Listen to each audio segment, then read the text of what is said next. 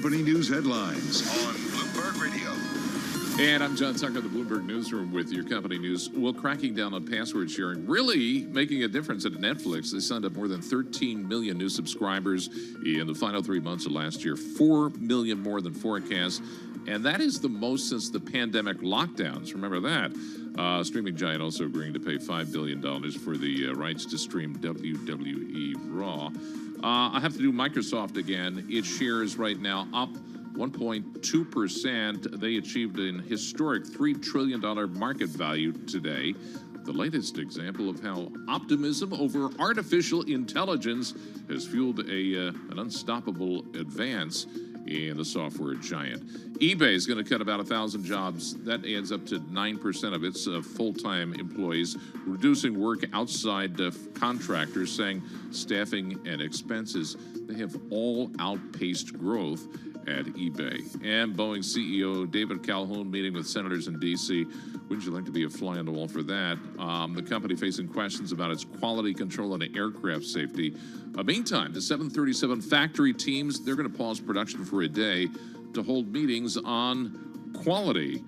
And Chipotle Mexican Grill, they intend to hire 19,000 workers for the peak March to May sales period. It calls this period burrito season. What are you giving a thumbs down for? Chipotle is also adding benefits for staff, such as access to mental health resources. I guess you're going to need that if you're making burritos all day. In addition to matching retirement fund contributions for workers with student loans, it's also offering a debit card. And that is your latest company news. I'm John Tucker in the Bloomberg Newsroom. I love Chipotle. What are you talking about? This is Bloomberg Intelligence with Alex Steele and Paul Sweeney on Bloomberg Radio. I mean, there's a million things to follow up on that John Tucker report. First of all, the guacamole's, I love Chipotle. Really? It gives me afflex, like looking at it. Oh, it's awesome. I might even have to walk down there today. Actually, 3rd Avenue, 62nd one right Street. over here. Yes. It all tastes the same. That's weird. I could be back in 10 minutes. That is What's weird. your order? All right, but the other thing I want to bring up was Microsoft, before we get down to Amy Marsh. I think the greatest story, or just manager who I think is underrated, believe it or not, is Satya Nadella, the CEO of Microsoft. So true. $3 true. trillion market cap, stocks up a gajillion percent. People don't remember when Microsoft was the great growth story of the 80s and 90s, and then for 10, 15 years, it's lost its luster. It's just a software company, went nowhere, nobody cared about it. He comes in and turns it around and makes it an unbelievable growth story. I say this to my tech investors. It just feels like, to me, he's not fully celebrated. Right now, let's head down to Washington, D.C., World of National News with Amy Marsh. All right, thank you, Paul. Former President Trump has held off Nikki Haley to win New Hampshire's Republican primary. Haley says she's not done. She's not dropping out. Former House Speaker Kevin McCarthy says he thinks Haley actually will drop out rather than risk losing in her home state of South Carolina. And he says Trump should now focus on taking on President Biden. Every time Biden goes out, he shows his weakness. Biden cannot fix his biggest problem, his age. Immigration has now overtaken the economy. Former House Speaker Kevin McCarthy tells Bloomberg Surveillance the Trump campaign should make Biden the issue. President Biden will be looking to gain support from the United Auto Workers members ahead of the election. He's giving a speech aimed at union members at a legislative conference in Washington, D.C. today. Bloomberg's Jonathan Tamari. They have great numbers in Michigan, which is a key swing state, but there's a symbolic power to that union. It's one of the most probably well-known, well-recognized union, and it really symbolizes Biden's pitch, his message, that he claims he's rebuilding kind of the working class in America again. The White House has not commented on Biden's speech, and UAW President Sean Fain has yet to say if the union will endorse Biden in the election. Senate lawmakers today are looking at the use of artificial intelligence in law enforcement. The Judiciary Committee on Criminal Justice and Counterterrorism will examine how AI tech is being used by police and how it could be used in investigations and prosecutions. Kate Middleton continues to recover in the hospital from abdominal surgery. The Princess of Wales was admitted to the London clinic last week and will likely stay there for up to 2 weeks to recover. The 42-year-old Middleton is said to be doing well, but she is not expected to return to her official duties until after Easter. Global news 24 hours a day and whenever you want it with Bloomberg News Now. I'm Amy Morris, and this is Bloomberg. Paul and Alex. All right, thank you very much, Amy Marsh. We appreciate that. You know, we had Leland Miller from the China Beige Book on earlier. He is my go-to voice on China. The first time I read his stuff and talked to him, I say, oh, wow, they know what's going on there. They got some really good data there. He is still very bearish on the ability of the Chinese government to kind of restart economic growth there. Very bearish call from him. But they're trying, aren't they? Yeah, they are. And the latest news today was reserve requirement ratio cut by about 50 basis points. It just means that there's more liquidity for banks to do stuff with. This is the second day in a row, right? Yesterday we had some intervention into the actual stock market.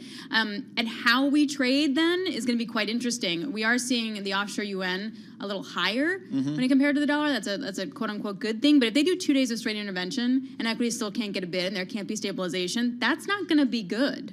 Yeah, I don't know. I mean, I guess I take it from just the investor's perspective, and I take it from an Alibaba perspective because I was really involved in kind of following that company in the IPO back in the day. And, you know, you look at the perspectives for Alibaba or any of those Chinese companies, Tencent that came public that did so well in the Western markets. The risk for those companies was what basically boiled down to China risk. At any given time, the government can come in and materially impact your business, either positively or negatively.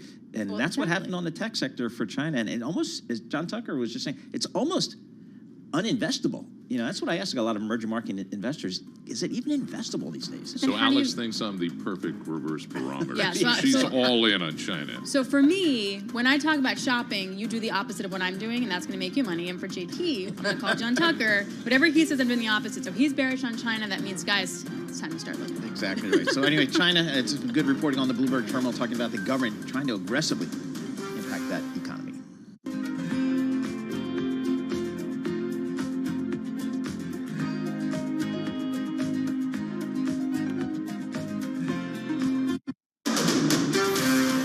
This is Bloomberg Intelligence with Alex Steele and Paul Sweeney. The real outperformance has been the U.S. corporate high yield. Are the companies lean enough? Have they trimmed all the fat? The semiconductor business is a really cyclical business. Breaking market headlines and corporate news from across the globe. Do investors like the M&A that we've seen? These are two big-time blue-chip companies. The window between the peak and cut changing super fast. Bloomberg Intelligence with Alex Steele and Paul Sweeney on Bloomberg Radio. All right, coming up in this hour, we got some good stuff, but it is highlighted by at the bottom of the hour, we're chatting with one of your big companies that Alex likes to follow all along the energy space. Lorenzo Simonelli, CEO of Baker Hughes, is going to join us to discuss the company, the earnings, and the outlook for that business in the energy space. So stick around for that. But first, let's kick off this hour with Mr. John Tucker.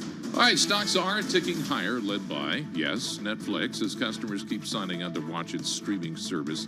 It's the leading stock of the S&P 500. That's the big earnings picture. Stocks have broadly rocketed to records recently on hopes that cooling inflation is going to convince the Fed to cut interest rates several times this year. John Riding at Breen Capital, he was on the program earlier today. He says, don't expect the Fed to signal rate cuts at the next policy meeting coming up. The Fed and Powell is not going to be in a position in the press conference to green light a rate cut in March. I think the Fed's thinking probably June at the earliest, and they're going to be pushing. There's no new interest rate forecast come out at this meeting. Maybe more importantly for the Fed today, the flash report from S&P Global saying that prices charged by businesses rose at the slowest rate since May of 2020. S&P 500 right now 31 points higher. That's up 0.7%. 48.96 on the index. That holds up. Yeah, it's going to be another record close for the broader index. Dow Jones Industrial Average up 99 points. The NASDAQ 100, 204 points higher. That is up 1.2%. Let me do Treasury yields for you. The 2-year, 2 basis points higher, 4.35 there. The 10-year, 1 basis point higher. That's at 4.13. And we check the markets for you all day long right here on Bloomberg Radio. I'm John Tucker. Yeah, that's your Bloomberg Business Flash. Alex and Paul. All right, John Tucker, thank you so much once again. Alex Steele, Paul Sweeney, we're live here in our Bloomberg Interactive Broker Studio in our Bloomberg HQ in New York City. We're also streaming live on YouTube, so go check us out there. As John was just reporting, another day of green on the screen, record closing perhaps, who knows? But boy, so much for that first few days of the year, kind of sell off. I said, okay, that feels healthy, but the boom, turned it right around again, moving higher. Abigail Doolittle, she joins us here in our Bloomberg Interactive Broker Studio. She follows these markets. She knows what's going on. Abigail, what are you looking at today? Well, that's kind of you to say that I know what's going on. This rally is really going much further than you could have thought it would, given the fact that there's so much uncertainty out there, and really given the fact that earnings are going in the other direction. Right now, the estimate for, I believe it's the next 12 months, $212, and it's been decreasing over the last year, whereas you have the S&P 500 only going higher. But yes, we'll be looking at a fourth record close in a row, up 5 days in a row, the best 5 days since December. So it seems right now investors are choosing to go with Netflix. Clearly a great quarter. They beat numbers. The subscriber the subscriber number of 13.1 million was a record for a fourth quarter. It was also went back to the pandemic levels. It looks like the password crackdown could be working. Plus they're talking about some of their programming. On the other hand, yesterday we had some earnings movers that weren't so great. Today we also have DuPont. They pre-announced to the downside. So some of the more old school companies not doing so well. Bloomberg, the commodity index, down last year more than 10%. Some folks are saying that decline for commodities last year had a lot to do with a lack of demand and that there could actually be some kind of a recession this year. So we have investors today only looking at the good. Next week's going to be really interesting. We have the Fed. We have more of those mega cap tech earnings. And then we also have jobs. So do you get the sense that this rally is liked? And I say that because, I feel like begrudgingly we've gotten to record high after record high. I don't feel the enthusiasm. I don't feel the kind of volume energy kind of thing. And I'm just wondering, what do you make of that? Because that's going to set us up for any kind of disappointment on earnings to some extent. Yeah, I would agree with you. So I don't feel it's liked. On the other hand, I don't feel like it's hated. It's but it still can't sell off. Yes. It's just neutral. Just in sort of a neutral land, folks watching it, such as myself, sort of in a little bit of disbelief. I've seen this so many times, the upside and the downside, though, where markets just go longer and further than you could think. The S&P 500 itself, from a technical standpoint, is still caught up in this little topping pattern. The momentum is less. So every record high we have is on less bullish momentum than the last record high. That's a bearish divergence, including the fact that also, as I was mentioning, earnings continue to go down. So at some point, I think that, what is the saying? Pay the piper. I think that's... At some point, you got to pay the piper, yeah. right? Yeah, I think that, something's got to give. When that happens, I don't know. Could it be the Fed? It seems like there is an expectation that the cutting will start in March. If there's some firm indication that might not be the case, that could be it. Plus, if, to your point, Alex, these mega cap tech earnings next week, Apple, for the quarter that they're reporting, growth is expected on the top line to be less than 1%. Yep. And valuation almost 30 times. It's just, they've got to put up bigger numbers, a lot of these tech companies, to really keep this rally going, I believe. All right, I hate to do this, but the RSI for the S&P 500, 72.9. I'm getting a little nervous here. But you tell me, it's not necessarily the point where it is. It's if you start seeing it kind of roll over. Yes, exactly. And I'm going to pull it up right now because it's changing so much. The one on the NASDAQ 100 yesterday I looked at was actually bearish. So yeah, so we have. Oh gosh, I did the thing where I pulled up a China NDX. stock. So I like the S&P. You kind of do the RSI. It's at 72.9. It's above. If you get above 70, then you start saying, hey, maybe a little overbought here. You get below 30 or something. You kind of say, hey, maybe it's a little bit oversold. Mm-hmm. It trades pretty tightly in that range. Well, you actually don't mind the fact that it gets above 70. At least that's what Ari Waldover at Oppenheimer told me. But what we don't like here, and you can see it very clearly, and I'll try to describe it to our listeners, is the fact that you have the S&P 500, as I was just mentioning, and we were talking about a string of record highs. The RSI back in December was at 82. Yep. So much more bullish momentum, but the S&P 500 itself was at a higher level. You now have record high after record high, and folks aren't as bullish. So when you have a string of lower highs on anything, really, it's not great. So here on the S&P 500 suggests that some consolidation at a minimum is ahead. You know what's also not great? DuPont. And I say that because DuPont is a chemical company. Yep. That's a read on end user demand. Yes. BASF, also over in Europe, didn't put up great numbers. This is where the stuff is. You buy the things, you need the chemicals. So if the demand's not great there, that doesn't feel really good for on a global growth story. And that stock is down almost 13%. I agree with you. And at the lows, it was the worst since 2008. That's the degree of the selling power. And when I first was reading about this and then reporting on it earlier, I thought of you because of yesterday with 3M, not exactly the same company at all, but like real end markets. It's like an early cyclical. Yeah, it just seems as though maybe in terms of the real world, some of these companies are struggling a little bit. They're talking about it in terms of tepid demand from China. There was something else that I read, the inventory destocking within industrial businesses. I'm not exactly sure what that means, but it sounds like they had too much in stock, and now they're trying to wear that down. Does that mean less demand? I think what that means is that their customers were stocked up, and that they're destocking, so there's no demand pull from those customers. Yeah. So in terms of their chemicals and paints and that kind of thing, it seems as though there was a little bit overbuying in terms of those folks, or maybe there's less demand now than had been anticipated. But either way, yeah, I think that you have to take these mainline companies and the fact that this is a pre-announcement 2 weeks ahead of reporting. That's pretty ugly, I would say. It's interesting. I'm looking at the for DuPont, again, the ticker's DD, and you use the PGEO function, financial analysis. 46% of the revenue comes from Asia Pacific. So they're calling out China, and I guess, again, China has been weak. We've been reading about it, hearing about it, talking about it for months now. If you're a DuPont, you probably see that in your top line, and that's what they were calling out. So very interesting to see in real world results. Abigail Doolittle, thank you so much for joining us. Abigail covers all of the markets for Bloomberg TV and radio. Appreciate getting a few minutes of her time. Let's check in with Anurag Rana, because we're getting some, as Abigail was just mentioned, we're going to get a bunch of tech companies reporting results over the next week or so. We kick it off with what used to be a bellwether tech name. I'm not sure it still is, IBM, but let's check in with Anurag Rana, senior tech analyst for Bloomberg Intelligence, joining us from the tech capital of Chicago, Illinois. Go figure. Anurag, thanks so much for joining us here. Talk to us about IBM. What are you looking for in terms of their results when we hear from them after the close? Yeah, thanks, Paul. So, if you look at IBM, stocks have been actually pretty well over the last 12 months or so. But, going into the quarter, we don't think that they're going to come up with any big guidance, only because I think we are still in that phase that consulting revenue is under pressure because discretionary IT spending is not there. So I think the near term is still a bit hazy, but we do expect a pickup in the second half for almost all of IBM's businesses. So it'll be fun to see today. It's possible that the buy-side expectations may be slightly higher because, it has been touted as an AI play. We think it's going to be a few years before they start seeing some revenue in the enterprise AI space. But it'll be very interesting earnings tonight. Anurag, the stock, first of all, I have to say, your face when Paul was introing you, you're like really excited. Like he was smiling, like he's really into this. The stock has done really well and had a super solid run since October, particularly for this year as well. And I'm just wondering, like, if the path of least resistance has to be lower, like you're just not going to match it, or what kind of numbers would instigate even new highs?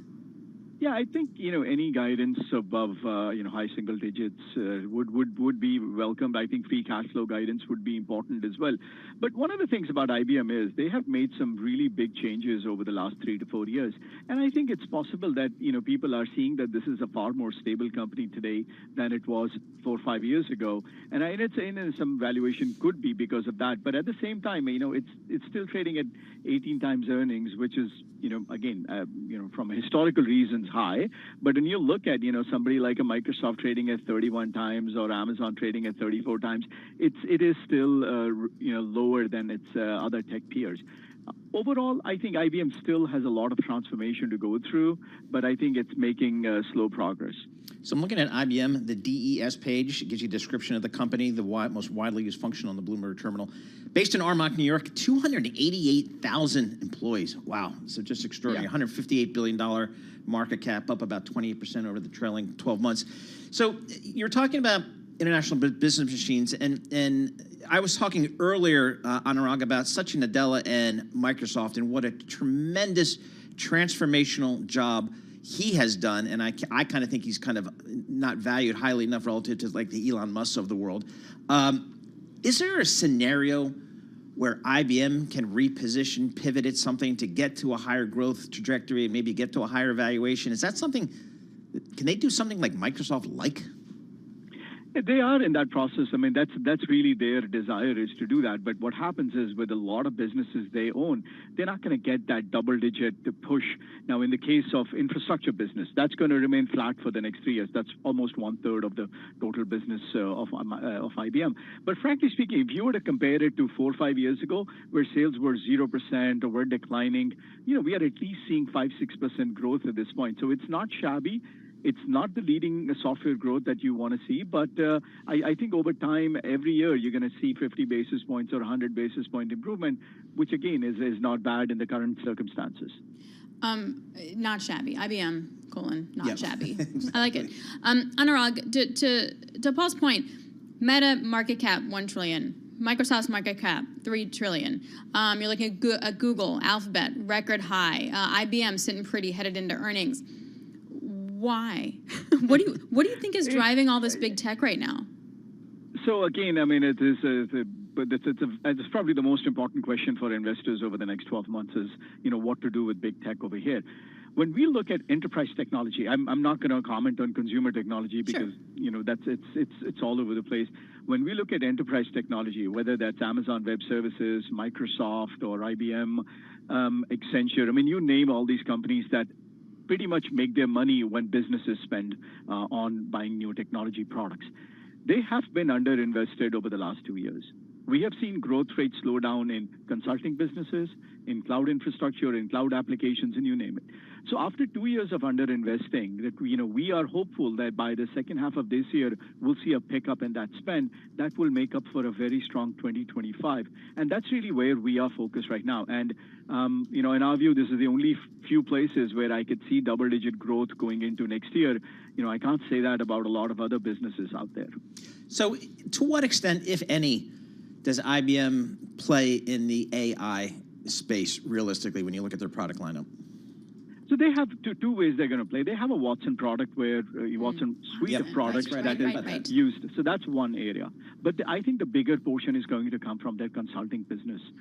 Paul just read out the big headcount that they have, and a majority of that headcount is their consultants that are spread globally all over the place, working in almost every industry. So when you think of consumer AI, you think of ChatGPT. But when you look at enterprise AI, you need custom work to be done there. You need data to be cleaned up. You need internal data to be married to external data. So there's a lot of work that needs to be done, and that's usually done by consulting companies like IBM, like Accenture, like Capgemini, and they are the ones who will see some downstream effect of increased spending on AI over the next few years. So are we going to get a read then today on how much sort of AI products can make in a material contribution to 2024 for IBM?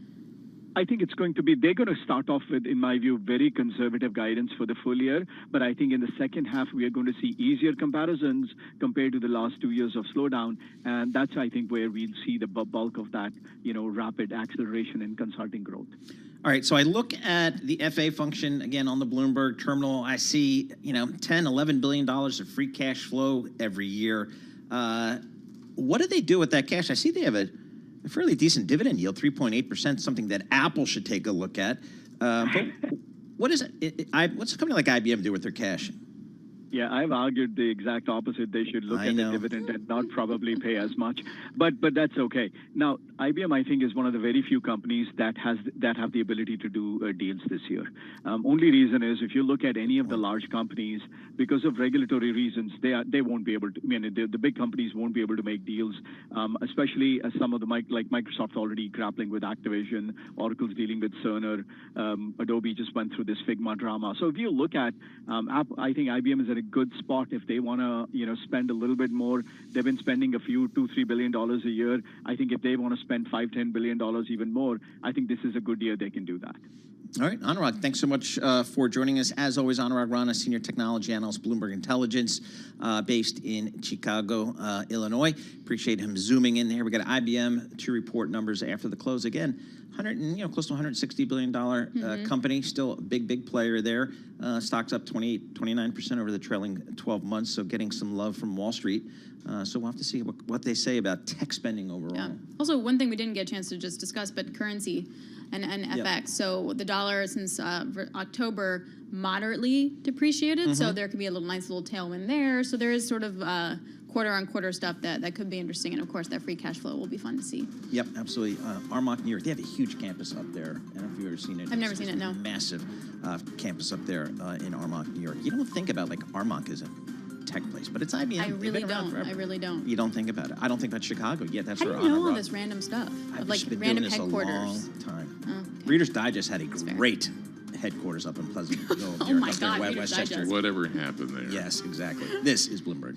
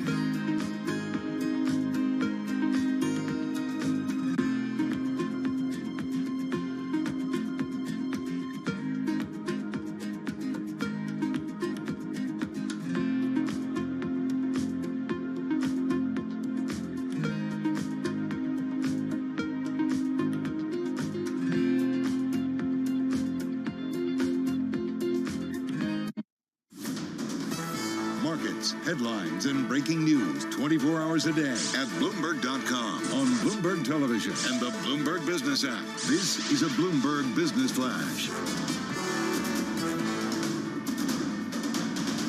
And I'm John Tucker in the Bloomberg Newsroom with this Bloomberg Business Flash. More green on the screen. The S&P 500 keeps adding to its record close from yesterday. And Microsoft achieving an historic $3 trillion market valuation this morning. Briefly, it surpassed Apple in value, which last year became the first company to hit the $3 trillion mark. Communication services right now the best performing group in the S&P 500, and that is where Netflix lives. The parade of earnings and focus on tech continues late today. We're going to get Tesla, IBM. As you just heard, they're going to report after the close of regular trading. Then Thursday, that's tomorrow, government will give its first estimate for how quickly the economy grew during the end of last year. A day later, Friday, we're going to get the latest monthly update on the measure of inflation that the Federal Reserve prefers to use. S&P 500 right now, 32 points higher. That is up 0.7%. We're at 48.96 on the index. The Dow Jones Industrial Average is up 140 points. That's up 0.4%. The Nasdaq 100 is 1% higher, up 189 points. I've given short shrift to the Russell 2000, the smaller caps, up right now about 0.5%. And we check the markets for you all day long, right here on Bloomberg Radio. I'm John Tucker. That's your Bloomberg Business Flash. Alex and Paul. John Tucker, thank you so much. We appreciate that. Alex Steele, Paul Sweeney, we're live here in our Bloomberg Interactive Brokers studio. And I've said it before, I'll say it again. If I were to start my Wall Street career over again 30-some-odd years ago, I'd look to private investments, private equity, and is even it private credit. equity anymore? It's private. No, there's private equity or... now. There's private debt, which is a new asset class. It wasn't there when I was starting out in the business, which is too bad, because what you need there are credit skills. And I was a proud graduate of the Chase Manhattan Bank Credit Training Program, an extensive best training program on Wall Street. But you skipped a bunch of days. Yeah, exactly. So we took off some time to go play some golf. But anywho, Andrea Auerbach, she joins us. She's head of private investments at Cambridge Associates. Guess where they're located? Boston. There you go. Andrea, thanks so much for joining us here. I'd love for you to just kind of give us a lay of the land about the private equity venture capital marketplace here today. Is the money still flowing there?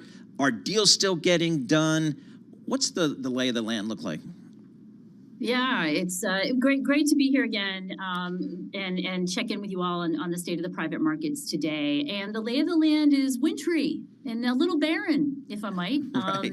Transaction volumes have been pretty low for most of 23. We're hoping it picks up a little bit more in 24. But to just give you one indicator of how tumbleweeds are rolling through the town square, the rate of distributions back to limited partners, right? They're the investors in private investment funds, private credit funds, what have you. Distributions back to LPs are at their lowest point in about 25 years.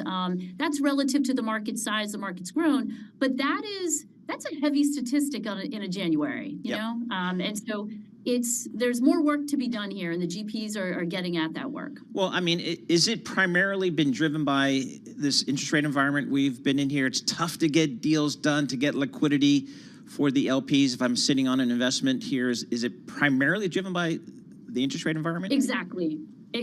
With the zero interest rate environment exiting stage left and interest cost doubling overnight, it's definitely created a throttle back in GP's ability to work with their companies to generate attractive exit opportunities. And then buyers, like there's a big bid-ask gap right now, and you're observing this all over the place, as are we, because the next buyer can't borrow the same amount of debt to buy the company, and so they won't. And they won't pay for that. They won't pay as much either. And so we're waiting for a bit of a capitulation moment, maybe, to unlock a little bit of the pent-up demand for exits right now that the LPs are waiting for. I mean, Andrea, I think the market would love that. In the meantime, it does feel, though, there's been lots of different ways to access money to give it back to LPs, and LPs going to private equity being like, I'm not going to invest more money until you give me my old money back, and then leverage upon leverage upon leverage. Is there trouble brewing here? Like, what's an unintended consequence? Yeah, so you're absolutely right. And so transaction volumes are down. Fundraising for 23, I think you'd have to go back about 8 years to find another year that matched in terms of volumes are down, right? We have to look back 8 years to find another year that had this much capital coming in. And you're right about the leverage on leverage, Alex. It's the risk here is that GPs are feeling the pressure, and they're looking for ways to deliver some kind of distributions to LPs.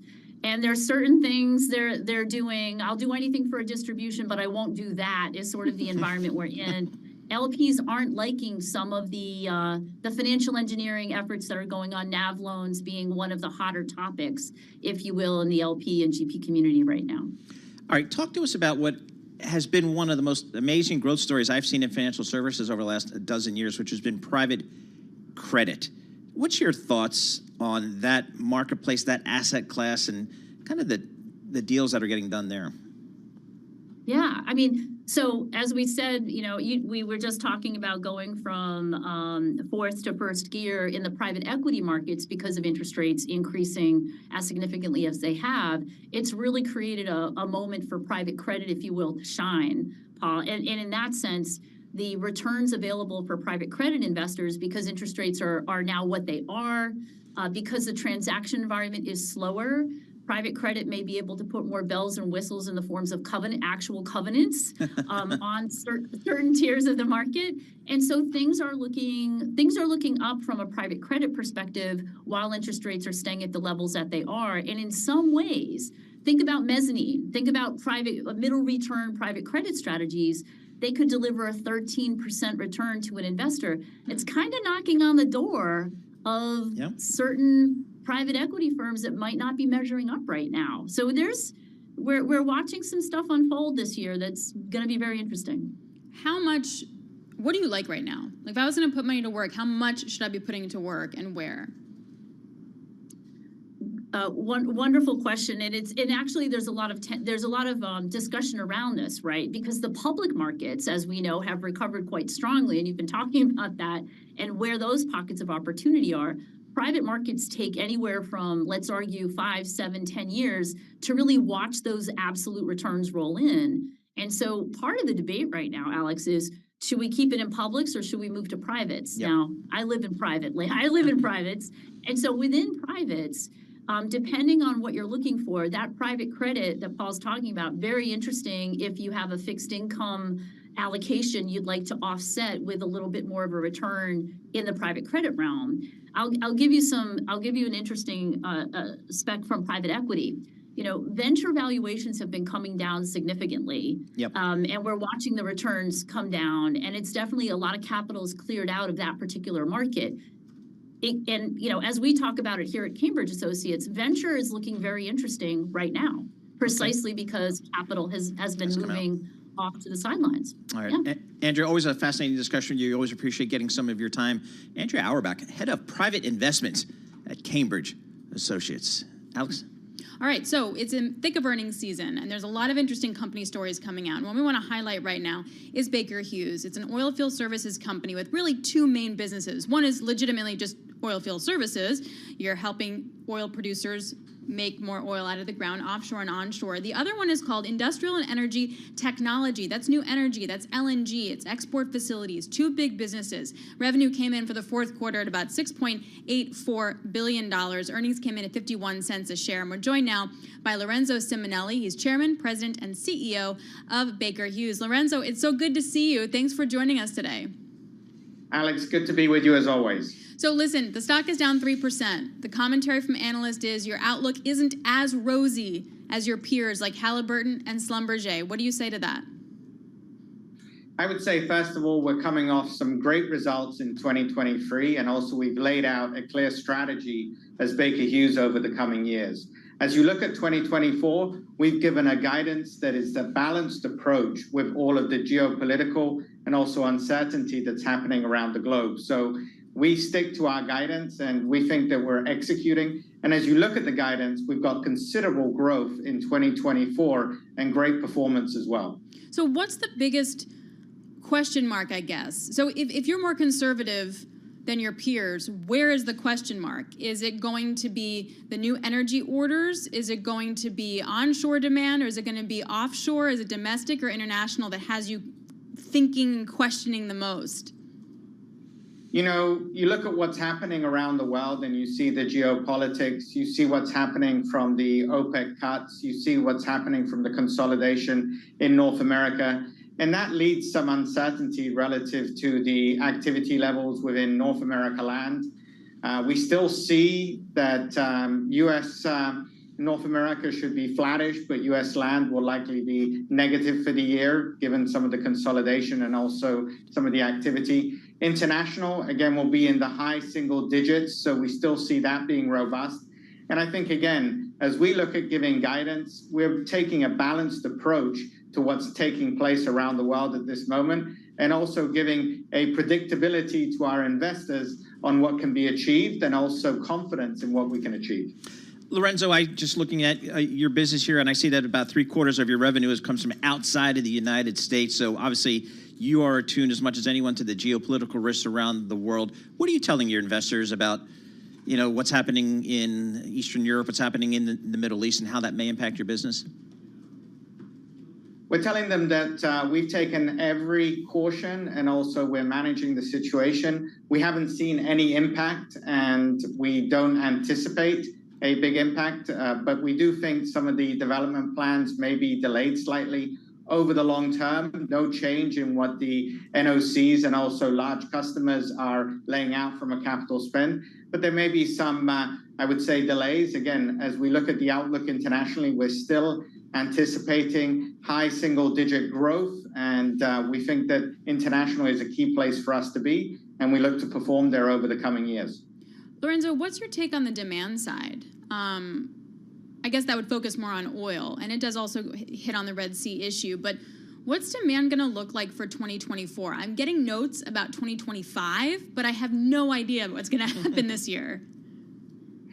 Well, Alex, it's always difficult to predict some of these elements, just like it is oil price, and you know this space well. I think demand continues to be robust.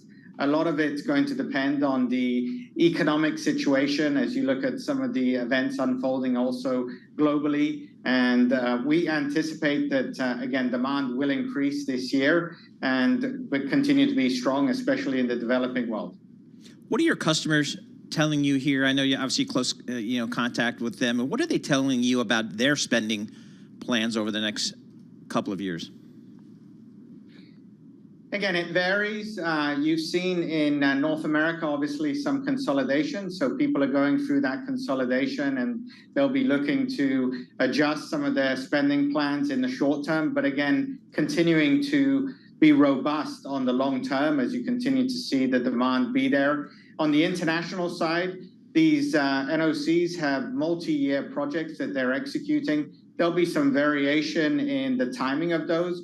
But again, the long term continues to be solid. And as you look at our guidance, again, we're anticipating that maybe there's some tempered view on some of the pace of the developments, but the developments are going to happen. NOC, Paul, just, National Oil Company. Thank you. Just I'm going to call out with the oil jargon there. Lorenzo, you mentioned the M&A situation, and I find that so interesting because that was one of my questions to all these CEOs when they announced these big mergers is, are you actually going to be slowing your oil production growth over time? And they're all like, no. It's going to be really good. It's going to keep growing. What do you think that timeline actually looks like? In the beginning, there's synergies. They get more out of the ground, but then that tapers off. What do you notice? So as you look at the normal evolution of consolidation, we've seen this cycle before. You are going to continue to see production increases, but you're also going to see synergies between the consolidation. And as they go through their integration activities, I think you'll likely see some tempered measures relative to some of their procurement. But again, production, they're going to seize the opportunity to continue to increase production as the demand is there. Yeah, I mean, I'm not an expert in this, unlike Alex, but a term I used to hear a lot, and I don't hear it that much anymore, is peak oil. When are we going to be at peak oil? Are we at peak oil? I don't hear that discussion anymore. So when you're talking to investors, how do you talk to them about the long-term kind of demand for oil? You've got to look at it from a standpoint of the energy transition is going to be multi-decades, and it's going to require an energy mix that is abundant of providing as clean as possible fuel sources to the public. And that means oil is going to have a role to play. And we see oil and gas in particular having a strong, robust outlook as we go forward. And the question on peak oil has been asked many times. There will be a time when peak oil comes. I think it's not at this stage. And we continue to focus very much on gas and also LNG. Well, and speaking of, so LNG, Paul, is huge for Baker Hughes. So they help to build the export terminals that you get. And that has been a humongous driver here in the U.S. And just to focus on that for a second, they booked about $169 million worth of new energy orders in the quarter, and overall for the year, $750 million. Like, that's growing at a very rapid clip. Lorenzo, Somehow, restricting LNG exports in the U.S. is becoming something people are talking about. The permit process has gotten a lot slower. What is going on? Alex, it has gotten slower. And again, we're monitoring the situation. And I'm disappointed because as you look at the benefits of U.S. LNG, not only for the U.S., but also for the world, and also what's been achieved with the geopolitical uncertainty and also providing to Europe, there's been commitments that have been made. And we should continue the U.S. LNG exports and also the permitting of these projects. That being said, international projects are continuing to move forward. And we have an expectation that, again, in 2024, there'll be 65 MTPA FID'd, and we're again seeing about 30 to 60 MTPA FID'd in 25 and 26. And by 2030, there'll be a global capacity in place of 800 MTPA. So, we'll monitor the U.S. situation. It's disappointing. I think it will sort itself out. There's been a lot of commitments that have been made to international partners. Because, again, Lorenzo, I've learned so much just from talking to Alex about the energy business. And now that the U.S. is a net energy exporter, it just seems like the natural gas part of the liquefied natural gas part of it has to grow. I guess my question is, if I wanted to go down to Corpus Christi and hire you guys to build me a LNG facility, could you do it? Yeah, you have to wait a while. Their backlog's really deep, Lorenzo.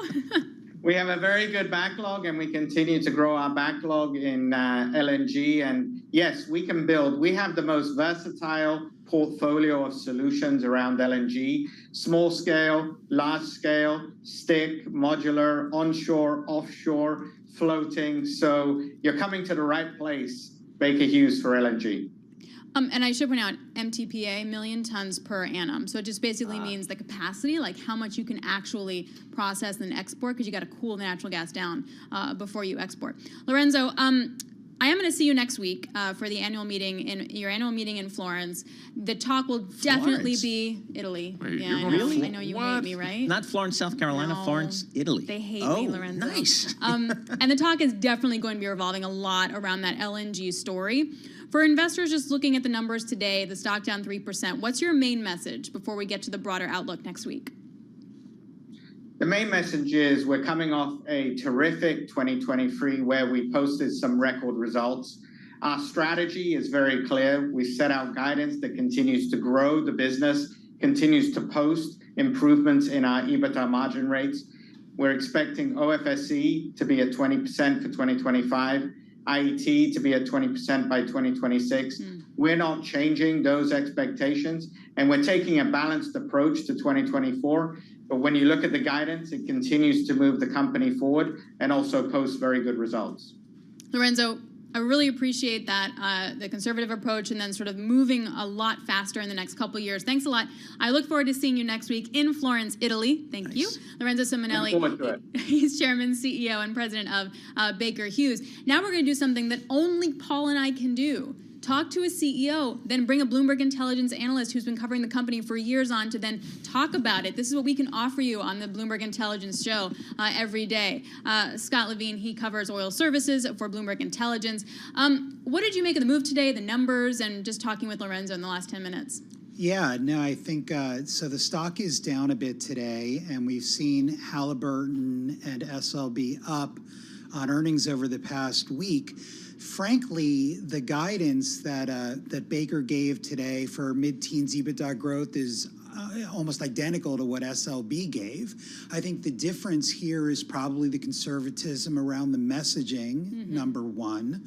Certainly the low to mid single digit decline that they're calling for spending growth in North America, high single digit growth in international trails what we saw out of both of those two companies. And then secondarily, LNG, as you mentioned, is a really big driver for Baker. That's unique to them, certainly much more so for them as a producer of modules for LNG plants, which neither SLB and HAL do. And I would say that the commentary there was maybe maybe a little bit more downbeat as well. They're looking for modest growth in FID capacity this year. They focused more on some of the businesses outside of that. So I think it's probably more so the tone out of Baker being a bit more sober than the guidance per se, which was in line with consensus, and the growth outlook similar to what we saw at the peers there. So I'm looking at the ANR function for Baker Hughes, Halliburton, all the comps. The street likes this stuff. They like these oil services companies. What's the bull call on this? Is this people are going to need oil forever? Yeah, well, they are investing in the future with the energy transition and the new energy business as well. But I think, so look, 2 years ago, 2022, this group was outstanding, right? The group was up 60%, the market was down close to 20%. Last year, the group performed okay in a much stronger market, and the growth expectations for the group have moderated and are moderating still in 2024. I think within that context, folks are still comfortable with large cap, globally diversified oil field service companies like Baker Hughes, like SLB, to a lesser extent Halliburton, because they're more focused on North America. But they're still comfortable with these companies. They're large, they're global, the balance sheets are in good shape, they're returning more than 50% of the free cash to investors. And so that appeals to investors that kind of are attuned to this new energy environment where it's disciplined growth and capital returns rather than the wildcatter mentality. So I think that's what I like. I like the wildcatter. He likes that. I called SLB Schlumberger. I'm definitely going to hear from them later. But SLB. So to that point, though, I feel like if you talk to SLB, they'll talk a lot about digitalization and all that kind of stuff. Whereas Baker Hughes talks really about LNG. And they build these big terminals. They help to do that, like with the likes of Bechtel, for example. Yeah. Do you feel like at some point these guys are going to be, you can really bet on them in different ways? Like, I'm going to bet on Baker Hughes for LNG. I'm going to bet on SLB for an AI component and digitalization. Like, can I do that yet?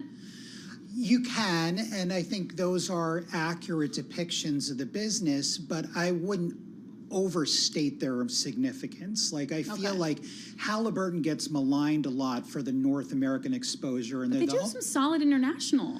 It's over half their business. I totally didn't know that until your note the other day. But SLB is 80% international, and these guys are closer to SLB than they are to Hal in terms of that geographic split. So, while the statement is true, I think it's equal parts branding and as it is the business mix, and investors are naturally going to look for ways to differentiate between the companies, and so they'll gravitate towards the differences more than they will the similarities. But I think there are a lot of similarities in the balance sheet.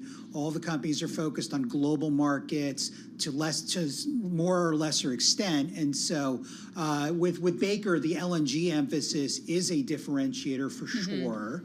They have a much bigger equipment business than either SLB or Halliburton does, and so it's natural for folks to focus on that specifically, and some of the weakness in demand out of Europe maybe is weighing on that story a little bit, but it's still a very strong business for them. And if I were an investor, I would prefer my oil field services and equipment companies to be more international rather than less, given how tough it is to get stuff done here in the U.S. Is that right? Yeah, I think certainly there's much more visibility on not 8 years ago. That would be a different statement. Yeah, I guess it depends what time we're talking about. And look, shale had the year that the energy, blew the lights out, 2022. Shale came back much stronger from COVID than international markets did. They came back faster, but they got crushed more significantly. And so that was a little bit of a 1 year snapback in shale.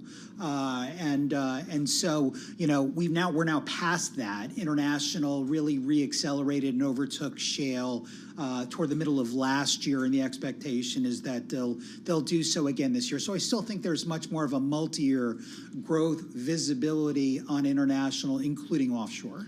Energy is definitely going to be a talking point in the presidential election. The reality is a little different. When we say drill, baby, drill, we're going to unleash American energy independence, my question is that not happening? And then my other question is, are we going to see restrictions or any sort of slowing down of LNG exports? Regarding the latter, I don't think so, no. And I don't, yes, we've already heard some of the drill, baby, drill mantra, and I think, 13 million barrels a day ain't good enough? That harkens back to a different time. That's, I think the intent there is for voters to see that messaging, right? But the area where I think you probably see the most difference, frankly, is in the energy transition technologies. And, for example, Plug Power yesterday was up 30% as based on enthusiasm for them getting a loan from the Department of Energy. And so, there's been some concern and pushback regarding the incentives around hydrogen development, et cetera. And so if we were to see a change anywhere, I think, if indeed we see a change in the Republican Party getting the presidency in 24, it'll be with regard to the incentives for the energy transition, and maybe that getting some cold water thrown on it. But as far as U.S. oil, during the Biden administration, production's grown fine, despite some of the tough talk you heard about cracking down on leases in the Gulf of Mexico. Offshore has done just fine, and I don't think it's much of a difference factor in terms of conventional oil and gas. So great. Scott, thank you so much. I appreciate it. Thanks for answering all my emails with my chicken scratch handwriting too earlier in the day. Scott Levine, Bloomberg Intelligence. He covers all the oil field services. But that's interesting about the Plug Power. So Plug Power, Paul, is a hydrogen play, basically, at the end of the day. And these guys are going to be trading really rough. I mean, some things like carbon capture are going to stay no matter what, because already oil companies are investing in them. But the newer stuff, who knows? Where the money's going to flow in the next 4 years. John Tucker, I just have to point out here. Can we go to Florence? Yeah, Baker Hughes, on that point. Baker Hughes, when you go to the DES function, the description, where's his company headquartered? Florence. Houston, Texas. Really? Wait, I didn't know that. The corporate? Well, I guess that's where he is. But so the company's based in Houston, Texas, which is the energy capital of the United States. Yeah, we're going to Florence, they have Italy. a huge factory there. Like, that's where their factory is in Florence. So they build for example, a modular LNG export facility. They kind of build it all there. They put it on a tanker and then ship it and then plop it down in the U.S. Gulf Coast. Really? Where are they sending you? They're sending me to Bayonne. I'm going to Newark. Hey, we're going to Newark, but I'm going to that too. Yes, we're going to Newark, baby. NJIT, we love that. All right, good stuff. Great to get to check in with the CEO of Baker Hughes, get a first-hand view what's happening in the energy space. S&P 500 up 0.6%. That's good. NASDAQ's better, up about 1% here. Yields coming in 4.15% on your 10-year. We'll have more coming up. This is Bloomberg.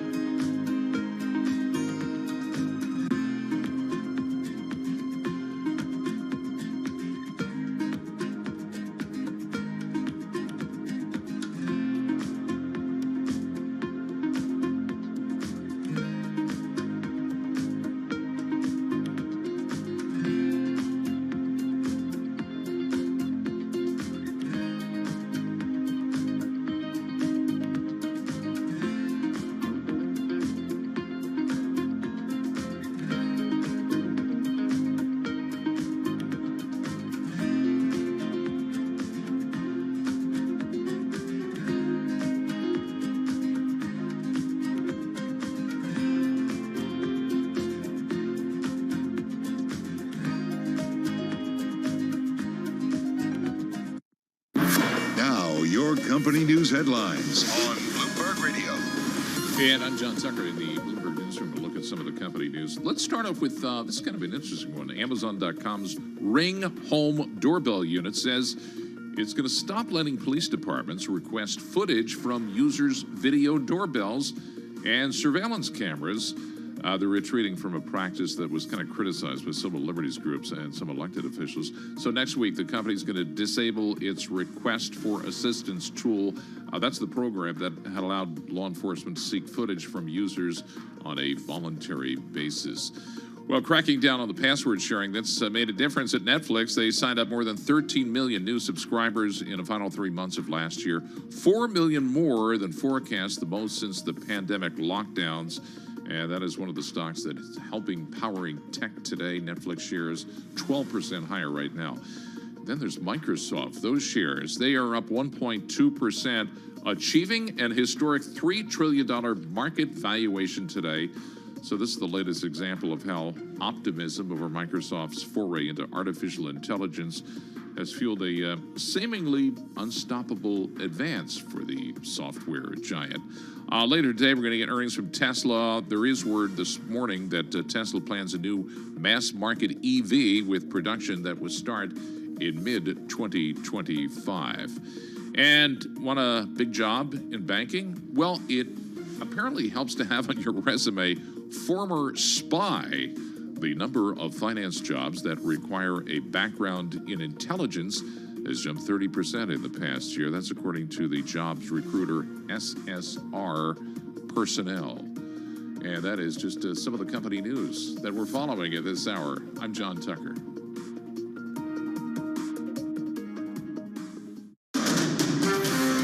This is Bloomberg Intelligence with Alex Steele and Paul Sweeney on Bloomberg Radio.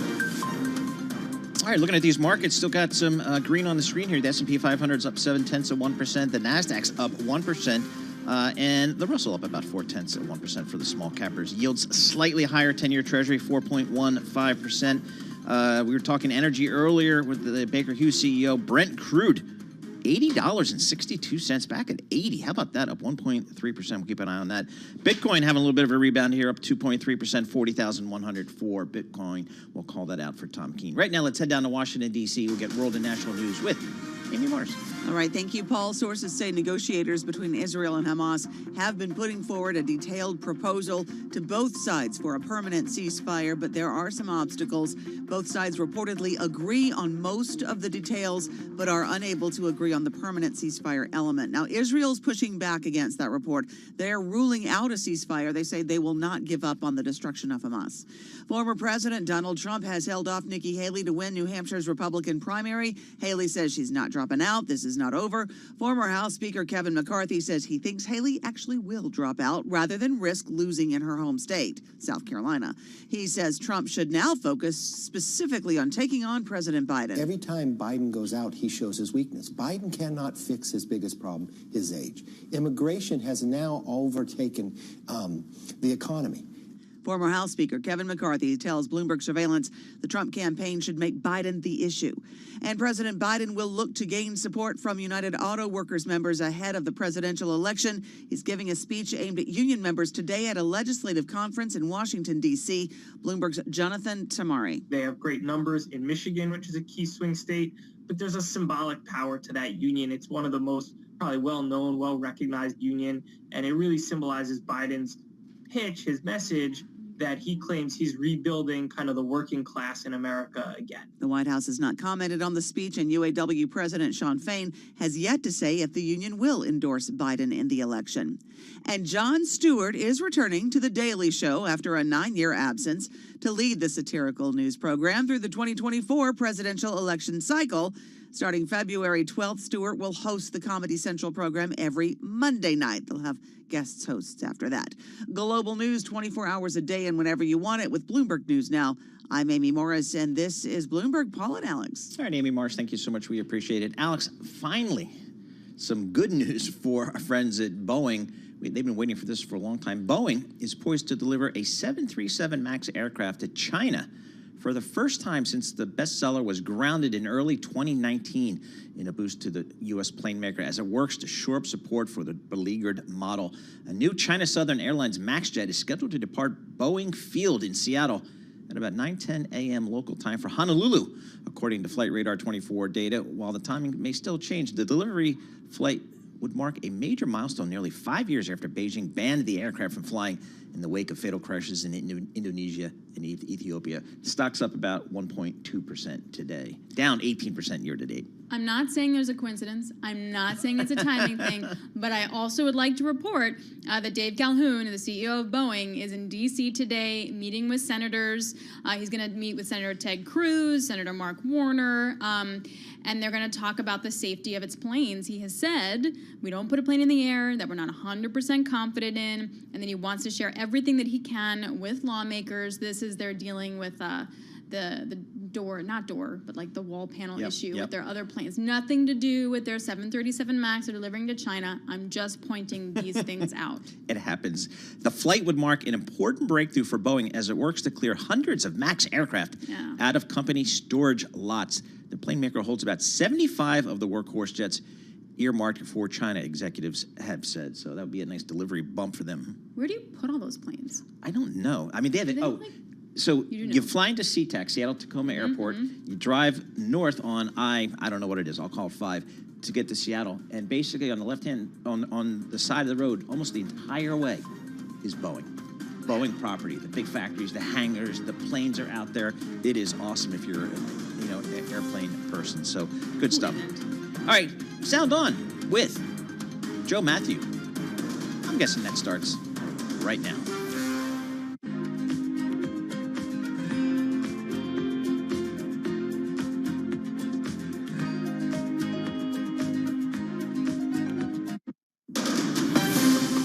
From the world of politics to the world of business, this is Balance of Power.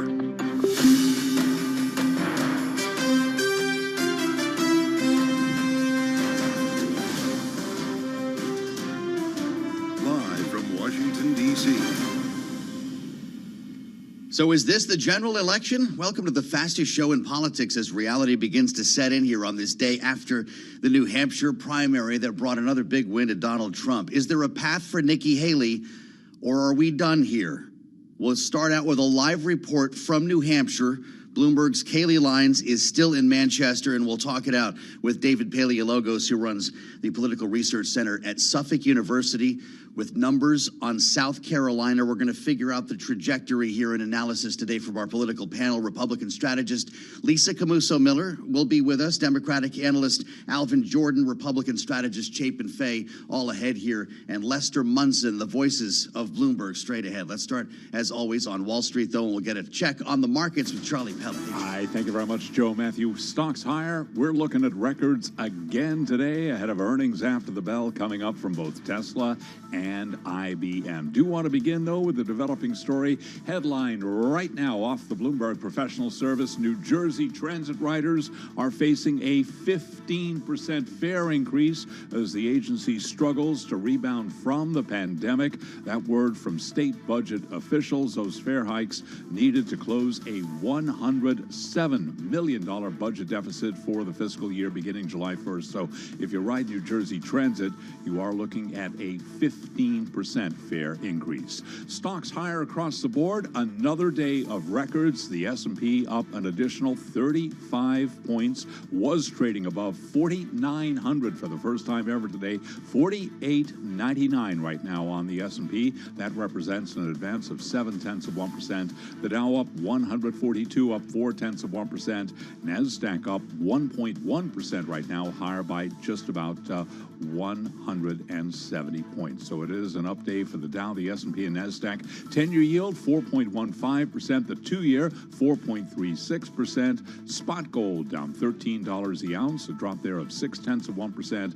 And West Texas intermediate crude up 1.8%, 75.72 a barrel. Barrel of Brent, the global benchmark, back above 80, 80.61 right now for a barrel of Brent.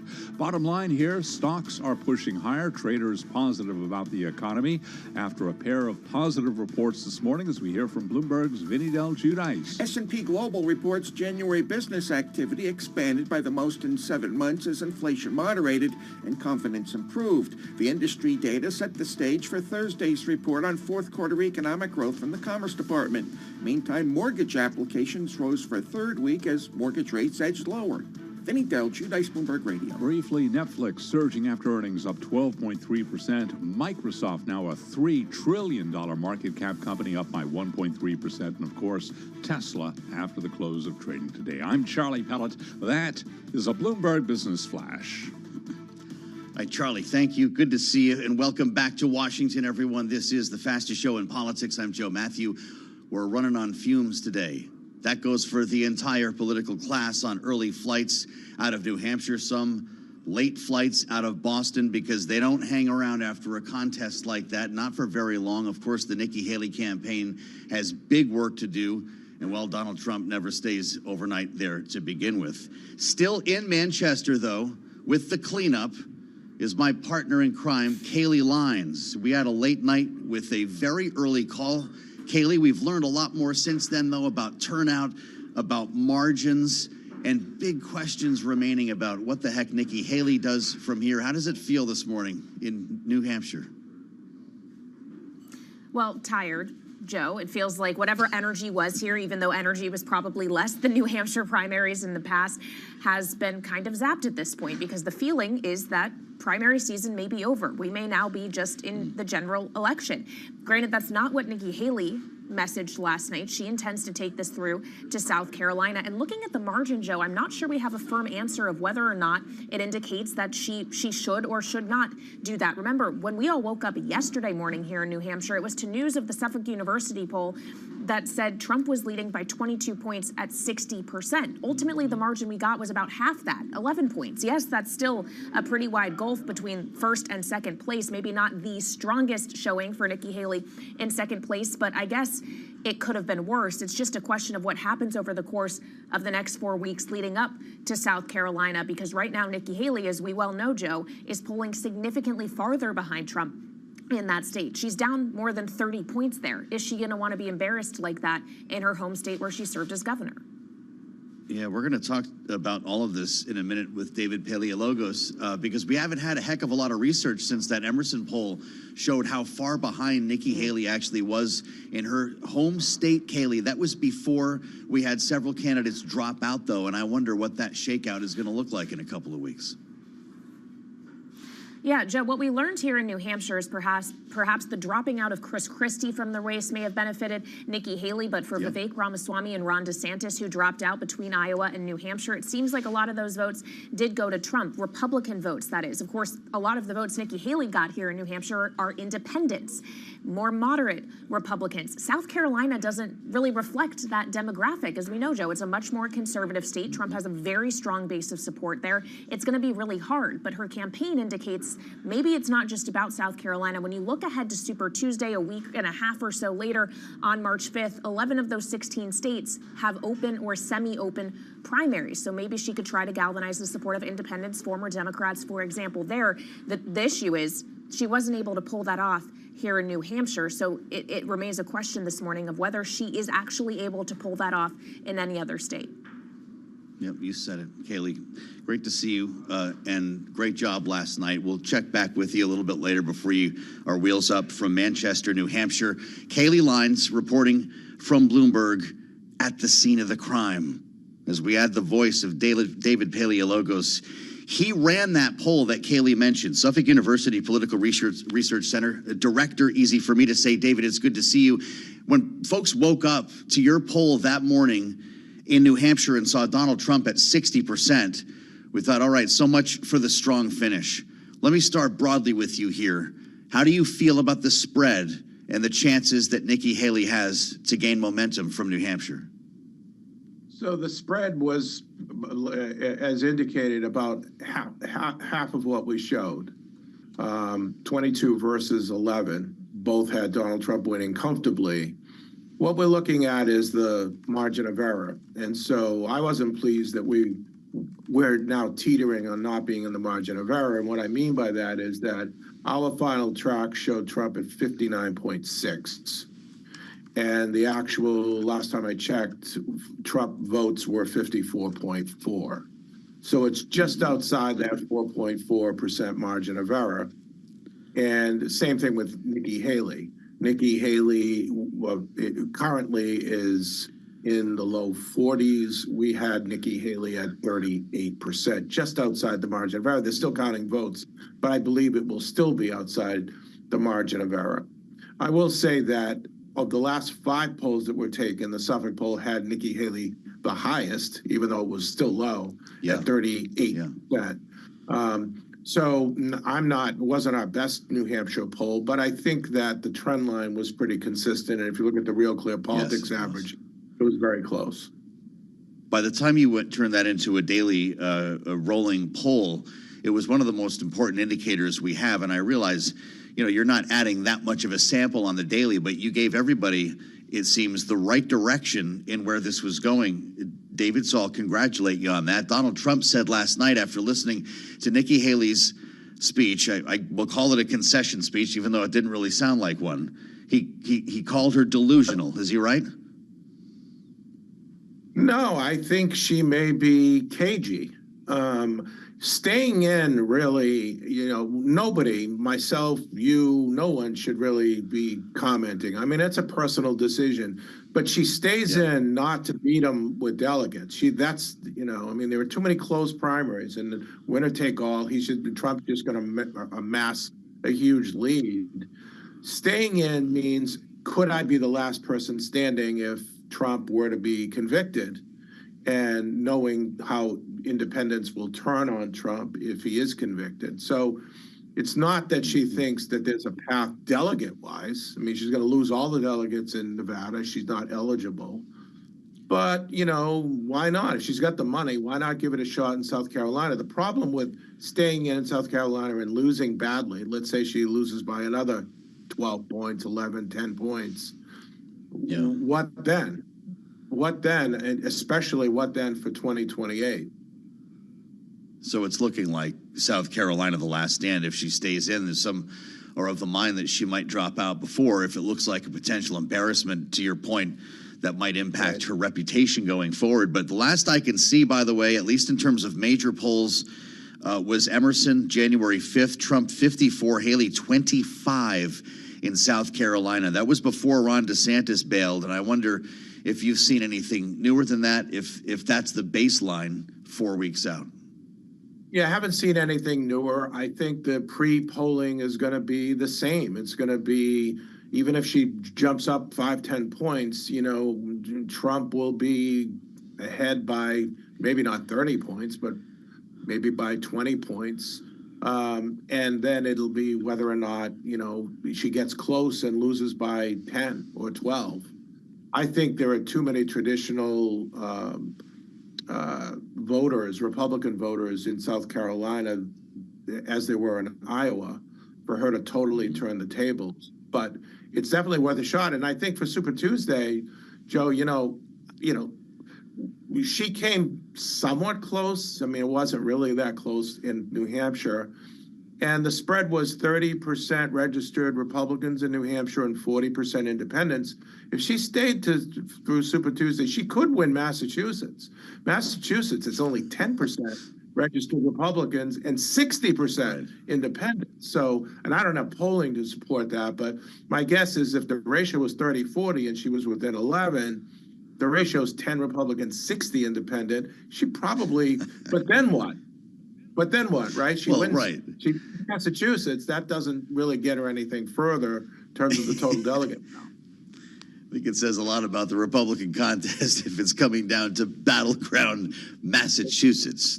David, this jumped off the page this morning. Wall Street Journal crunching numbers from AP Votecast last night. Warning signs for Trump. 19% of Republicans who cast ballots in New Hampshire said they would be so dissatisfied with Trump as the nominee they would not vote for him in November. We saw a similar number who participated in the Iowa caucuses say the very same thing. We know there was a lot of noise with independents in New Hampshire. How much of a concern is this for the Trump campaign, or is this just fringe conversation at this point? No, but I think in that analysis they should have included that they weren't automatically voting for Biden. They weren't comfortable voting for Trump, but they may vote third party. So it's not a +2 difference, -1 from Trump and +1 for Biden. It might have been -1 for Trump, but +1 for Kennedy. So I think you know, and it's the same thing with black voters who are less enthusiastic about Trump. It doesn't mean that they're going to rotate to Trump. They may rotate to Cornel West or Jill Stein or a third party candidate. And that's why I think this is setting up for a potential story for a strong independent candidate, whether it's no labels or right now it's RFK Jr. who's got the most for an independent. But with this kind of matchup, the Trump-Biden matchup, you know, a third party option is more viable to me. Well, that's sure seeming like it. David, we've talked to folks at No Labels who've told us, and you've heard this before, if by Super Tuesday this does seem clear that it's Trump versus Biden, we're running a candidate. They're not on the ballot in every state, though, and that's partly why people say this is just a spoiler act, because they don't have a real chance of winning. What do you think? Yeah, I think that's true. I mean, Ross Perot was on every ballot. I mean, even the Libertarian, Joe Jorgensen, last time around was on every ballot. So ballot access is important, and every state has their own rules and regs. Look at Nevada. That's a mess for the primary. I mean, you've got a primary, but no delegates are allotted to the primary, and only the caucuses, and Nikki Haley's not eligible. And so every state has their own rules, and every party within every state, you know, acts accordingly. But yeah, I mean, I think those are issues that we're going to continue to track going forward. Big win last night for Joe Biden. I'm sorry, it's just to think of a president of the United States at this stage of the game in a write-in campaign. 55%. Dean Phillips, he said, "Look at me, I could get 20%," and he almost did, 19.5. Is the Dean Phillips act over? Did he prove a point? What do we get on the Dem side?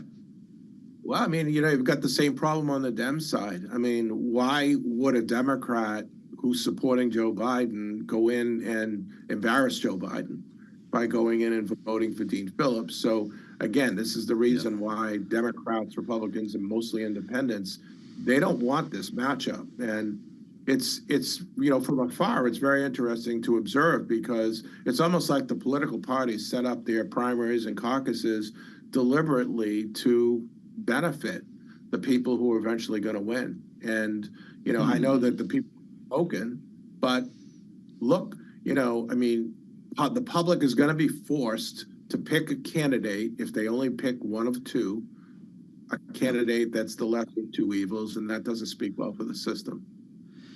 And so therefore, what we have in common now on both sides is this idea that you can have a campaign hang in there just barely enough to be available in case the front runner becomes incapacitated, whether it's Dean Phillips, or I guess that's not the most respectful way to describe Nikki Haley's campaign right now, but if she just decides to nibble along and get delegates to stay in the game in case somebody gets convicted of something, for instance, that really is the same campaign strategy that Dean Phillips is running. Yeah, exactly. You know, and, you know, it might be the wise strategy. You know, she's going, you know, in the states that allocate proportionally, she is going to pick off delegates. But if there's a kumbaya moment or not in Milwaukee at the Republican convention, for example, who are they going to pick? Nikki Haley? I mean, Nikki Haley, even in New Hampshire last night, and it was similar to the polling, she was losing by 50 points among registered Republicans in New Hampshire. 50. Yeah. You know, and were it not for Governor Sununu's ground operation identifying Trump-hating independents and increasing that proportion. So how do you nominate Nikki Haley when she's not, you know, she's not liked by such a wide margin? You know, and so you may have someone drafted on the Democratic side, but also on the Republican side, if you know, if things don't work out legally for former President Trump. And God knows we have this fantasy of a contested convention every 4 years, and it never happens. But boy, it seems like something could be real. David, it's great to see you. Thanks for coming along. David Paleologos, Suffolk University Political Research Center Director, with the latest numbers here on the trail. I'm Joe Matthew in Washington. We're back in the Capitol. Glad to have you with us on the radio, the satellite, and YouTube. This is Bloomberg.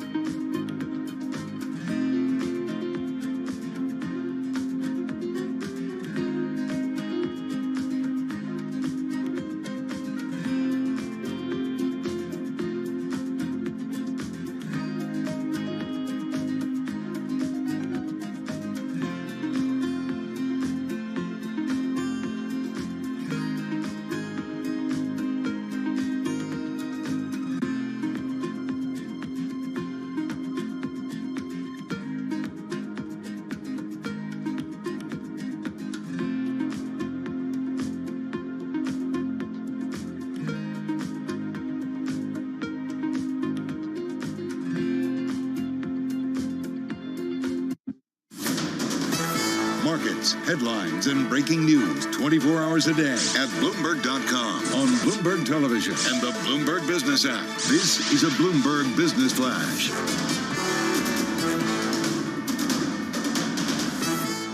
It's 12:21 on Wall Street. We do check markets all day long at Bloomberg. The Dow above 38,000 right now, 38,002. We have the S&P 500 index trading above 4,900 right now, 48.95 on the S&P 500 index, up 30 points, up by about 0.6%. Dow Industrials up 100 now, up 0.3%. The Nasdaq 100 index up 213, up 1.2%. The Nasdaq Composite Index up 100 at 62, up by 1.1%. Stocks are holding on to gains as traders remain positive about the economy after a fresh batch of data topped estimates, and technology companies reported robust earnings. Case in point, Netflix, that stock up now by 12.9%. 10-year yield, 4.14%. We've got the 2-year yielding, 4.35%. Spot gold down $12 the ounce to 2016, lower by 0.6%. And West Texas Intermediate crude oil up 1.5%, 75.50 for a barrel of WTI. Brent above $80 a barrel, 80.41 right now for a barrel of Brent. Netflix is surging after the streaming giant reported its best quarter of growth since viewers were stuck at home in the early days of the pandemic. Again, we've got Netflix up now by 12.9%. AT&T shares lower now by 3.4%. The telecom giant projected 2024 earnings that fell below analyst estimates. After the bell today, the big news will be from Tesla. Tesla shares ahead of earnings, up 0.9%. I'm Charlie Pellet. That is a Bloomberg Business Flash.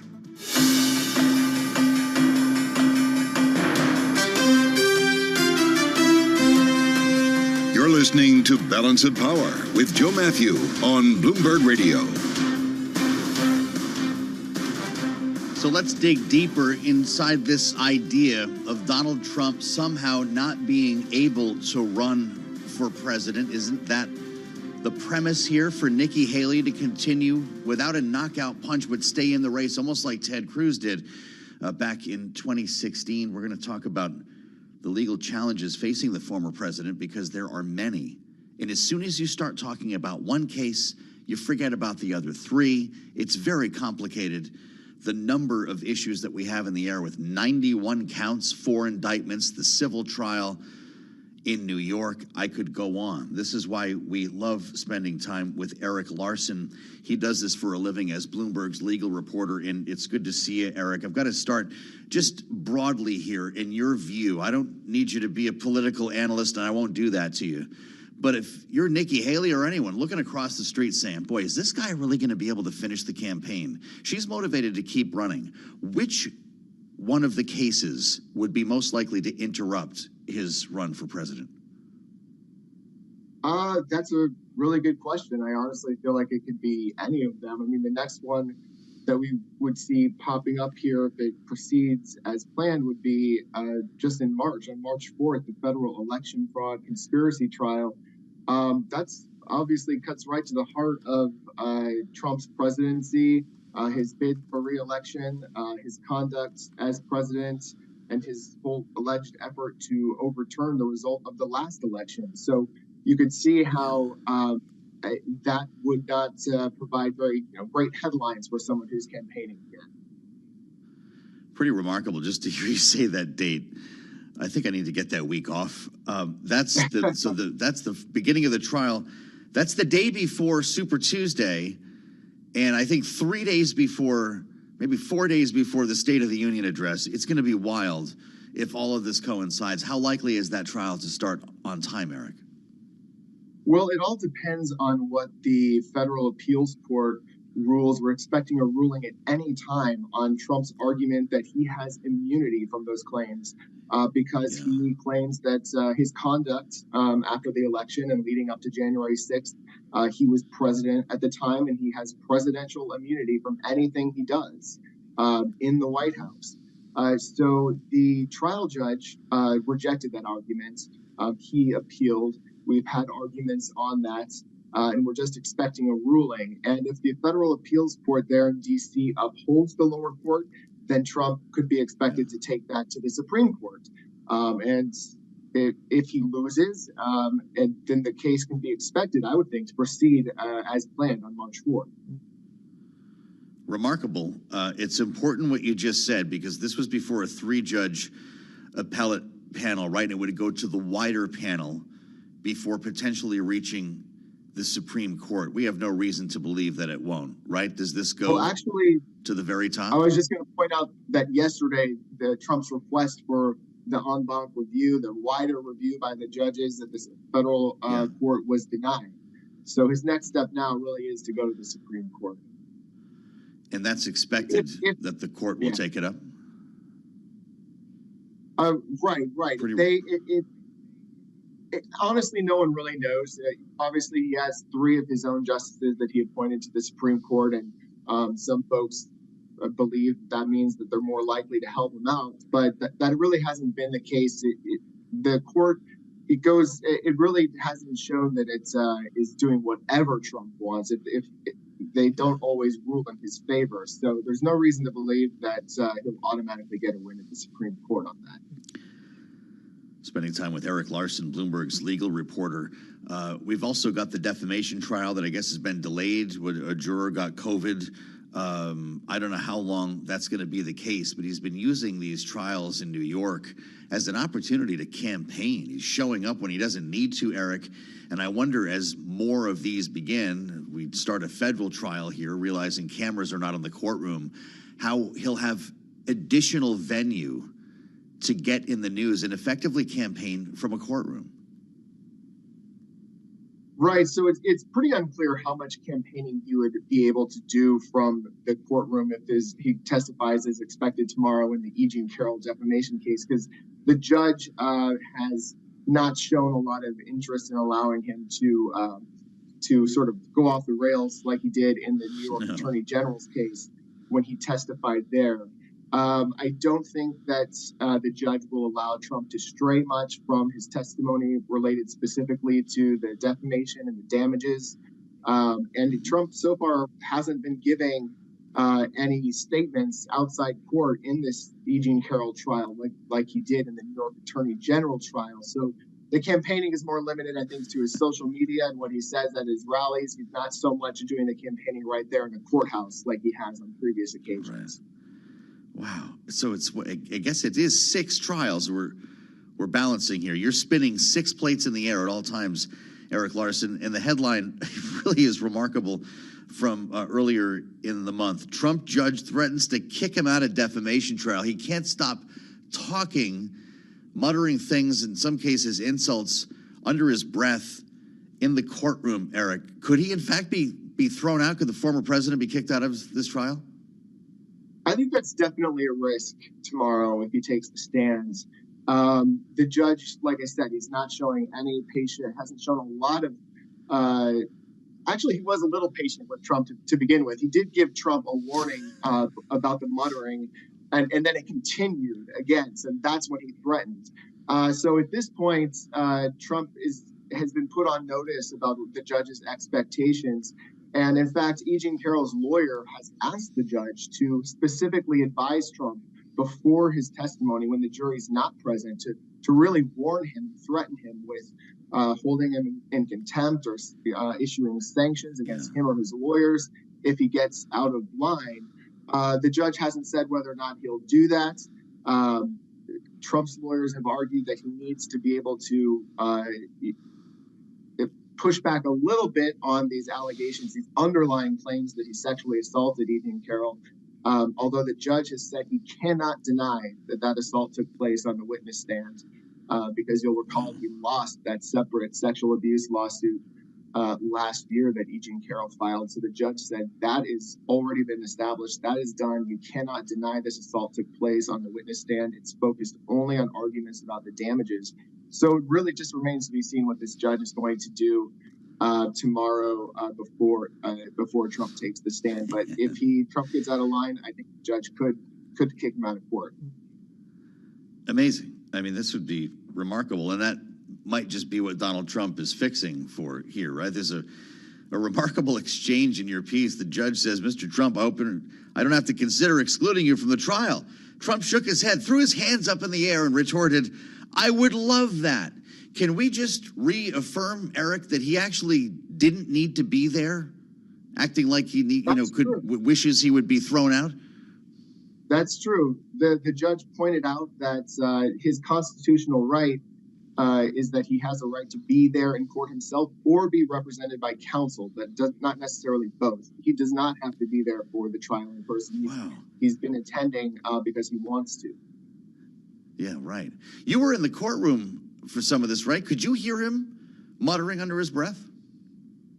My colleague Patty Hurtado was in the courtroom. I was in the press room where they're broadcasting the proceedings there. right into the press room where we can have our laptops. In the courtroom, you're not allowed to have any phones or laptops. Yeah. There's no way to do the actual reporting there. We heard some of the exchange, but the muttering, I didn't hear that. But my colleague Patty, she did hear it, and that was what the E. Jean Carroll's lawyers were saying, is that if they can hear it, then the jury can hear it, and that's the problem. They don't want the jury to be tainted by what Trump is saying. That's exactly why I asked. I wonder how far his voice was traveling. Go ahead. I was going to say, speaking of what Trump was saying, I wanted to just correct something I said earlier. In the D.C. election case, yesterday it was Trump's request to lift the gag order against him in that case that the appeals court said he couldn't have an en banc rehearing on. So that's what he could also be taking to the Supreme Court. He's trying to get this gag order lifted where the judge has ruled that he can't attack the prosecutors and potential witnesses in that case, and he's trying to get that lifted. You're going to be a really busy guy next year, Eric Larson. Stay in touch. It's great to have you back, Bloomberg legal reporter on the many challenges facing Donald Trump. Let's get up to date on world and national news now. Nancy Lyons brings us the headlines from the Bloomberg 99.1 newsroom in Washington. Hi, Nancy. Hey, Joe. Now that the New Hampshire primary is in the books, former House Speaker Kevin McCarthy says he does not think Nikki Haley will risk losing in her home state of South Carolina, the next state on the primary map. He says Trump should focus now on taking on President Biden. He won last time by hiding. He cannot hide. So if I was Trump, I would start pulling Biden out. I would make the issue. But remember, a re-election is a report card. Your first election is aspirational. What are you going to do? Now there's going to be a report card on what you did. And no president has walked into a re-election in modern history lower than this, even Jimmy Carter. Former Speaker Kevin McCarthy spoke on Bloomberg surveillance. Jury selection continues in the Michigan trial of Jennifer Crumbley. She's the mother of Ethan Crumbley, who was convicted in the Oxford High School shooting of 4 students in 2021. She and her husband are charged with involuntary manslaughter for allowing their son to have access to a handgun while ignoring warnings he was troubled. Senate lawmakers today are looking at the use of artificial intelligence in law enforcement and what safeguards need to be put in place. The Judiciary Subcommittee on Criminal Justice and Counterterrorism will be examining how AI tech is being used by police. Global news 24 hours a day and whenever you want it with Bloomberg News Now. I'm Nancy Lyons. This is Bloomberg.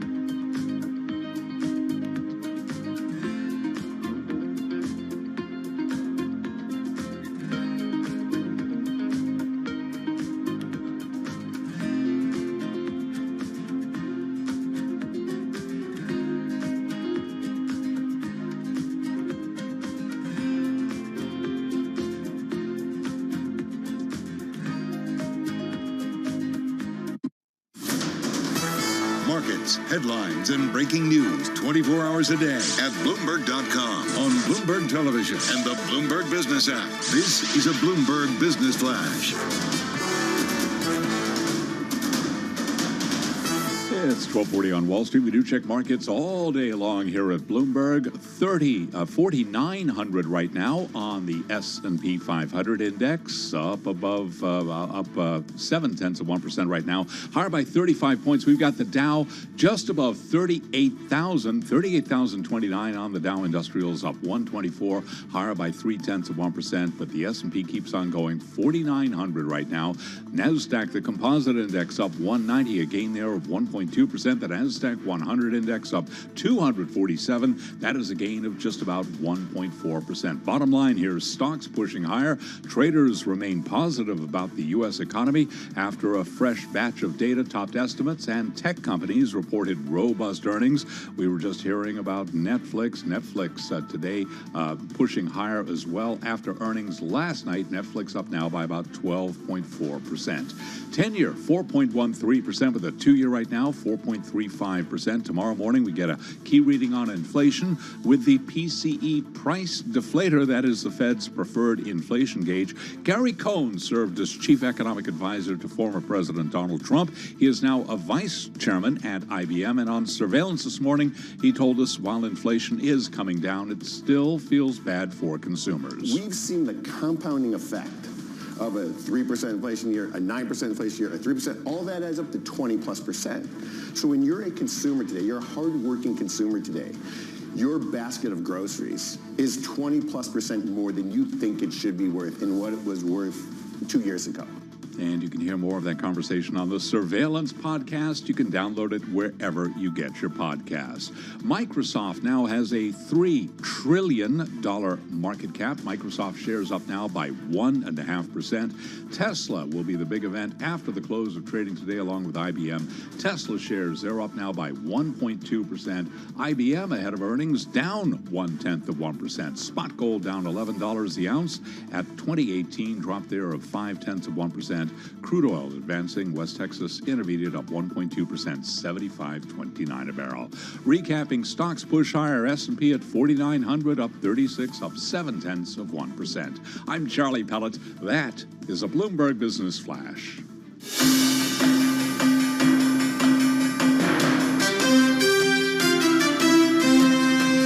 This is Balance of Power with Joe Matthew on Bloomberg Radio.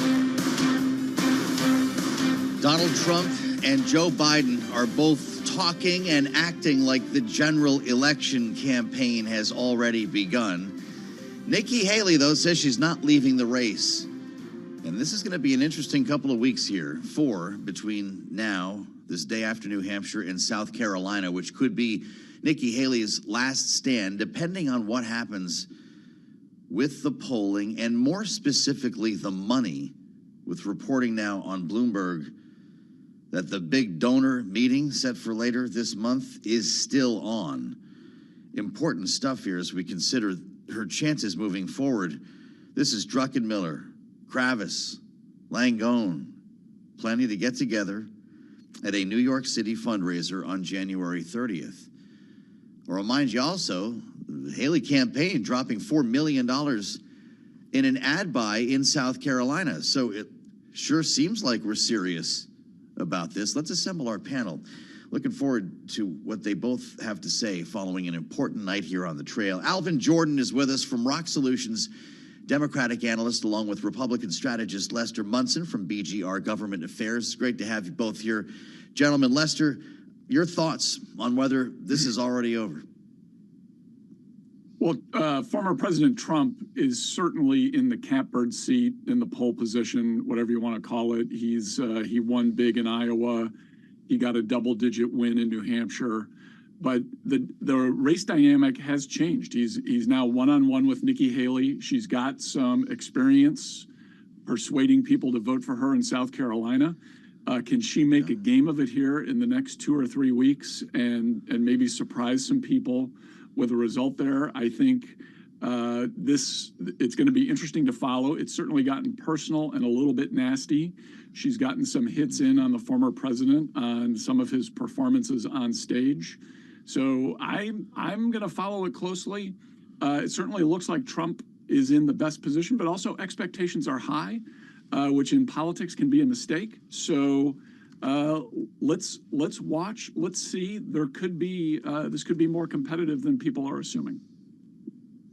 The statement from President Biden last evening was really something, Alvin, because he's planning for a one-on-one race, just like Nikki Haley is. Are we going to hear Donald Trump fight Nikki Haley for the next 4 weeks, or does he just train his fire on Joe Biden and act like this is already over? Well, the first thing that I think, in watching the speech last night after the caucus was over, I was reminded very quickly of the theater that we haven't necessarily been kind of subject to. And with that, I think everything is back on the table, if you want to look at it that way, in the sense that anyone can catch a stray from Trump at any given time, even the people that are on stage to support him and kiss the proverbial ring. I think the more important thing to focus on, and honestly, I feel like Lester alluded to it a second ago, which is Nikki Haley going to have kind of the resolve to actually take these kind of hits, both on stage, on the record, and kind of God knows what off of the record or behind the scenes, if you will. And so I think just as much as the money is important, and kind of if we want to be honest about it, South Carolina is a month away, and it's not something that is kind of slated to happen here in a week or so. So not only is that expensive, and trying to find ways and plans to stay kind of on air and kind of present and top of mind, but also I just don't think that she can look to President Biden potentially taking some of that kind of aimed ammunition away from her. I think she's going to be, until she decides to step away, kind of number one on the hit list, if you will. Well, that's for sure, Lester. This would be the ugliest 4 weeks of her political career, I suspect, with the whole MAGA apparatus aimed directly at her. Does she have what it takes to stick it out? This is the big question, right? Can she go into the wrestling ring and prevail against the overwhelming favorite? This is going to test all of her performative abilities, her mental toughness, her ability to flip the script on a guy who goes nasty at the drop of a hat. This is a real test for her. If she can meet the test, if she can challenge him, if she can use his attacks to make an appeal, particularly, I think, to women, Republican voters, to her home state of South Carolina, which presumably she understands as well as anyone, and certainly better than the Trump campaign. I think she's got an interesting opportunity here to change the context. And I think one of the reasons we're seeing so much nastiness from the former president is because he sees that opportunity for her and wants to head it off as quickly as possible. As Alvin was pointing out, it's a month. That is forever in politics. Is Trump going to make more slip-ups on the stage? Are there going to be developments in any of his legal cases that make him look pretty bad? She's got to take advantage of those moments and flip them to her advantage, change this dynamic, and show that she can prevail against the bully. It's going to be fascinating to watch. Well, it sure is. What a show, Alvin. I've only got a minute here. With that said, the trial for Donald Trump in Washington here is set to begin the day before Super Tuesday. Should she just stick it out that long, see what happens? I think she will. I think she's kind of let us know where most people will, or would have probably, stepped down after last night and bowed out. I think she sent a message, a resounding one, in fact, that she's going to stick it out at least to get, down to South Carolina to see if she can, benefit from a little home cooking, if you will. And so in that way, I commend her. Now I'm hungry. Alvin and Lester, stay with us. We have more to talk about from last night in New Hampshire, and as we move forward on the campaign trail, as we pick the minds of our political panel here the day after New Hampshire. We're back in Washington, D.C. I'm Joe Matthew. This is Bloomberg.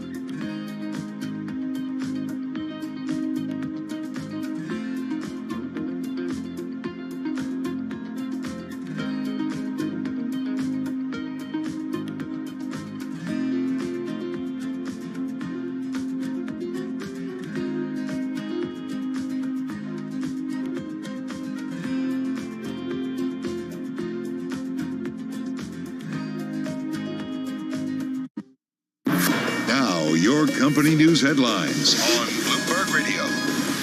From Bloomberg World headquarters, I'm Charlie Pellet. eBay cutting 1,000 jobs, 9% of its full-time employees, and reduced work for outside contractors, saying staffing and expenses have outpaced growth. The e-commerce company says it needs to be more nimble in the face of a challenging economic environment.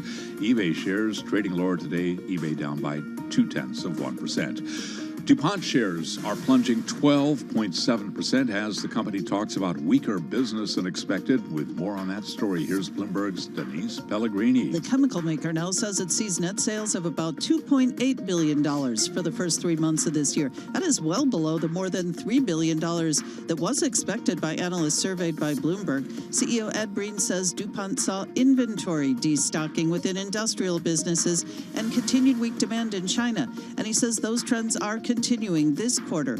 Also maybe rattling investors a bit, DuPont's adjusted earnings forecast for this quarter is way below some analysts' estimates. On the other hand, DuPont also says it sees stabilization in the semiconductor business. DuPont's expected to report full quarterly results next month. Denise Pellegrini, Bloomberg Radio. Spirit Aerosystems Holdings up 6.5% after a report in the Seattle Times says the company was not responsible for a fuselage panel that blew out midair on an Alaska Airlines flight early this month. The Seattle Times reports that Boeing mechanics had removed the panel and reinstalled it improperly before the January 5th accident, citing a source familiar with the details as well as work on the part of a whistleblower who was not identified. Spirit Aerosystems shares, they are trading higher now, up by about 6.5%. Boeing up 1.8%. Those are our top company stories. This is Bloomberg.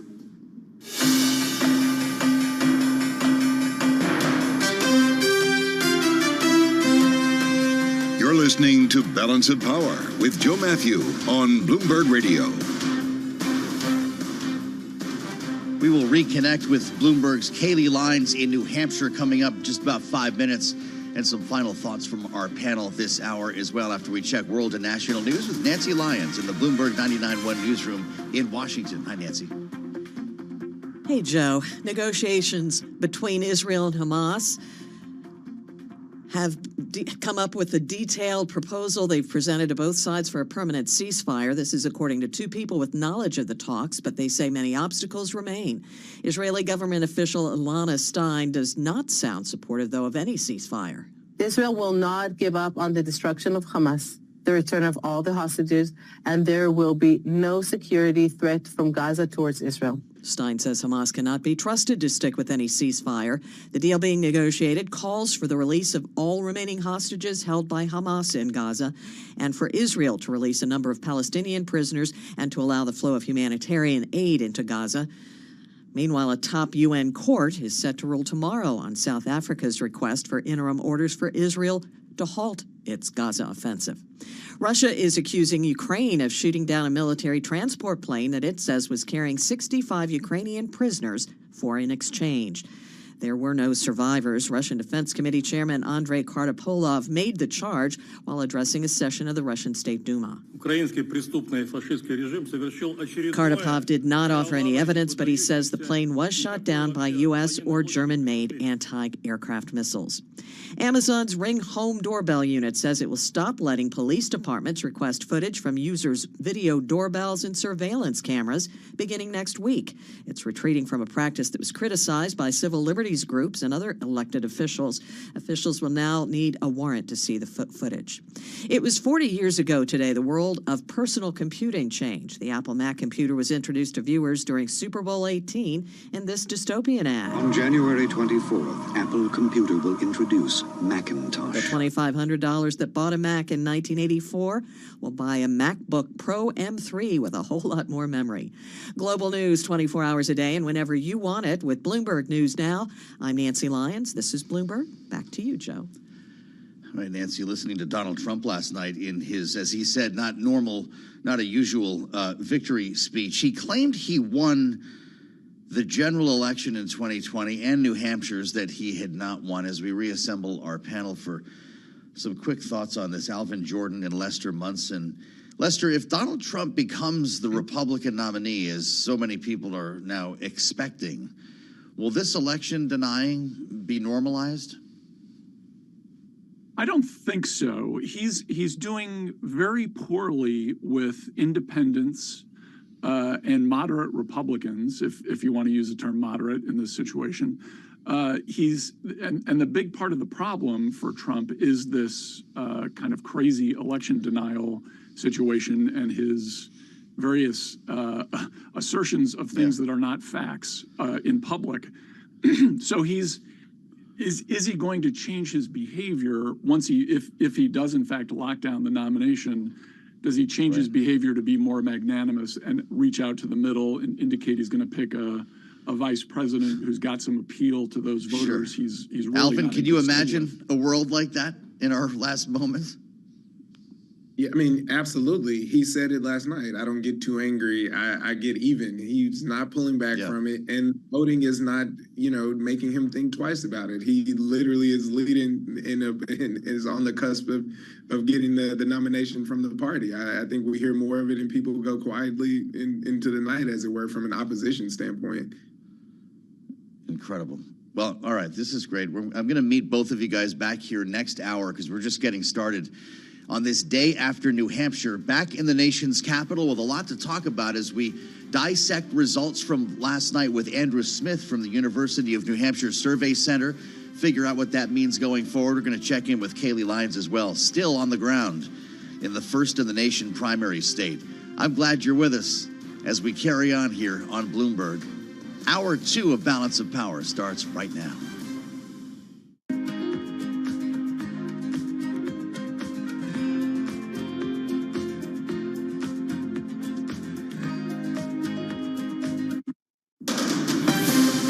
From the world of politics to the world of business, this is Balance of Power. Thanks.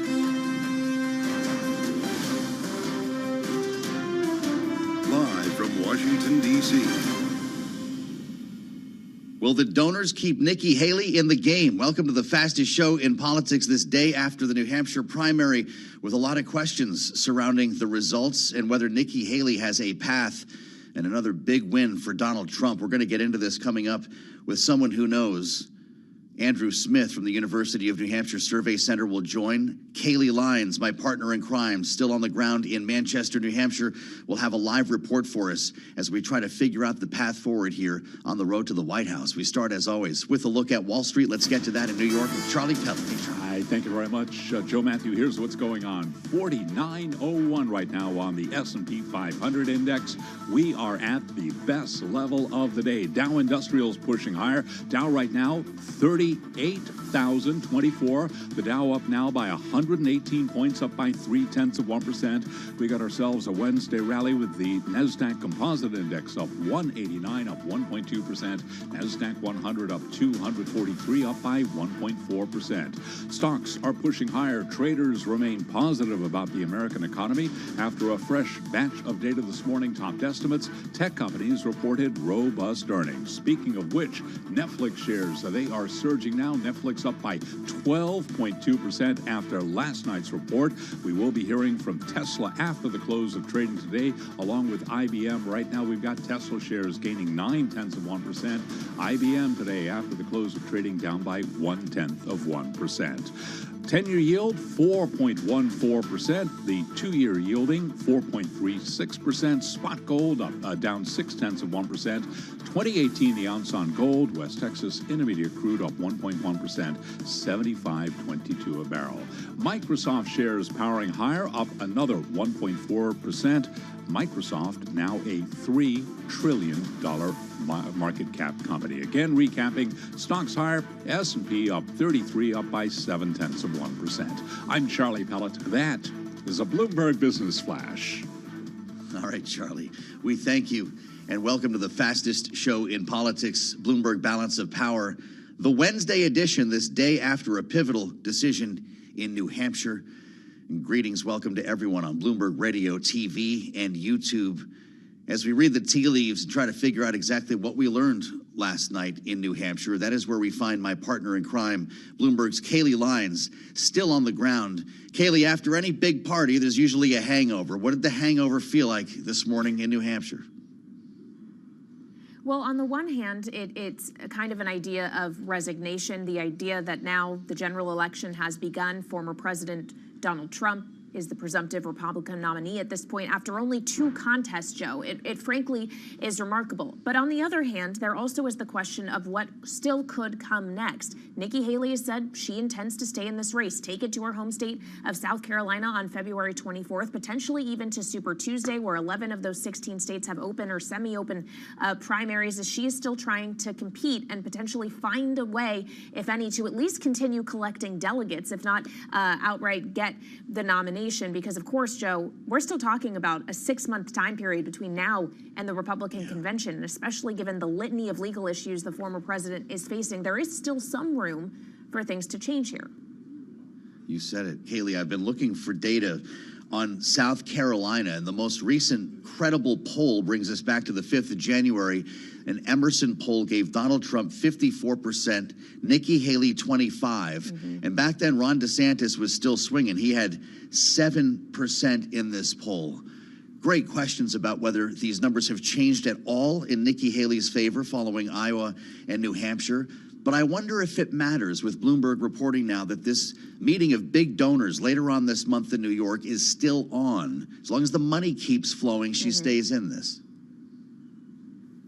That's right. If the tap doesn't turn off, then it continues to give her resources to keep this candidacy moving forward. We already know they have made a monetary commitment in South Carolina, already more than $1 million in TV ads purchased. The campaign told us here at Bloomberg, here in New Hampshire, just a few days ago, that they intend to spend $4 million on advertisements in the state. So that really is an investment in Americans for Prosperity Action, that Koch-backed PAC that we know is supporting her, who we actually spoke with this week, Joe, has said they're already on the ground in South Carolina. They will stay there so long as Nikki Haley is still in the race. But will the tap keep that flow running, Joe, is going to be the question. Obviously, that fundraiser you're referring to 6 days from now in New York has some billionaires, well-known names on Wall Street, Ken Langone, Henry Kravis, Stanley Druckenmiller.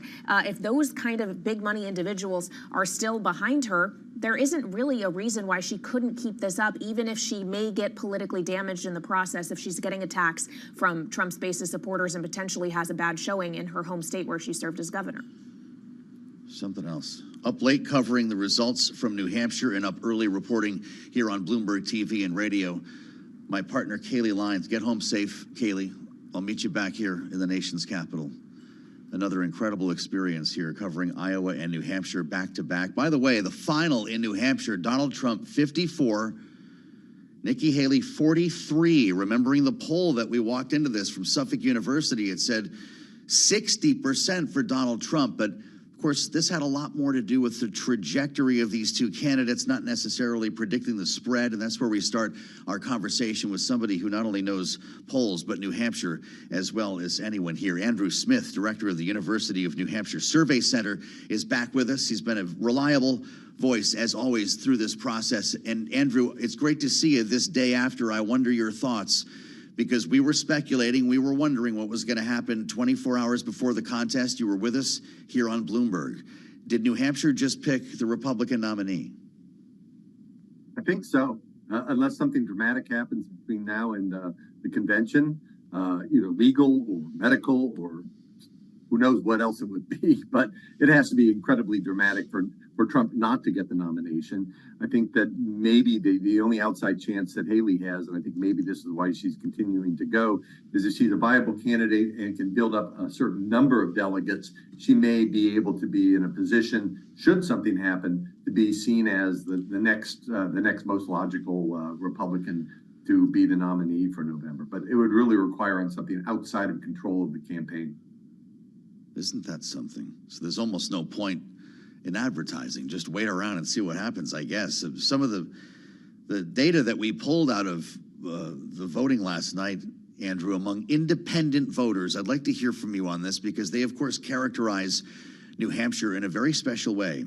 Among independent voters, 66% said they would not vote for Donald Trump in November if he was the nominee.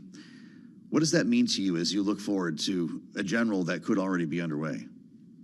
Well, I would say, first off, we have to discount there may be 10% or so of those independents who voted in the primary yesterday. They're really Democrats. They vote actively Democratic typically.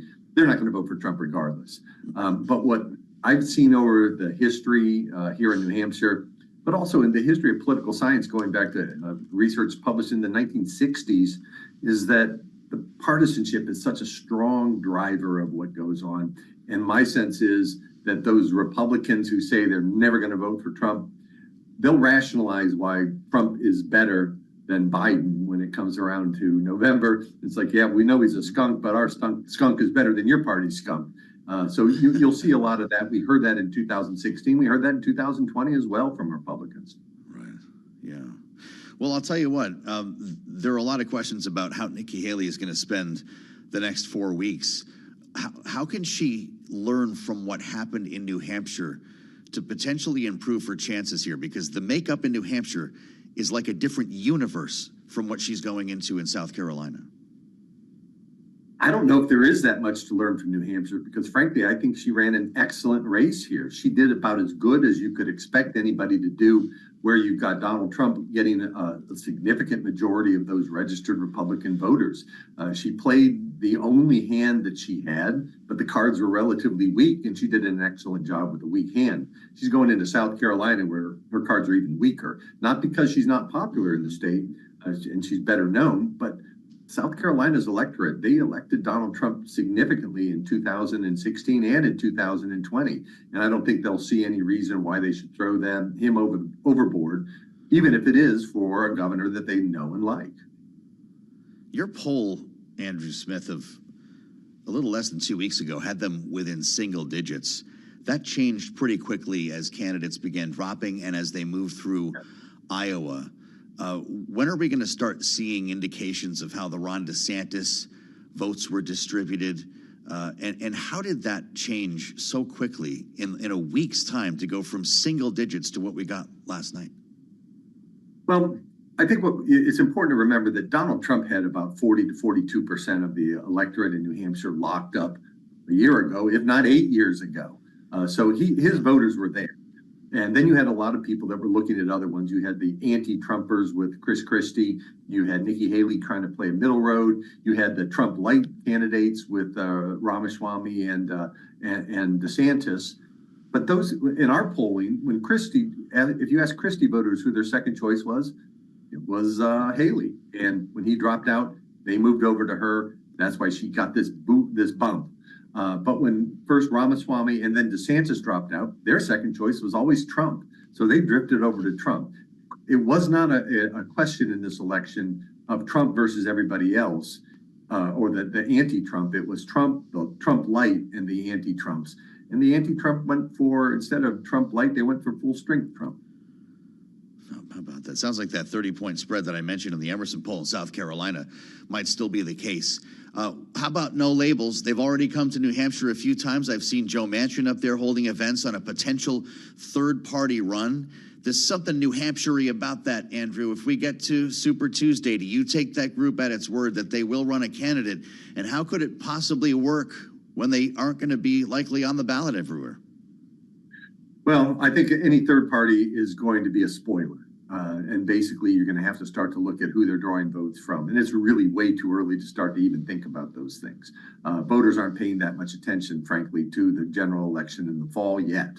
They are in the early states like New Hampshire, Iowa, and then now coming up South Carolina. But the third party is going to have a very, very difficult challenge. As I mentioned, the voters in the United States can rationalize why their party is as bad as the candidate is better than the other party's candidate. And if you think back to third party candidates in recent memory, it was Ross Perot. He got 19% in 1992 with two kind of amazing candidates, but he didn't get a single electoral vote. He was a spoiler at best, not a really credible candidate for winning the election. Not that we don't already have potential spoilers out there, right? RFK Jr., we've got third-party candidates that I could rattle off here that don't necessarily carry the no labels brand. What's the difference?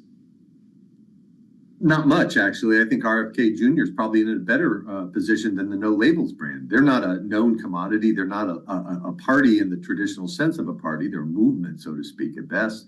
But they're going to need somebody who is a very charismatic person, very popular, very well known, who's going to be able to lead the charge. Because I don't think people are going to go and vote for a relatively unknown candidate that they don't know how they're going to govern, who will have no governing party in Washington, than looking at who their own candidate is and saying, you know what, I'll just stick with the tried and true, even if I don't really like it. So add up RFK Jr., Cornel West, and the rest. Is there already enough potential interruption for Joe Biden to worry about? Sounds like yes. Yeah, I think there is. I think that both candidates have to worry about this. It's just really too early for us to say who it's going to bite the hardest. You can make an argument both ways, but I think it's too early because, frankly, again, voters aren't paying attention much to this. Voters will pay attention to the elections when they have to, and that's usually just before the election. The money issue is important for the candidates and the campaigns. How do you keep this thing rolling if your your candidates aren't that popular? How do you keep voters engaged when they're looking at their candidates and neither party really is in love with their party's candidate? How do you keep them focused? And that's a hard thing to do. Strikes me, Andrew, that if Donald Trump wanted to give this the appearance of shutting down the Republican primary, you just go ahead and announce a vice presidential pick right now. Remember when Ted Cruz tried to pull that off? Just form your own ticket before you even get to a convention. I don't know if you see that happening. It feels like something very Trumpy thing to do. Who's on the top of that short list? Will geography matter this time? Or are the normal rules in place, or does Trump seem to be the exception to that as well? I think Trump's not likely to pay attention to the traditional things like choosing somebody from the other wing of your party or choosing somebody for their ability to draw votes in a battleground state or a large battleground state. I frankly think he's going to get a loyalist, somebody who's going to parrot the message that he has, who's not going to stray or say something that he might disagree with. And he's going to want somebody who's going to back him up in those legal troubles that he's got. So I think he's going to want somebody who's got an oath of loyalty to him. And I don't think that that's going to turn off the Trump voters. In fact, I think his supporters, if anything, want to see somebody like that rather than, somebody from another wing of the party. So you're talking at least Stefanik, a couple of other names around there. Kerry Lake might ring true to you. What do you think, Andrew? I think that both of those people could be on his short list. They'll probably have to swear on a stack of Bibles that they'll pardon him if need be. But I think it's going to be tough for them to find somebody who has some national credibility, who's with Trump, who's not going to stray away from Trump, and who's not going to look like somebody who's been effectively politically neutered if they join the campaign. So then if it's the Trump campaign and no rules apply, that choice that's so important for presidential candidates probably won't move the needle in the polls, right? This is the most stable looking race that we've ever seen when it comes to Trump's base. I think so. And actually, if you look at the political science on it, the vice presidential pick generally doesn't make much difference at all. John Nance Gardner famously said, it's not worth being not worth a warm bucket of, as he said, spit, but he meant something else. It's not something that really the voters are waiting for. It's kind of a news story a bit. It's something to talk about during the convention when it's traditionally announced, but it's just not that big of a deal.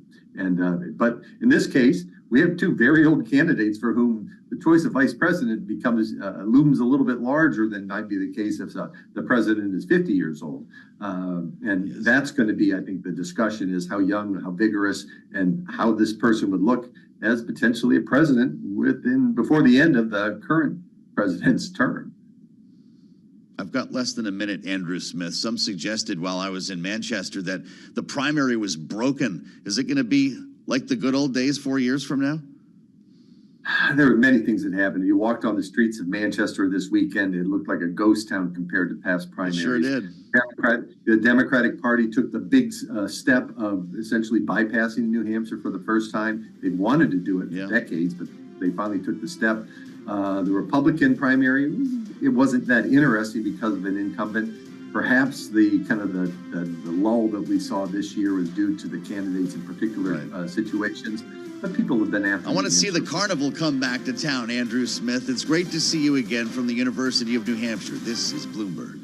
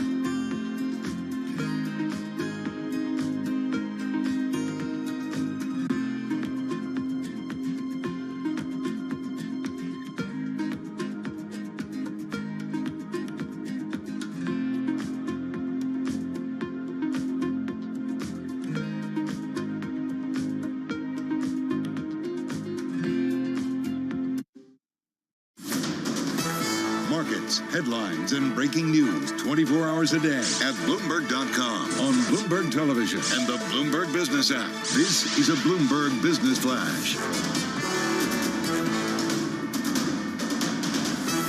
It's 121 on Wall Street. I'm Charlie Pellet. We do check markets all day long here at Bloomberg. We have got the Dow, the S&P, NASDAQ holding on to gains. We are off session highs right now, looking at a 27-point gain in the S&P 500 index at 48.92, up now by 0.6%. Dow Industrials up 58, up by about 0.1%. The NASDAQ Composite Index up 156, higher now by 1%. The NASDAQ 100 up 207, a gain there of 1.2%. 10-year at 4.16% with a 2-year that's yielding 4.36%. Gold down 0.7%. 2014 the ounce for gold. West Texas Intermediate crude 75 even, up 0.8%. Bitcoin up 1.2%, now at 39,665 on Bitcoin. AT&T shares down 3.5% after the telecom giant projected 2024 earnings that fell far below analyst estimates. DuPont shares plunging 13%. DuPont, the chemical maker, said tepid demand from China is weighing on first quarter sales. Again, we've got the stock down now by about 13%. Big news coming up after the close of trading today. We will be hearing from Tesla and IBM. Tesla right now ahead of earnings, up 0.6%. IBM ahead of its report, lower by 0.1%. Recapping, stocks are higher. S&P now up 28, gain there of 0.6%. I'm Charlie Pellet. That is a Bloomberg Business Flash.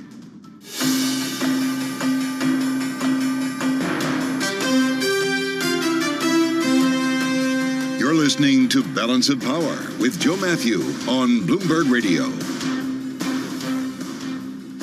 Joe Biden and Donald Trump have something in common. They're both acting like the general election is now underway. They say it began last night. If you really look at the statements they both issued, listen to Donald Trump's speech, certainly. And that's why Joe Biden's day today is important, not with an eye on South Carolina, but Michigan, where today he's expected that the UAW will endorse his presidential bid, remembering Joe Biden became the first president to walk a picket line in his support of the UAW strike against the Big Three. We assemble our panel for their take on what happened last night and what may already be happening, even as Nikki Haley vows to stay on in this race. Lester Munson is with us, principal at BGR Group, Republican strategist, along with Alvin Jordan, Rock Solutions Vice President, Democratic analyst. It's great to have both of you with us here. Joe Biden is acting like the general is underway. Alvin, would this endorsement from the UAW, which Donald Trump is also seeking, help him along the way in the months ahead? Absolutely. I think regardless of what happens with Donald Trump and Nikki Haley, for President Biden, he for sure has to get on the campaign trail because it has started in effect for him. And the first thing from a priority standpoint that he has to wrap up is support. And if he can't, secure this, it would for sure put a wrinkle in his plans for how he would like to roll out his campaign officially. So he is, as you could imagine, there, trying to cash in on some of that goodwill. As you mentioned, that the first president to walk the picket line to actually come up with some official support, and I think he definitely needs it. Well, so I guess that move paid off. It was considered controversial at the time here, Lester, but we also spoke while that was going on, while the strike was underway, about the fact that rank and file union workers, auto workers in Michigan voted for Donald Trump in 2020. What will this do to change their vote? Do they follow Sean Fain and the leadership here?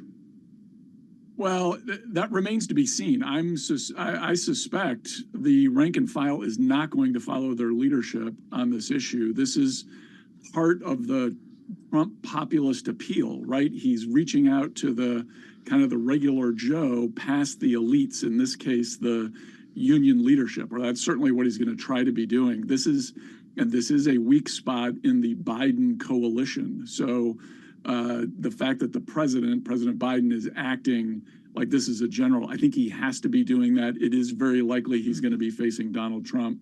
And this is a demographic that Trump is going to pursue aggressively and relentlessly. And so this is, you're absolutely right, Joe. This is the first step for the president in the general election. How about that? I'm drawn to the headline on the front of the union leader, the New Hampshire union leader, which just days earlier endorsed Nikki Haley. Alvin, you saw the results last night. Another big win for Donald Trump. The headline, voters say they were motivated by Trump one way or another, suggesting that you had passion on behalf of his supporters and passionate protest votes by those, in many cases, independents who voted for Nikki Haley. Is that a strategy going forward? If you're the underdog and you're a protest vote as opposed to something people are voting for, can you sustain a campaign in that environment? No is the short answer. And unfortunately, in one of the opinion pieces, I believe in the Times this morning, they used the phrasing of a lovely illusion. And I think that is so accurate in kind of where and how we've arrived today. I was in Iowa and actually got to hear some of what Nikki Haley was saying, and I looked around the room to take a quick inventory, and it very much seemed like she had the people on her side, as it were. And then, as we all know, it didn't go in her favor to the point of third place. And so I just think that we're seeing come to fruition a lot of what is and sounds great. I mean, even in the midst of, allegations and actual, court hearings where we see the former president out front and literally dealing with all of this, and people still show up by and large to support him. And so, again, I think from a President, Biden's point of view, you have to activate and believe that this is happening. And you can't really allow, whether Nikki Haley will stick around or kind of where she's arrived personally to slow down the momentum that they'll need to garner support. Because if they do, I think what we'll look around and see similar to 2016 in a different way, but definitely, where we are now, which is people show up, support, and vote for the former president pretty consistently.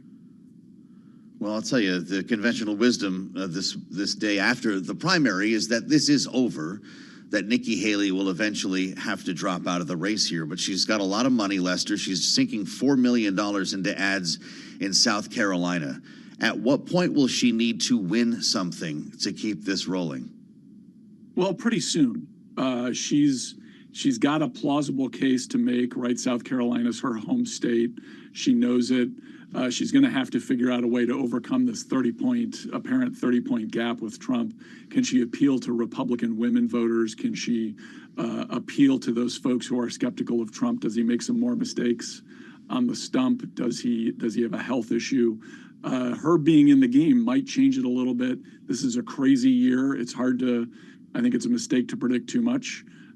Certainly Trump is in the best position here, but we've also got to look to see, the longer this goes on, the less likely it is that Trump is going to be able to prevail in the general. He's going to have to make a pivot to appeal to a broader range of voters. He's got to try to appeal to independents. He's got to try to appeal to Republicans who are skeptical of him.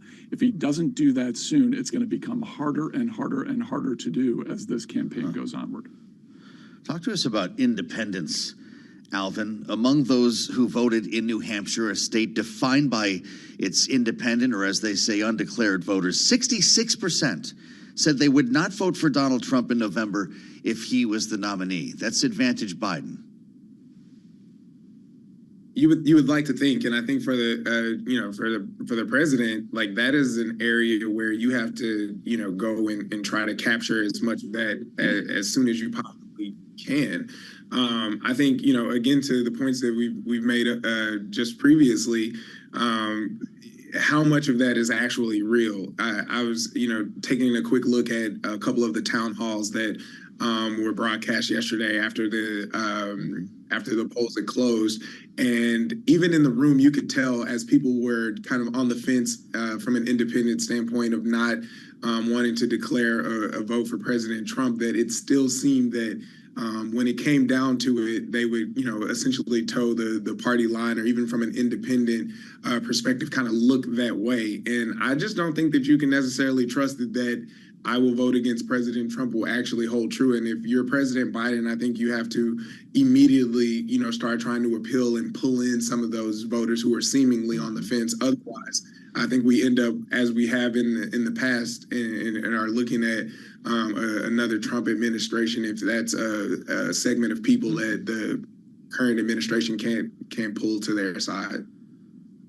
We're about to get crushed with a lot of ads, and having just survived Iowa and New Hampshire, they're still rattling around in my head. We've got less than a minute here for this part of our conversation. Lester, Nikki Haley's got 2028 to think about, a much longer road ahead than Donald Trump needs to worry about. A massive embarrassment in South Carolina, where she's polling now 30 points behind Donald Trump, could impact her chances down the road. Is that something she needs to avoid? Who knows? I think all the old rules are out the window. Is DeSantis a plausible candidate in 28? Is Tim Scott? They've taken some hits and gotten some extra baggage here as they got out of the race. I don't know that there's a real good formula here for Nikki Haley. I like the fact that I confess I'm a little partial to her. I like the fact that she's fighting.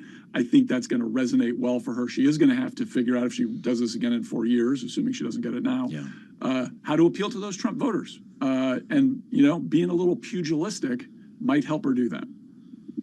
Great analysis from our panel.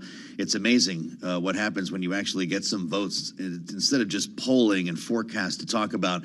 Democratic analyst Alvin Jordan, Rock Solutions, Republican strategist Lester Munson from BGR Government Affairs. Many thanks for the insights today on Balance of Power. Let's keep you up to date now with world and national news. For that, we turn to Nancy Lyons in the Bloomberg 99.1 newsroom in Washington. Hi, Nancy. Hey, Joe. With aid to Ukraine still under debate on Capitol Hill, the top Senate Republican is pressing for immediate action. Senate Minority Leader Mitch McConnell spoke on the Senate floor today. It's in our interest to help blunt aggressive behavior before it triggers wider conflict and directly threatens our closest allies and trading partners. McConnell's comments come as there's word that negotiators are very close to an agreement that would lead to more foreign aid, along with policy changes at the U.S. southern border. Boeing CEO Dave Calhoun is meeting with senators today and tomorrow as the company faces questions about its quality control and aircraft safety. This following a mid-air incident earlier this month. While speaking to reporters on Capitol Hill this morning, Calhoun was asked if he's confident in Boeing's planes. I'm here today in the spirit of transparency to, number one, recognize the seriousness of what you just asked. Number two, to share everything I can with our Capitol Hill interests. And answer all their questions, because they have a lot of them. Calhoun says Boeing does not put planes in the air that, quote, it's not 100% confident in. Hoping to close a funding gap, New Jersey budget officials say transit riders face a 15% fare increase. That would help close a $107 million deficit for the fiscal year that begins in July. Global news 24 hours a day and whenever you want it with Bloomberg News Now. I'm Nancy Lyons.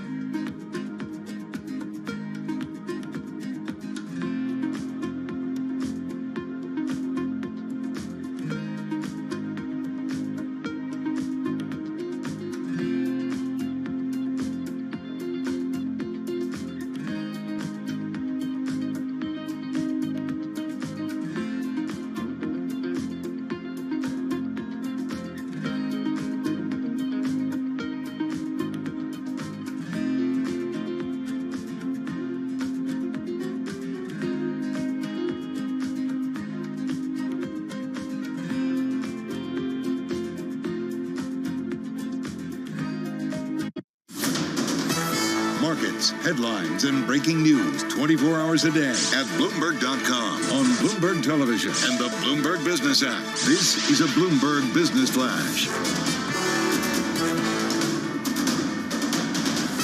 It's 1:40 on Wall Street. We do check markets all day long here at Bloomberg. We have got the Dow, the S&P, NASDAQ holding on to gains. We are, however, off our session highs. 19-point gain right now in the Dow Jones Industrial Average. Little changed, up less than 0.1%. S&P 500 index advancing now by 22 points, up by 0.5%. 48.87. We were trading briefly above 4,900 on the S&P. We've got the NASDAQ 100 index higher now by 182 points, up just over 1%. The NASDAQ Composite Index up 132 now, up by about 0.9%. 10-year yield 4.17%, with a 2-year 4.37%. Gold down $14 the ounce to 2014, drop there of 0.7%. West Texas Intermediate crude 75.03 a barrel. WTI up now by 0.9%, while Brent, the global benchmark, 80.04 a barrel, back above 80 on Brent, up by 0.6%. Bitcoin right now up 1.6%, 39,807 on Bitcoin. Spirit AeroSystems holding shares higher after a report in the Seattle Times saying the company was not responsible for a fuselage panel that blew off midair on an Alaska Airlines flight earlier this month.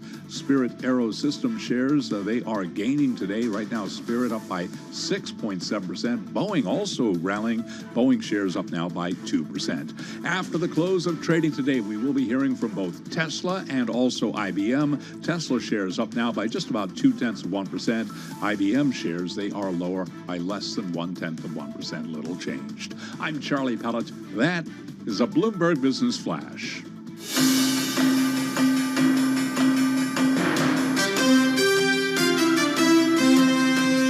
This is Balance of Power with Joe Matthew on Bloomberg Radio.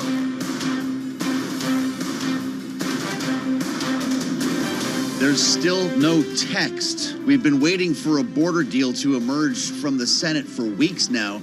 Remember, before the holidays, it seemed to be imminent. People were speaking optimistically about progress in the face of division on Capitol Hill. They've still not generated a bill, and there are a lot of questions about what might happen if they do not imminently, or even if they do. Is it dead on arrival in the House? That's where we begin our conversation with Megan Scully, who runs our congressional coverage here in Bloomberg's Washington Bureau. It's great to see you as we turn our attention back to Capitol Hill this day after the primary. We kind of took a beat there, but rest assured, immigration was the number one issue, as we learned, far and away on voters' minds, conservative voters in both Iowa and New Hampshire. And it's not feeling like this is coming very easily. There was this Republican luncheon in the Senate behind closed doors that apparently boiled over. Reporting from inside the meeting says this devolved into shouting and name-calling, kind of like it has been in the House, Megan. Has the ship sailed here, or are we going to see something emerge in the next couple of weeks? Well, there's a reason why we haven't seen an immigration overhaul in a generation, and that's because it is such a difficult political needle to thread. And when you couple that then with Ukraine aid, which that is what they are doing, at least in the Senate, that makes it even more complicated. The various factions in both parties that need to sign on need to get, all need to have their inputs into the legislation. Yes, right. They do seem to be getting closer, albeit ever so slightly. There's a meeting this afternoon that could prove decisive or not. We'll see. But, there's still lingering disagreements over spending on it, spending always being an issue on Capitol Hill, on detention, parole possibly still might be an issue, and then on Ukraine as well. Well, you're right. I'm glad you mentioned that, because a border deal would be coupled with funding, and a lot of funding, $60 billion that would be geared toward Ukraine, although much of it invested here. We heard from the former Speaker of the House, the man who got fired for making a deal with Democrats, that the current Speaker might be about to do. Kevin McCarthy talked to our colleagues on Bloomberg Surveillance this morning. Here's his take. Let's talk border. Ukraine and supplemental is different. Do I think it gets done? I think it's very difficult. Every day that progresses, less likely. But remember, in the House, you passed the bill. When we were Speaker, we had a 4-seat majority. Well, we passed the strongest immigration bill, border security, that we've ever done. We haven't been able to do it when we had a 30-seat majority. And what you've watched, that sat over in the Senate, they have not acted. That's a Senate majority. The president hasn't taken any administrative action. You've got now the president even saying the border is not secure, something he hasn't said in a long time. He's got his own secretary saying something different. Okay, so now there's a man who can speak freely. And of course, he has his own political interests and his own messaging that he's trying to get across when he comes on Bloomberg like that, Megan. But is the optimism that we're hearing misplaced? I think that it is coming from the Senate is coming towards a deal. Whether or not that can pass the House or whether or not it would even be taken up in the House is very much an open question. So the Senate is just the first hurdle and perhaps the easiest hurdle of the bunch here. Because then we get to the House and you have Speaker Johnson, who is going to have to really decide here whether he's going to put his, just like McCarthy did, put his career on the line over this. He's already had some members of the far right, including Marjorie Taylor Greene, who has said she would vote to oust him over this Ukraine aid issue. You have some ultra-conservatives who are very opposed to Ukraine, and they're not willing to settle for anything less than the full Republican tax package. And you have Donald Trump weighing in on this as well. He wants... That's the wild card, isn't it? Yes. He doesn't want to see a deal. Doesn't matter how good it is for the country, because it would actually help Democrats in the cycle, beginning with Joe Biden, wouldn't it? Yes, absolutely. That is the other key here, is that you have conservatives who don't want to be handing Biden a political victory. Immigration, as you said, #1 issue in many states heading into the 24 election season, including areas where Republicans want to hold on, but then areas that Biden has to flip in order to beat Trump. Taxes, on the other hand, of all things, might see the light of day here. I'm amazed by this. Just wait around, I guess, long enough in Washington, you'll see something happen. Can't figure out how to fund the government. Can't get a deal on the border. Can't help our friends in Ukraine or Israel. Can't even have a meeting without people melting down into some kind of a fight, Megan. But we're going to have apparently an important tax deal move ahead that expands the child tax credit in return for more friendly business taxes. Will it be passed? It sure looks like it. I would say of everything that we have on the table right now, this is the thing that looks most likely. It's a deal between the House and the Senate, so feasibly, whatever they come up with would stand a chance in each chamber. Yes, and it is very much like an old-time Washington deal where there's something in it for everyone to hate. Which means it might work. Yeah, perhaps. Okay. It passed the Ways and Means Committee on a 40-3 vote, I believe, which is truly remarkable. Yeah. But we have not seen Republican leaders weigh in on this yet, and that is the big question here. It has development tax breaks for business, would help Boeing, who very much has been in the crosshairs. It would help Amazon. Lots of big name companies would win out of this, as well as, the child tax credit. It's much smaller, about 1/10 of what it was during the COVID era when everybody was getting checks in the mail. But this would affect, sort of the working poor in the U.S., a contingency that Biden very much needs to vote for him in November. We talked a lot about the child care cliff coming into this year with COVID enhancements, COVID funding expiring at that point. We still really don't have a sense of the impact that has had. But again, something that Democrats, something the president can run on. Remember, this goes back to Build Back Better. We were talking about the expanded. He's been working on this for 2 years at least. Yes, absolutely. And again, this is much smaller than what he and what Democrats had envisioned. It doesn't help the middle class as much as I think they had hoped going into these negotiations, but it really does affect, sort of low-wage workers. It's a good bumper sticker, especially when you're, I promised you an expanded child tax credit, and you got it. Megan Scully, always a pleasure to see you here on Bloomberg. Of course, I'm Joe Matthew in Washington. Kayleigh Lines is making her way back from Manchester, New Hampshire. She'll be back with us tomorrow here on the fastest show in politics. Nathan Dean from Bloomberg Intelligence is on the way in next as we try to gauge the odds on whether any of these pieces of legislation might pass. The day after New Hampshire, this is Bloomberg.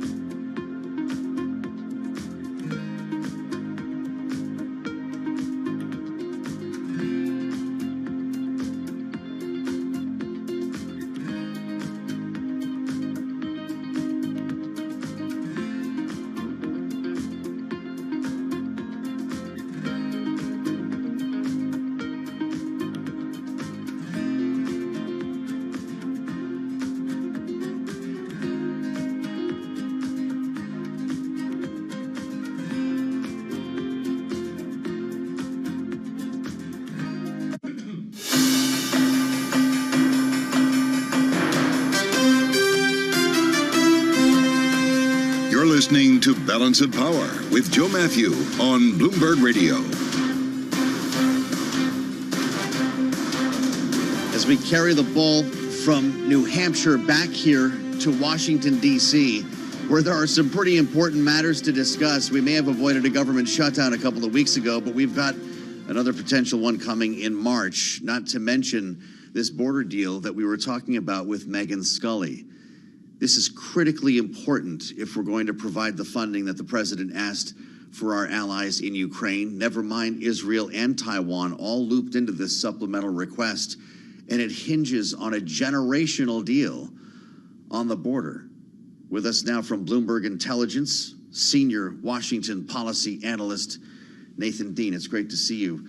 You're not running odds as you are on some legislation on a border deal, right? Yeah, that's right. But to be clear, your sense of optimism. Yeah, so we're using that hyper-technical term, cautiously optimistic. Okay. With the caveat, though, that there's really nothing pushing them. Like, there's no political pressure saying, you got to get it done. I mean, obviously, the House is out this week, so the Senate has some time to negotiate. We obviously heard that there were a lot of disagreements in this Republican meeting held at the lunchtime. But, you know, we think that, you know, because you have so many different individuals Senator McConnell and his, allies on the Hill. You've got some of the Democrats and so forth. Plus, you got the fact that a lot of people don't like what's going on here.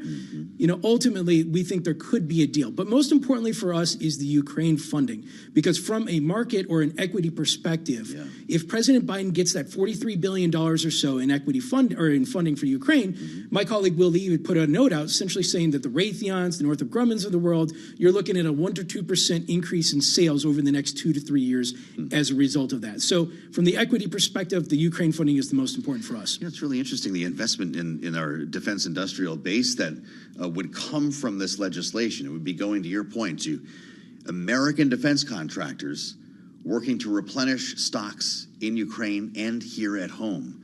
Do they have the supply chain or the manufacturing chain to do that? Let's say you get all the money, but how do you build it if you don't have the system to make that happen? Obviously, there's a time lag. I mean, anytime you see type of, and this is something that we tell our clients, anytime you see funding coming from Congress going somewhere through an appropriations bill or to a departmental funding, if you will, a program, you usually need about 18 months to model out your forecasts in terms of when it actually hits the company.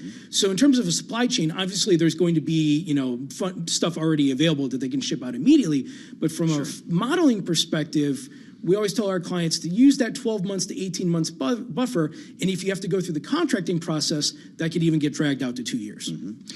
Replenishing our own stocks, as I mentioned, is a big part of this.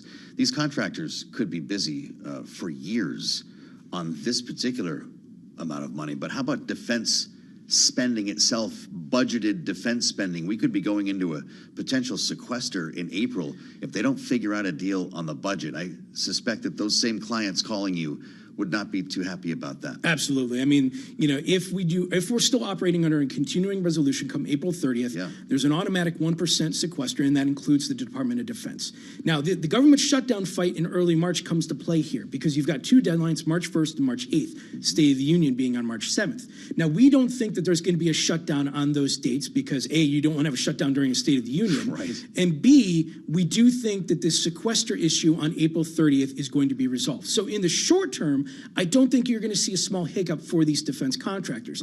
In the long term, we have an election. President Biden versus President Trump. And, we're getting to, work with our clients on what does the long-term prospects mean under each candidate, and defense is certainly in the play there. Pretty remarkable stuff to consider how much we have yet to learn as we now approach February. And frankly, the next fiscal year. We haven't even figured out this fiscal year. He always brings us great analysis and lets us know what the clients are telling him when they call. Nathan Dean, great to see you. And great work, as always, from Bloomberg Intelligence. I'm Joe Matthew in Washington as we turn our focus to New York. Now, it's almost time for Bloomberg Business Week. Carol Master and Tim Stenovic are standing by here. Guys, we're talking about the border coming off of New Hampshire when that was, again, it wasn't just Iowa, it was New Hampshire, both much closer to Canada than Mexico, where the border and immigration were the overriding issue far and beyond the economy. It feels, Carol, like the world is turning a little bit here from what we considered conventional wisdom in an election. Yeah, I feel like when it comes to politics, everything continuously is upended in terms of how we've conventionally thought about it in the past few years. And on that, listen, you know this better than most, right, Joe, that it looks like we are racing towards a Trump-Biden rematch, if you will. Come November, we're not there yet. A lot can happen. November is still a long ways away. But it's interesting. We had a conversation earlier this year with the folks over at Eurasia, and they highlighted the number one risk for 2024 was the U.S. versus itself. They are worried about political division. So we're going to talk about that. That interview with Cliff, I look forward to that. That was one of the scariest conversations that I heard. When you consider it, he said this, Tim, remember, once we get to Super Tuesday, if it is clear that it's Trump versus Biden, you will start seeing violence break out around the country. And that's the kind of stuff the market's not going to have a lot of time for. Yeah, that's a really good point, Joe. I mean, do you think that Nikki Haley will drop out before Super Tuesday? What are the analysts saying today after her showing yesterday in New Hampshire? It's a great question. There's just no apparent path. But if you're reading the terminal, her very important meeting with some major donors in New York is still set for January 30th. If she's got the cash, she could just hang in there and try to gather delegates in the hopes that Donald Trump has some legal problem that knocks him out of the race. Anything could happen, right? Either We've way. learned that. You said it. I know you guys will be talking about that and a lot more ahead. We look forward, as always, to the conversation with Carol and Tim live from New York. I'm Joe Matthew with Kaylee Lyons back in the mix tomorrow here on the fastest show in politics. We'll see you back here. Bloomberg Business Week starts now.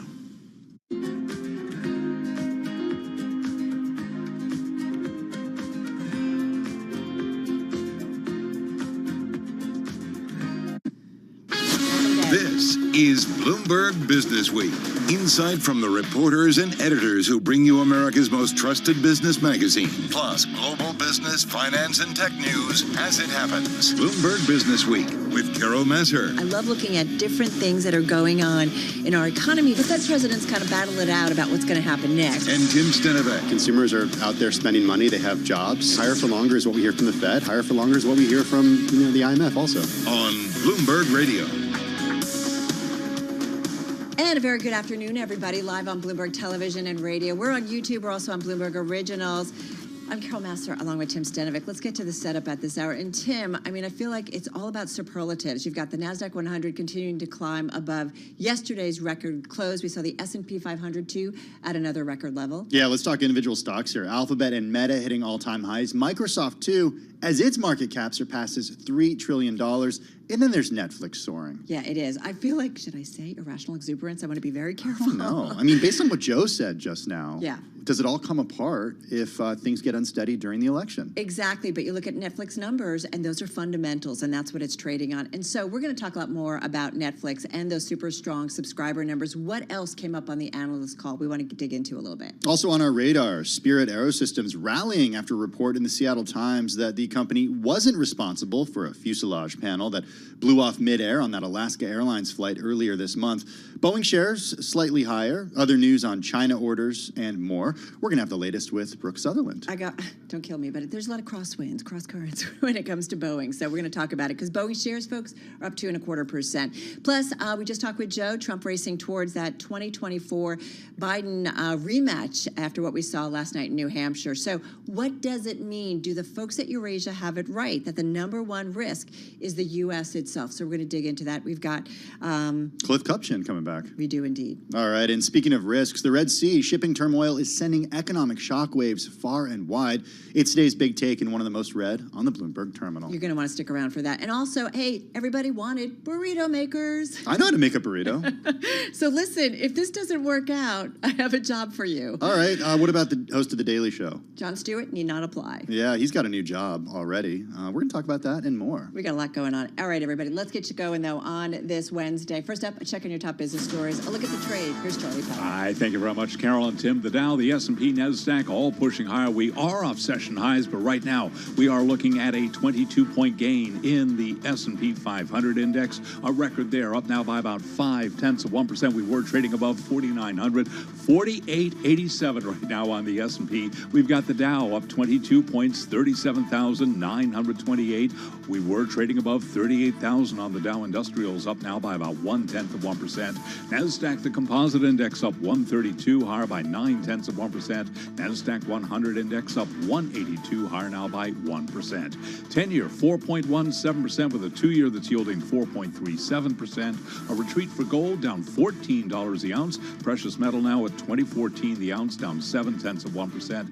Bitcoin up 1.3%, 39,710 on Bitcoin, while West Texas Intermediate crude up 0.7%, 74.92 a barrel.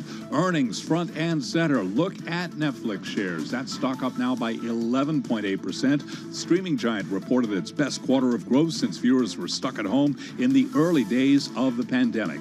And yes, we're going to get you covered and up to speed on Tesla. Tesla reports after the close of trading today.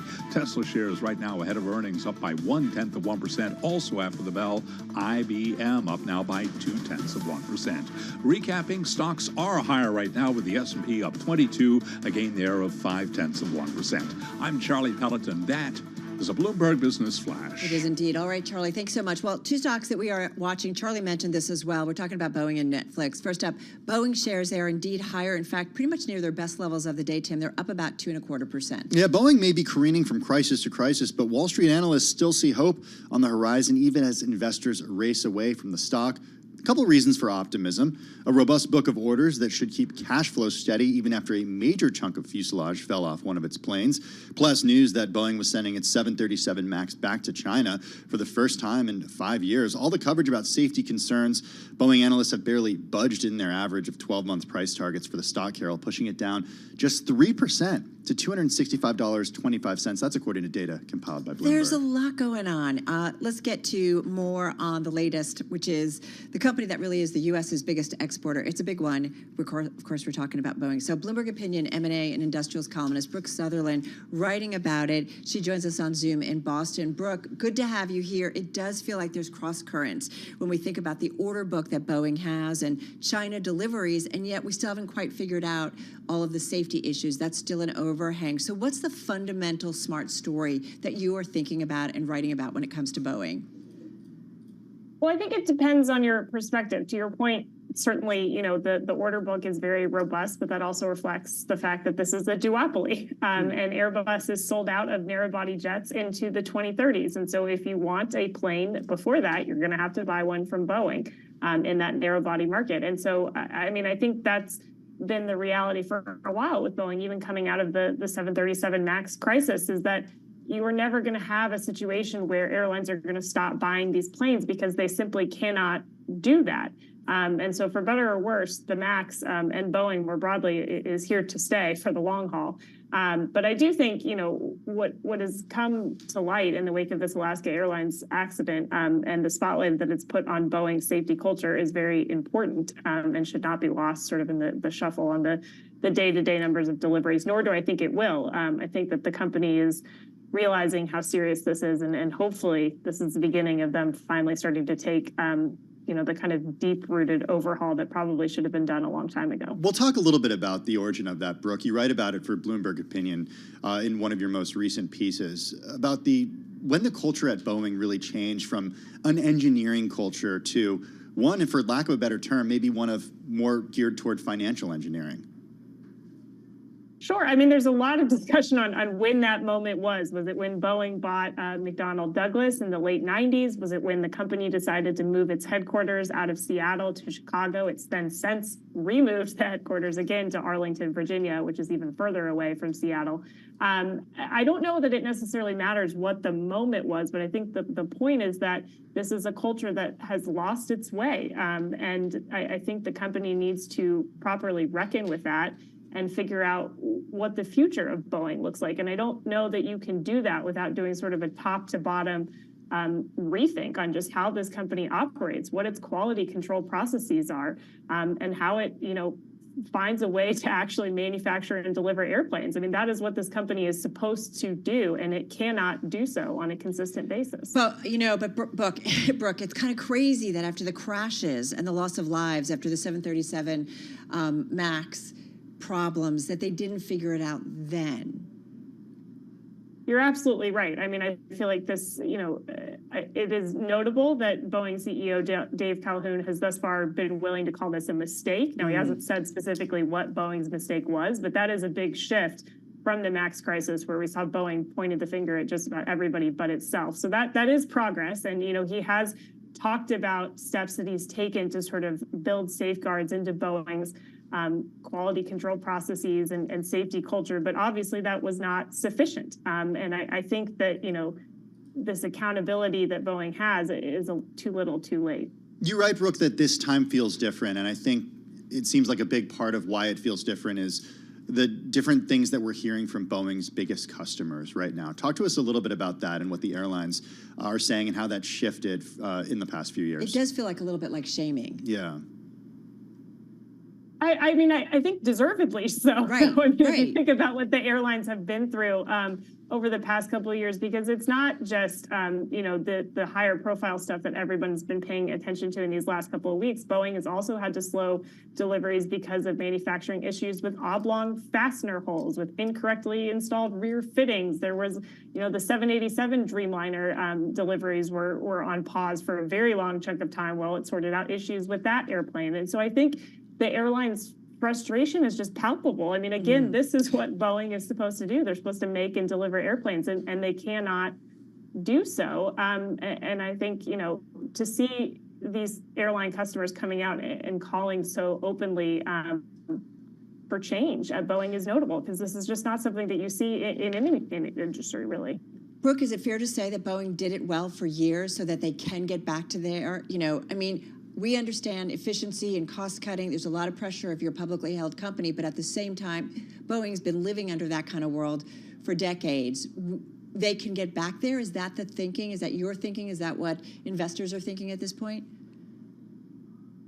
Sure. I mean, this is certainly not a unfixable type of situation, and I think it's really about getting back to basics and figuring out how you run a factory. And I mean, we've seen this done at other places. GE is a really good example. There's been a lot of shared executives between GE and Boeing. That was a company that was in crisis not really all that long ago, and Larry Culp has come in and really put that company on a healthier path. And he's done it in part by doing a number of acquisitions, a number of divestitures to sort of salvage the balance sheet. But he's also just really focused on operating an industrial company. He's on the factory floor. He's very hands-on. And I think you need somebody like that at Boeing to reinstill a focus on quality, safety, and deliveries. All right, going to leave it on that note. Hey, Brooke, thank you as always. Bloomberg Opinion, M&A and Industrials columnist Brooke Sutherland joining us on Zoom in Boston. Yeah, thanks so much, Brooke. Hey, now to the other stock that's definitely on our radar. It is nearly 2% of the NASDAQ 100 and more than 10% of the New York Stock Exchange's FANG Plus index. We're talking, of course, about Netflix, soaring today, up 11.8% now to its highest in more than 2 years. And that's what happens when it shows it can do what it did during COVID. And when we were all stuck at home binging on Tiger King, Queen's Gambit, Squid Games. Did you watch that one? I did not. Okay. It's a little squeamish, okay? Yeah. And more. Just a reminder, Netflix reporting its best quarter of growth since viewers were stuck at home in the early days of the pandemic. All right. The company, you know the number, signing up 13.1 million new customers in the final 3 months of 2023, exceeding Wall Street's estimate of 8.91 million. So it was a big beat. And in fact, it beat projections in every region of the world. We've got a great guest, Tim. Yeah, Michael Pachter is joining us. He's Managing Director of Entertainment and Analysts at Wedbush Securities. He joins us on Zoom from Long Beach, California. Michael, good to have you with us. Good to talk to you again. I mean, this is a company you've been covering for more than a decade, and your view has certainly shifted. Let's talk about where your view is right now. You've got an outperform on the stock. You've upped your 12-month price target to $615 from $525. Not quite a street high, but you're among the highest according to the analysts that are tracked by Bloomberg. Why the upgrade? Well, I've covered it for 20 years in August, actually. Wow. We had a sell on it from roughly $10 to $690, so wrong for 10 years.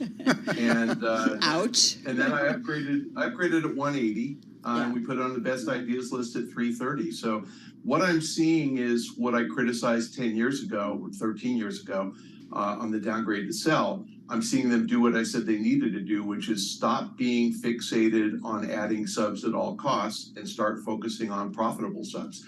They're doing everything right. They're managing their spend properly. They're shifting their budget more toward television, away from movies. You saw Scott Stuber left the other day.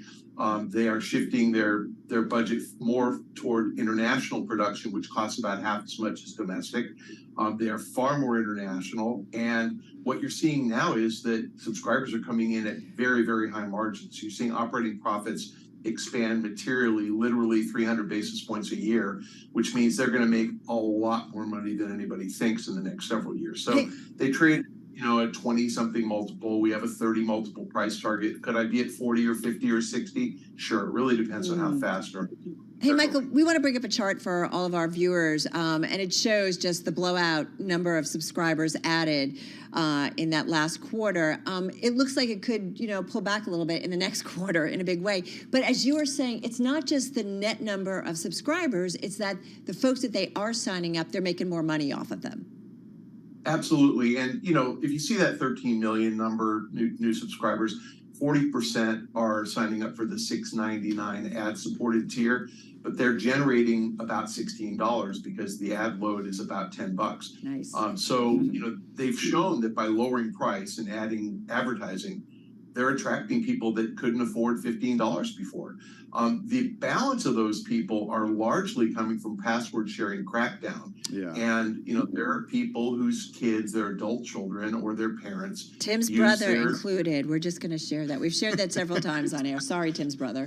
And again, that has a double whammy. The people who shouldn't be using it are signing up on their own, and people who you want to pay for, my kids who are college grads, I'm paying for them. I pay for their cell phone. I'll pay for their Netflix subscription. So that expands average revenue per member, and it expands new members. You're seeing it all just dovetail nicely. And now they're doing something clever. They're adding gaming. They finally have figured out how to do it. And that makes the service stickier. You're less likely to quit if you've been on the Netflix service in the last month. Stuff like Grand Theft Auto Trilogy gets people coming back. Hey, Michael, I mean, you're also a gaming analyst, we should note, so you covered this stuff really closely. What is Netflix doing that the other companies are not doing, that, the Disneys aren't doing, the Paramounts aren't doing, the Peacocks aren't doing? Like, why is Netflix executing so much better? First mover advantage is the biggest thing. They've kind of created the fund that would buy licensed property, would license things like Suits, from the other networks. The other guys were trying to go all proprietary all the time. So CBS content stayed on Paramount, and NBC content stayed on Peacock. ABC stayed on Disney Plus, and they didn't have the critical mass to actually support giving away all that content without collecting subscription revenues. Netflix has 260 million subscribers. They can pay up. They did this for WWE. It's a perfect example of something they took away from USA Network, and now they're going global with it. Their idea is we're taking something that has an audience of fewer than 1 million people a week, and we're going to expand that to 5 million people. And when they do that, they leverage their subscriber base. They can afford to pay more. The network, or in this case, WWE, says, of course I'm taking more money. So the other guys are being dumb. Peacock, okay, right. $110 million for one game so we can all see Taylor Swift one game. Dumb. Really dumb. I know they got 3 million subscribers. All those people are going to quit in another 2 weeks. Hey, no dissing on Taylor Swift here.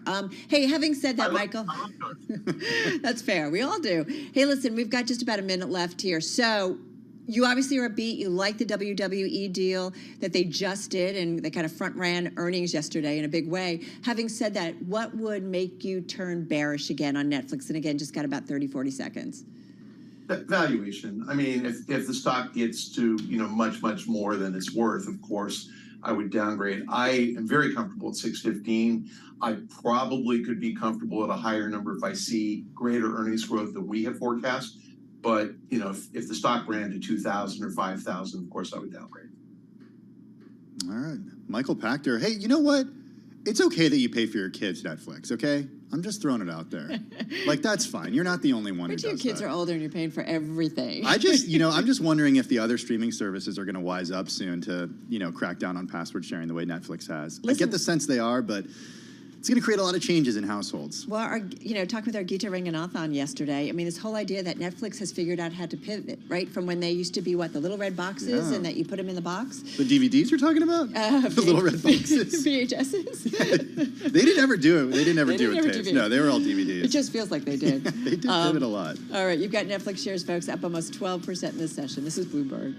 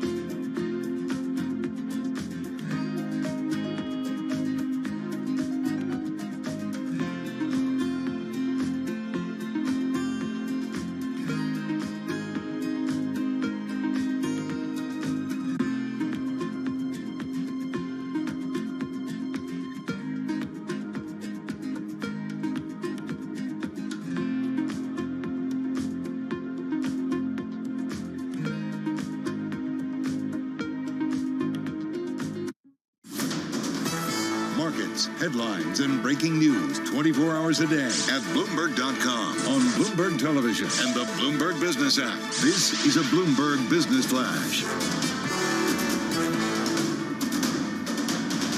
It's 2:21 on Wall Street. We do check markets all day long here at Bloomberg. We have got the Dow just turning negative. First time today. Dow Jones Industrial Average now in the red, lower by 39 points. Drop there of 0.1%. S&P 500 index, which had been trading above 4,900, now at 4876, up 12 points, well off session highs, up there by about 0.3%. NASDAQ up 86. That is a gain of 0.6%. But the big news right now, Dow just dipping into the red, down now by 36 points, drop there of 0.1%. 10-year 4.18% with a 2-year 4.38%. Spot gold down $16 the ounce to 2012, a decline of 0.8%, while West Texas Intermediate crude is up 0.7%, 74.91 a barrel on WTI. Spirit AeroSystems Holding shares surging after a report in the Seattle Times said the company was not responsible for a fuselage panel that blew off midair on an Alaska Airlines flight earlier this month. Spirit AeroSystems up 7.2%. Boeing shares are advancing as well today, up now by 2.2%. After the close of trading today, we will be hearing from Tesla. Tesla now lower by 0.7%. Again, recapping, S&P holding on to a 13-point gain right now, up by about 0.4%, but the Dow turning negative. Dow Industrials down now by 0.1%. I'm Charlie Pellet. That is a Bloomberg Business Flash. Yeah, looking forward to seeing how much Tesla has sold during the quarter. All right, everybody. Once again, as you know, politics are front and center.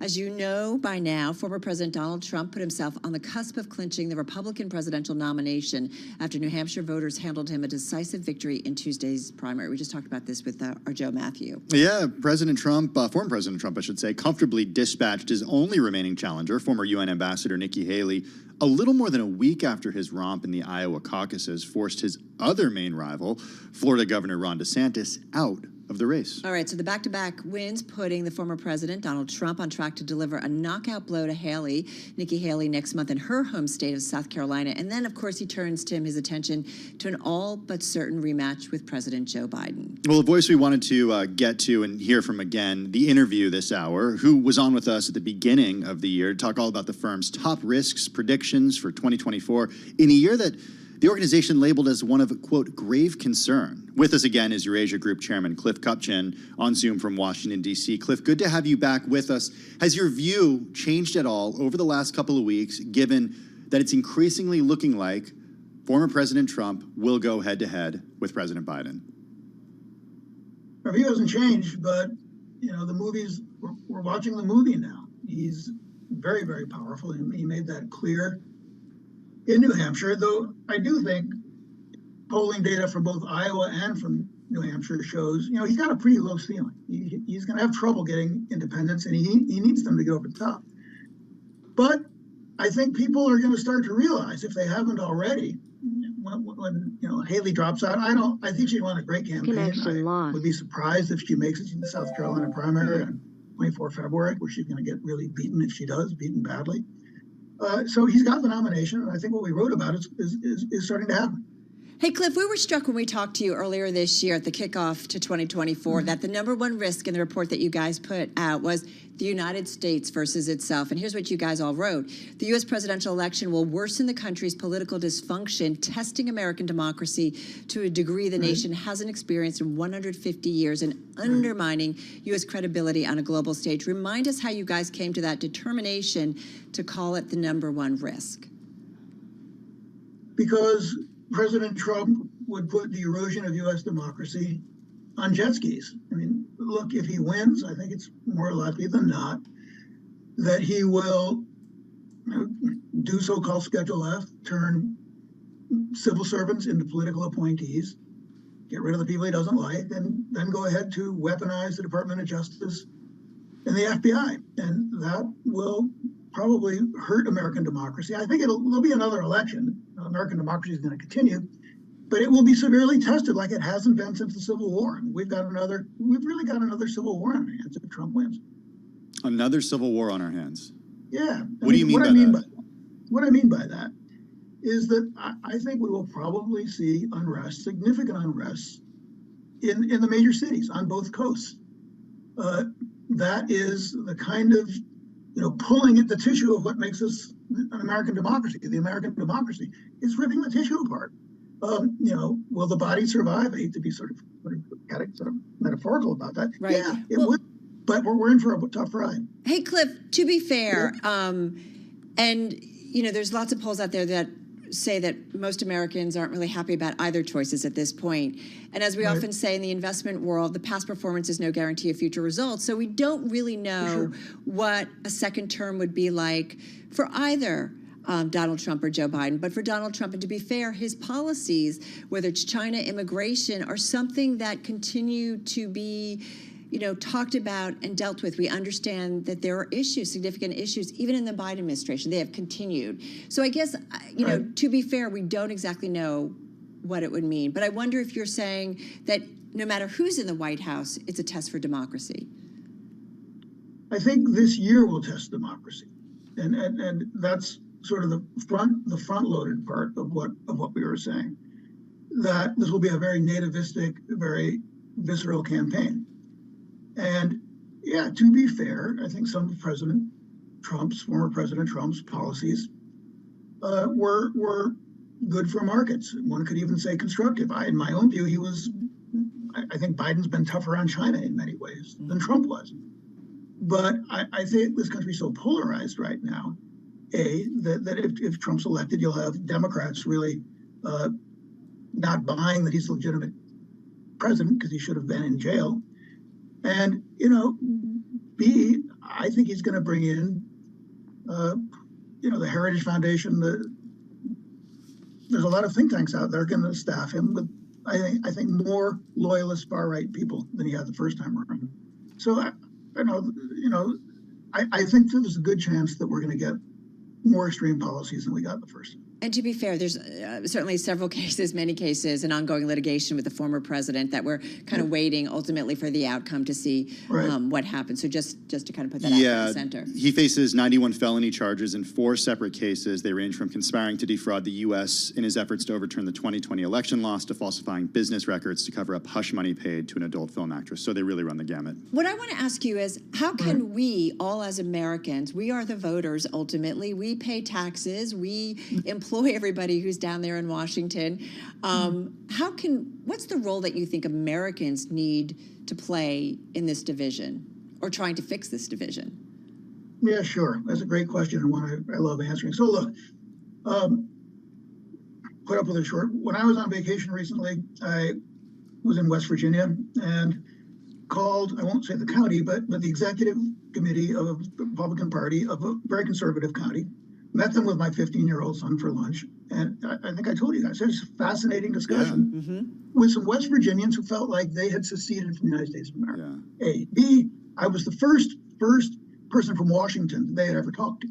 And they didn't want to secede from the United States of America. So I think there is a national conversation that we really need to have. I feel lonely when I call for that, because the Democrats aren't calling for it and the Republicans aren't calling for it. But I think this kind of national town hall would be a really constructive thing to try, because Americans are good people, I think. We're just really polarized. Hey, go ahead, Carol. I just want to mention on AP News Alert, United Auto Workers Union endorsing President Joe Biden for re-election as a Democrat works to win over the rank and file. So we know he has been, many would say, a friend to organized labor. We've seen him out there certainly supporting them. Well, Cliff, speaking of business, I mean, that's what you do at Eurasia Group. You advise businesses about how to handle the political climate, the geopolitical climate of the U.S. and of the world. One, what are you hearing from CEOs right now about a potential Trump second term? And 2, how are you advising them to navigate it? Well, what we're hearing is a lot of interest in, what a Trump 2.0 would do on tariffs and on protecting certain sectors generally. Is there a, trade to be made on a 10% universal tariff, that kind of issue, or on revoking PNTR, preferred trade status from China, firstly. Secondly, there is a lot of concern in C-suites and corporate boardrooms about the issue of instability on whether America's status as the ultimate safe haven for capital in the world, and capital's a coward, only goes where it's comfortable, is that going to continue to be the United States if Trump gets elected? I think there's a lot less.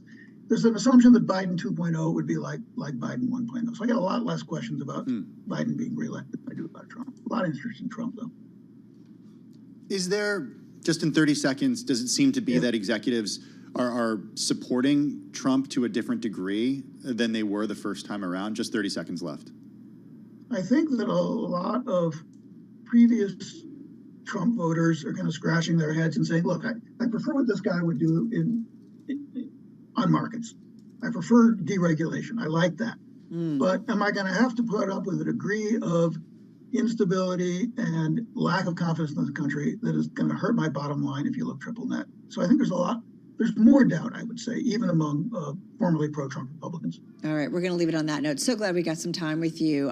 Cliff, thank you so much. Happy New Year again. Cliff Kupchan, chairman at Eurasia Group on Zoom from Washington, D.C. Just to rehash a headline that just crossed, the United Auto Workers endorsing President Biden at its annual legislative conference in Washington, signaling union support in automaking swing states. The president right now making some comments at that event. Hey, let's go to Washington, D.C. now for a check of the latest world and national news. We got Nancy Lyons in the Bloomberg 991 newsroom in D.C. Hey, Nance.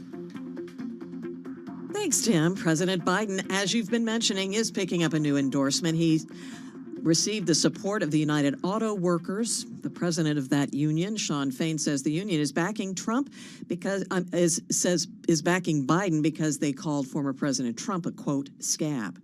Houthi rebels continue to target ships in the Red Sea, and the U.S. is continuing to fight back. National Security Council spokesman John Kirby says the Houthis fired at least 3 anti-ship missiles earlier today. One missile missed by something like 200 kilometers. And the other 2 were shot down by a U.S. Navy destroyer. Kirby says the U.S. will continue to protect shipping as long as the Houthis conduct the attacks. There's no deal yet, but members of a bipartisan group in the Senate are sounding optimistic that legislation on border security and immigration reform will be coming together soon. The White House is expressing optimism, but there may be some sticking points on how much it could ultimately cost. Connecticut Senator Richard Blumenthal. There is a compromise solution here, and I think we're close to it. Blumenthal's colleague on the other side of the aisle, Lindsey Graham, says there's no such thing as a perfect deal, but he says they're close to finding something they can do to address the border. Well, guess who's coming back with a blend of news and late-night laughs? This is The Daily Show with Jon Stewart. Jon Stewart is returning to The Daily Show after a 9-year absence to lead the satirical news program through the 2024 U.S. presidential election cycle. Starting February 12th, Stewart will host the Comedy Central program every Monday night with a rotating lineup of performers anchoring the rest of the week. Global news 24 hours a day and whenever you want it with Bloomberg News Now. I'm Nancy Lyons. This is Bloomberg.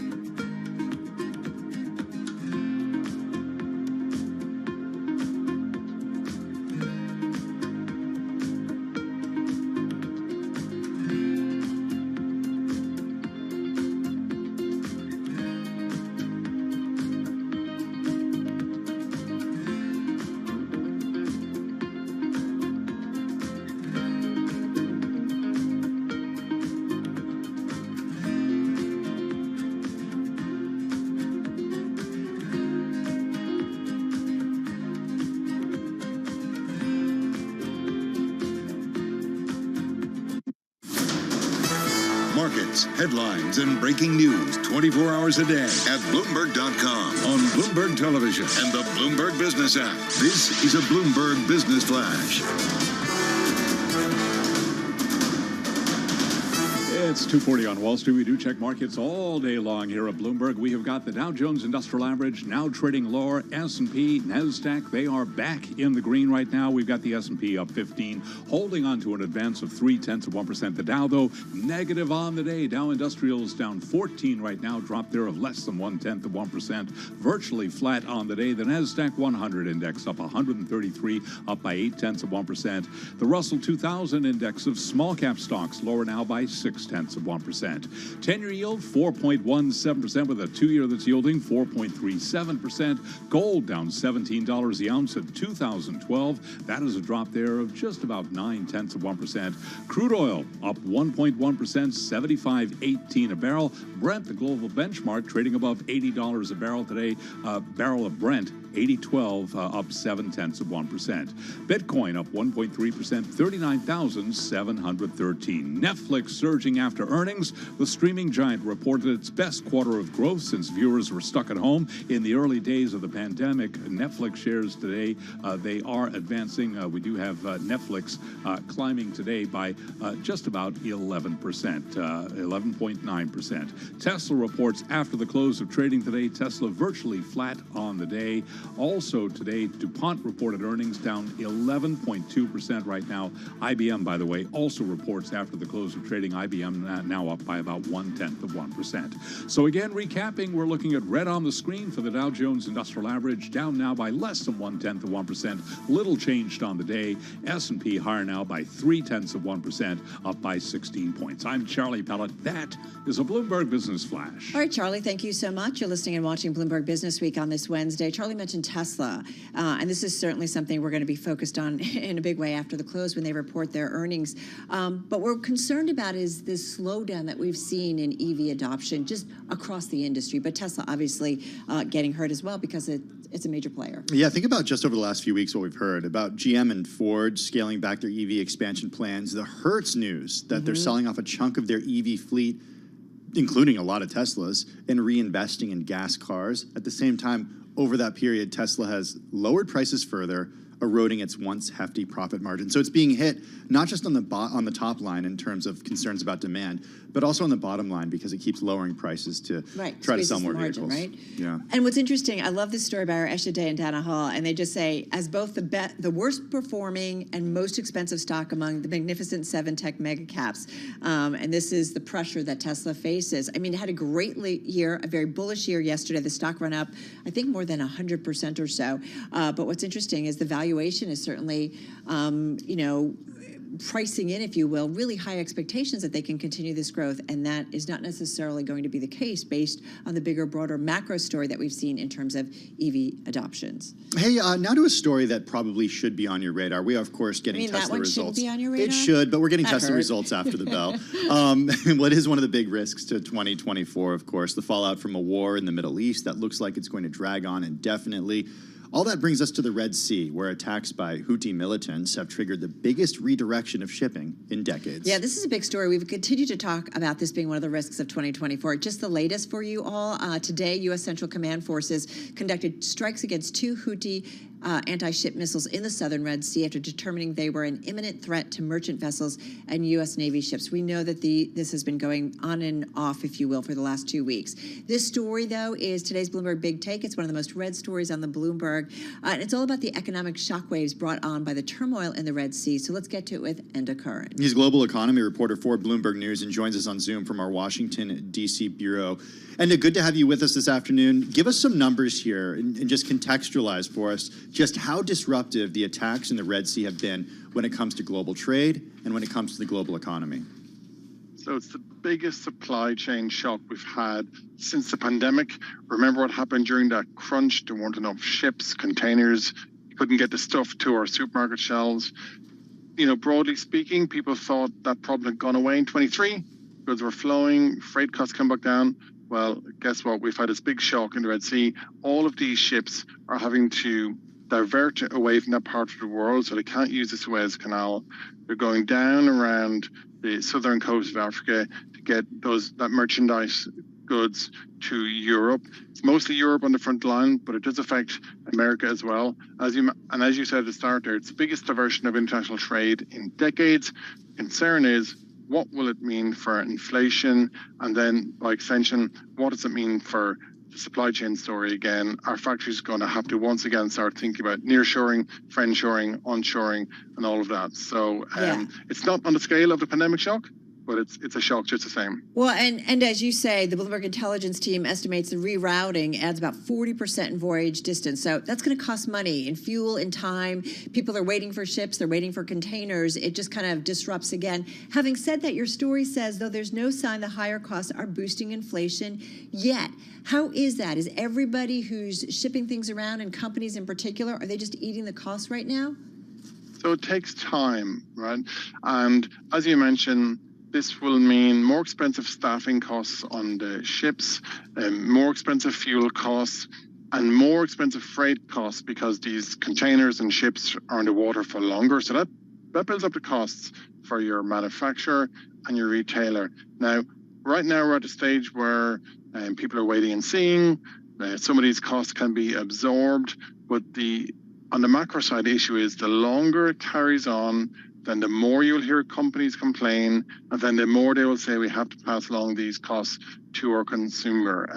Now, again, just stressing, we're not talking the magnitude of what happened during the pandemic just yet, but you couldn't say it's not a complication for the inflation story either, and this is meant to be the year of disinflation. Is there a way to understand the types of goods that are shipped through that region, where they're from, where they're going to, what they consist of? So when we do see eventually, if we do see those price increases on those things, we know why? Or is this the type of thing where it could hit everything? It could. So we're talking here about merchandise goods, right, from East Asia. All the stuff that goes into our shopping baskets is made in that part of the world. It goes into big containers and it gets sent around. For the European market, it goes through the Suez. The US market across the Pacific, but I'll come back to the US in a moment. So those goods are at risk. And then from South Asia, you're talking about all the textiles and apparel, all the clothing. That is at risk. You hear some of the producers in Bangladesh, for example, already complaining about rising costs. And then as you move across to Africa, you're talking about the resources and agricultural food produce trade. That's getting caught up in the mix. So that's also being impacted. Some retailers in Europe already, like in the UK, for example, well-known brands like Tesco and Next, they're complaining that costs may have to go up. So the cost of shipping the stuff that go into a typical shopping basket will go up. Now, US is being buffeted somewhat at the moment just because most of the merchandise goods going to the US comes across the Pacific. But of course, if the cost of freight goes up, cost of shipping goes up, cost of oil goes up, that will impact every route, no matter where you are. So Europe gets the first round, US gets the second round effect.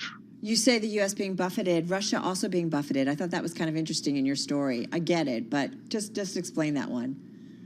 Well, so there is a view out there that this particular, the conflict on the Red Sea is broadly targeting, if you want to call it, Western ships or UK-US ships, and that Russia and China are going to be able to navigate this because of the geopolitical alliances that are underway at the moment. I mean, that's one take on it, but people will tell you that ultimately, if we get to a point where this is carrying on and freight costs are going up and scarcity or capacity becomes more scarce, then everyone's going to get an impact somewhere along the line. And we got 30 seconds left. Just give us an idea of what analysts are saying, what executives are saying right now about how long they're thinking that this thing could last.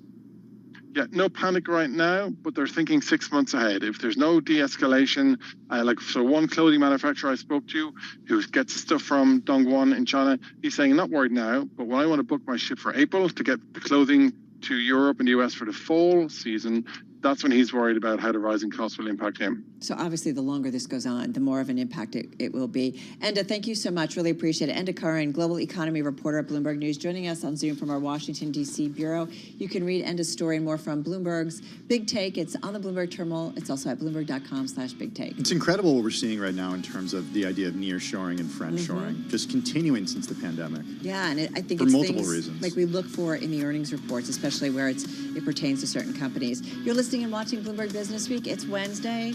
It's Carol Massar. It's Tim Stanovic. This is Bloomberg.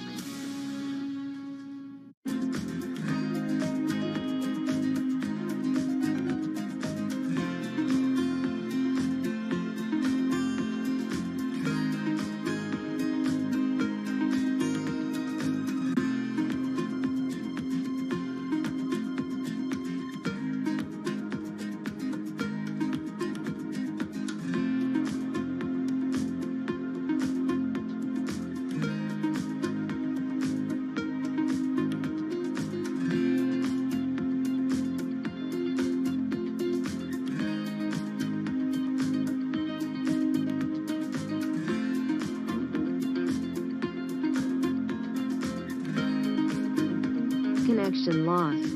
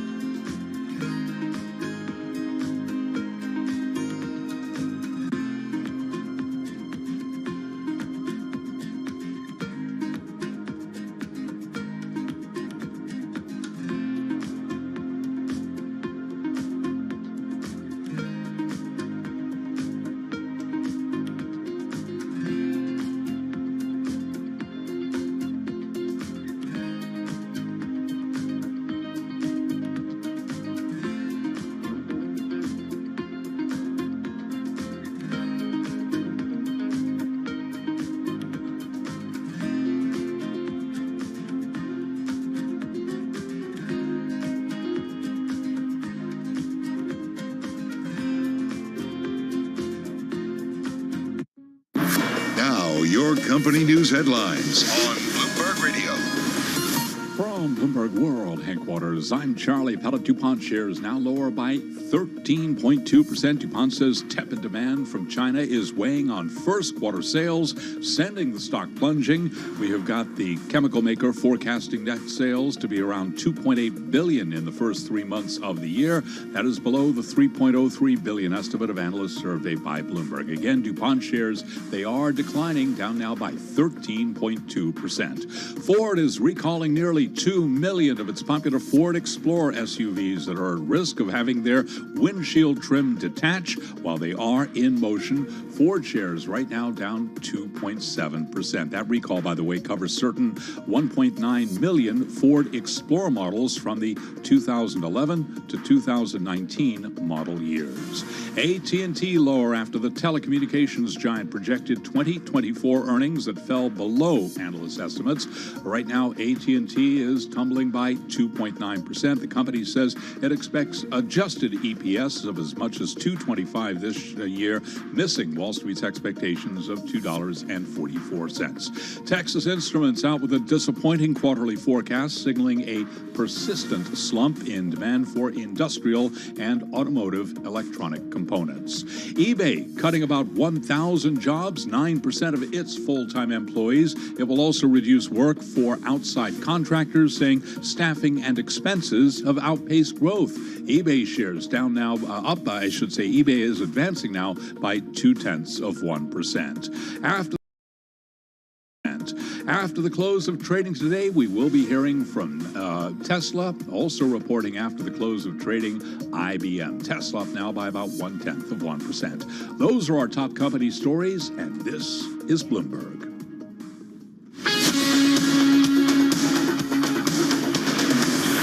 This is Bloomberg Business Week with Carol Massar and Tim Stenivek on Bloomberg Radio.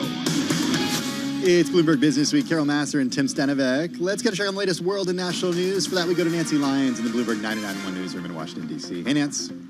Thanks, Tim. President Biden is picking up a sought-after endorsement today from the United Auto Workers. UAW family, today I'm proud to stand up here with your International Executive Board and announce that the UAW is endorsing Joe Biden for President of the United States. UAW President Sean Fain says Biden has earned the endorsement. Fain called former President Trump a scab who only represents billionaires.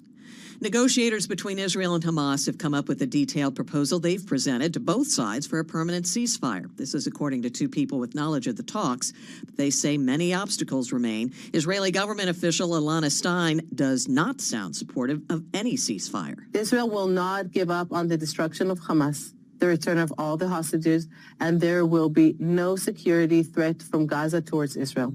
Stein says Hamas cannot be trusted to stick with any ceasefire. The deal being negotiated calls for the release of all remaining hostages held by Hamas in Gaza and for Israel to release a number of Palestinian prisoners and allow the flow of humanitarian aid into Gaza. Russia is accusing Ukraine of shooting down a military transport plane that it says was carrying 65 Ukrainian prisoners for an exchange. There were no survivors. Russian Defense Committee Chairman Andrei Kartapolov made the charge while addressing a session of the Russian State Duma. Kartapolov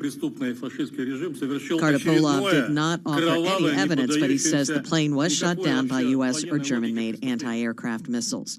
It was 40 years ago today the world of personal computing changed. The Apple Mac computer was introduced to viewers during Super Bowl 18 in this dystopian ad. On January 24th, Apple Computer will introduce Macintosh. The $2,500 that bought a Mac in 1984 will buy a MacBook Pro M3 with a lot more memory.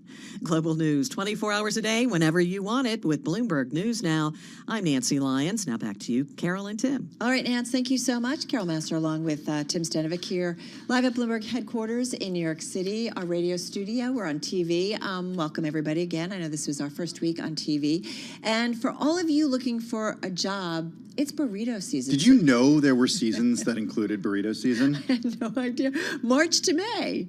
That's the peak. There's spring. It's burrito season. There's summer, there's fall, there's winter, and there's burrito season. I had no idea. And apparently Chipotle is looking to hire about 19,000 workers around burrito season. Yeah, they were planning to add 15,000 across its North American locations. Apparently we're going to be eating a lot more burritos. They've got 110,000 employees at its 34,000 restaurants. Mainly in the U.S., they got 40 in Canada and 26 in Europe. Speaking of jobs, we're all kind of job related right now. You know who doesn't need a job anymore? Yeah, I do. I mean, what? Who? Jon Stewart. Yeah. Coming back. Did you see this earlier today? Kind of love this. Okay, so he's returning to The Daily Show after a 9-year absence. He's going to lead the satirical news program through the 2024 U.S. presidential election cycle. Not every day. Not every day. Starting next month, February 12th, he's going to host the Comedy Central program every Monday night, and then there's going to be a rotating lineup of performers anchoring for the rest of the week. He's also executive producer. That's big. Yeah, big deal. A lot has changed, though, when it comes to media over the last 9 years since he's been gone. Absolutely. I mean, well, all the shift from linear to streaming. Right. And a shift kind of in all those late night shows. But I think with the presidential season, you expect it. And it's not like he's been off. He had the Apple Show for a few years. You know what the net is? What's the net? I'm hungry for a burrito. I thought you were going to say Jon Stewart's not going to be working at Chipotle. I'm guessing not. All right, everybody, lots more to come in the next hour. We've got not Netflix earnings. We had that already. But Tesla earnings after the close. We're going to talk about the Everything Token. And we've got to talk about Goldman and Lazard. They've got ex-spies that they are working with. It's all coming up.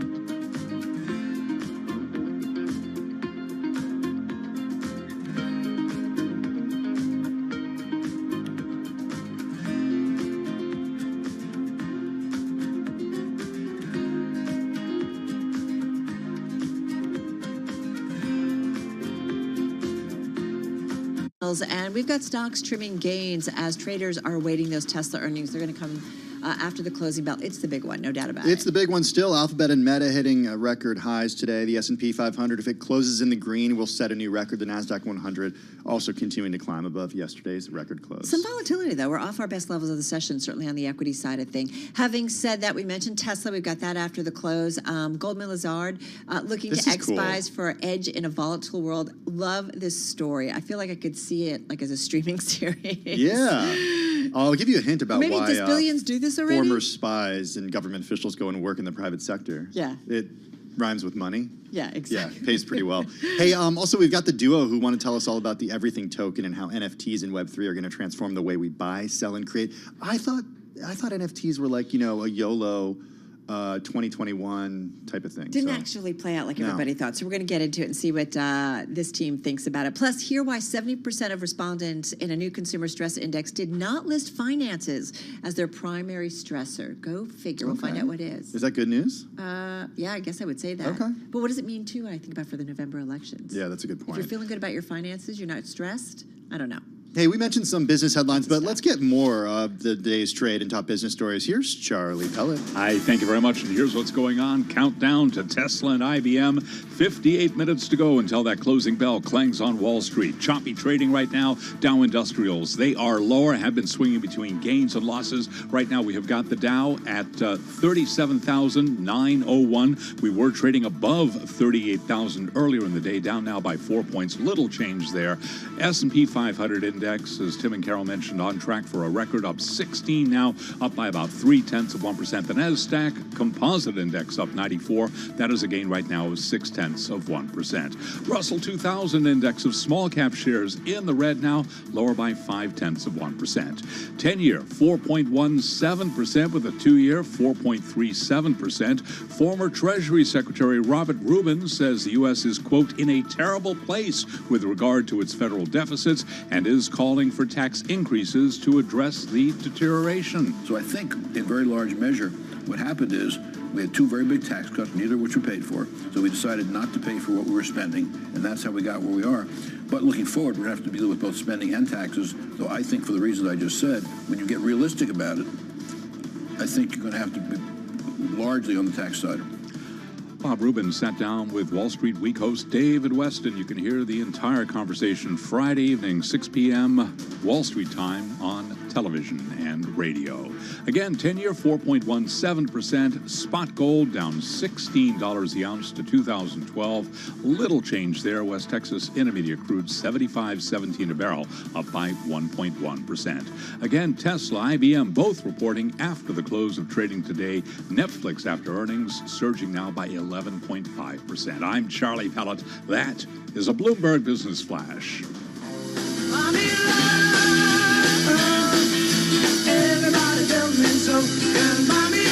So I wonder if U.S. consumers are kind of loving the outlook and how they're feeling about the world. Well, you might recall last week, U.S. consumer sentiment soared in early January to the highest since 2021. That far exceeded expectations. Short-term inflation expectations also slipping to a 3-year low. So I'd say, yeah, feeling pretty good. Yeah, at least by that measure. That was a big number, right? Kind of surprised the world, or at least folks here in the U.S. So consumers upbeat. And on that, our next guest in our team is out with a new consumer stress index. So let's get to it and really find out how stressed out consumers are, or they might not be. Is Katie Thomas. She's head of the Carney Consumer Institute. She's on Zoom from Pittsburgh, Pennsylvania. That institute, by the way, it's a think tank of global strategy and management consultancy folks. Katie, good to have you here with Tim and myself on Bloomberg Business Week. First of all, give us some background on the index, how you determine what needed to go into it, right? And this is the first read on it, or give me some background here.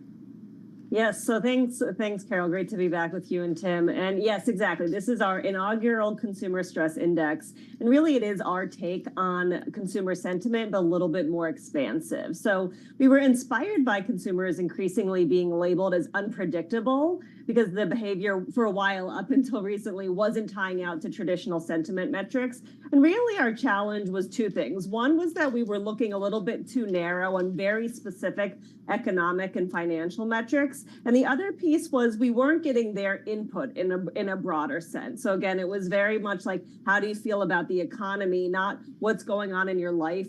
What are the other things that are perhaps stressing you out? Or, in fact, we found the opposite, which is that consumers have this optionality that has allowed them to navigate some of these stresses a little bit better than perhaps we were giving them credit for. So it's really this comprehensive point of view on consumers and their stress. What's the optionality that they have that you're referring to?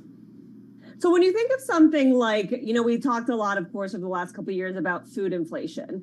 When you talk to consumers, you realize, in fact, they feel like there's more flex there than you may think. So yes, certainly they acknowledge the rising prices, but there's a lot of options in terms of where you shop, what brands you buy. You can try new brands. You can try different pack sizes.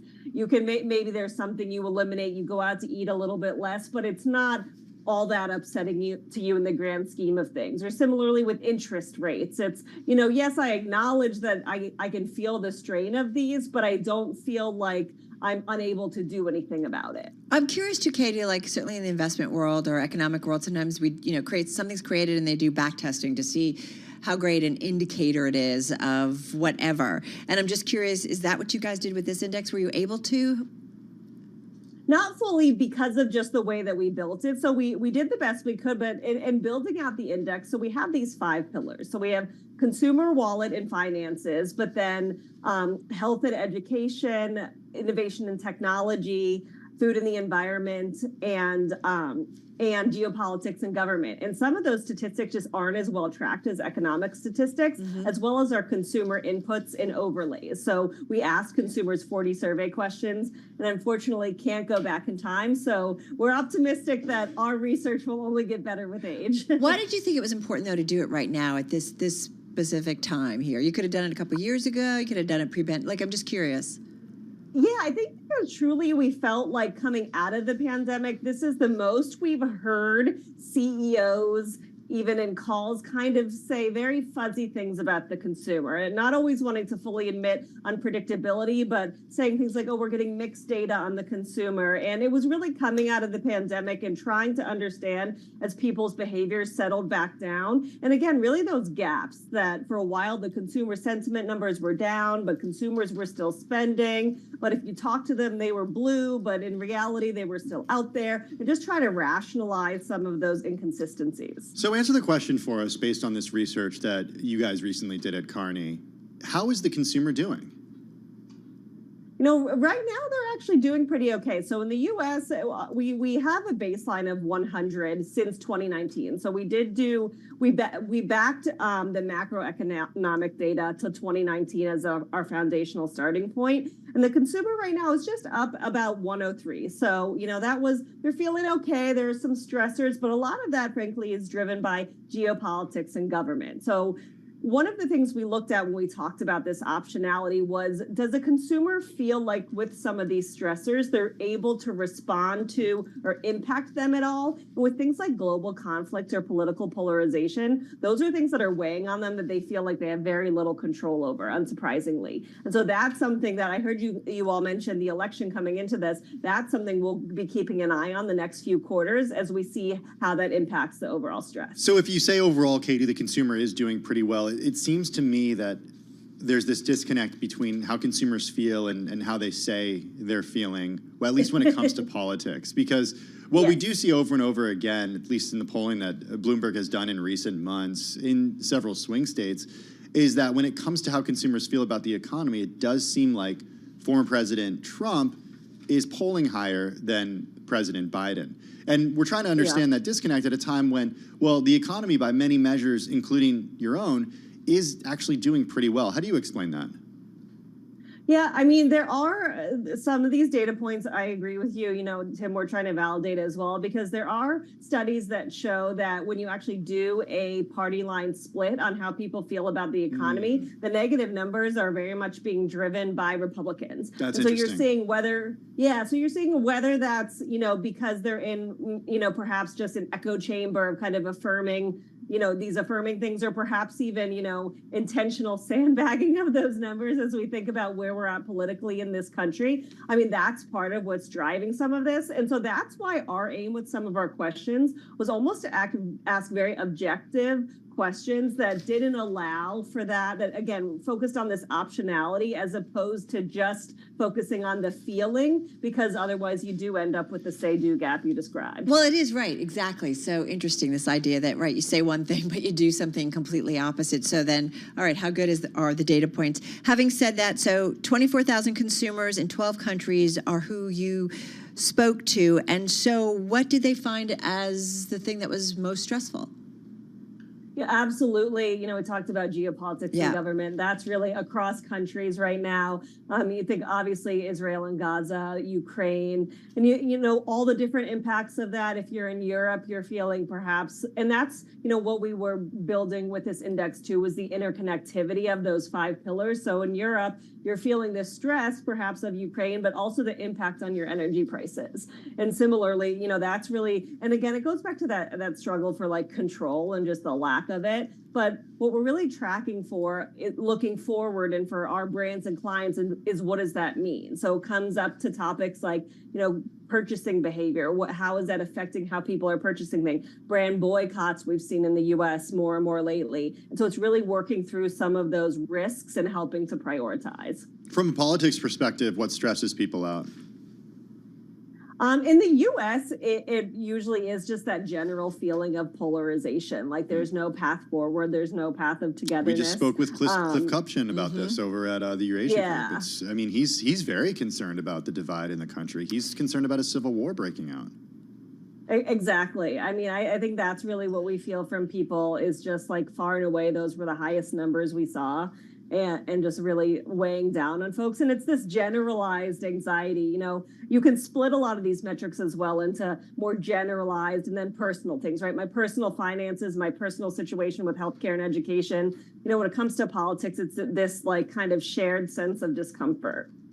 It's interesting too, and you guys, in a release that was also put out, the initial baseline report, surfaced some interesting conclusions. For example, while stressors associated with the consumer wallet pillar were most frequently cited, 70% of respondents did not list that as their primary concern. Like, how do you cross that one?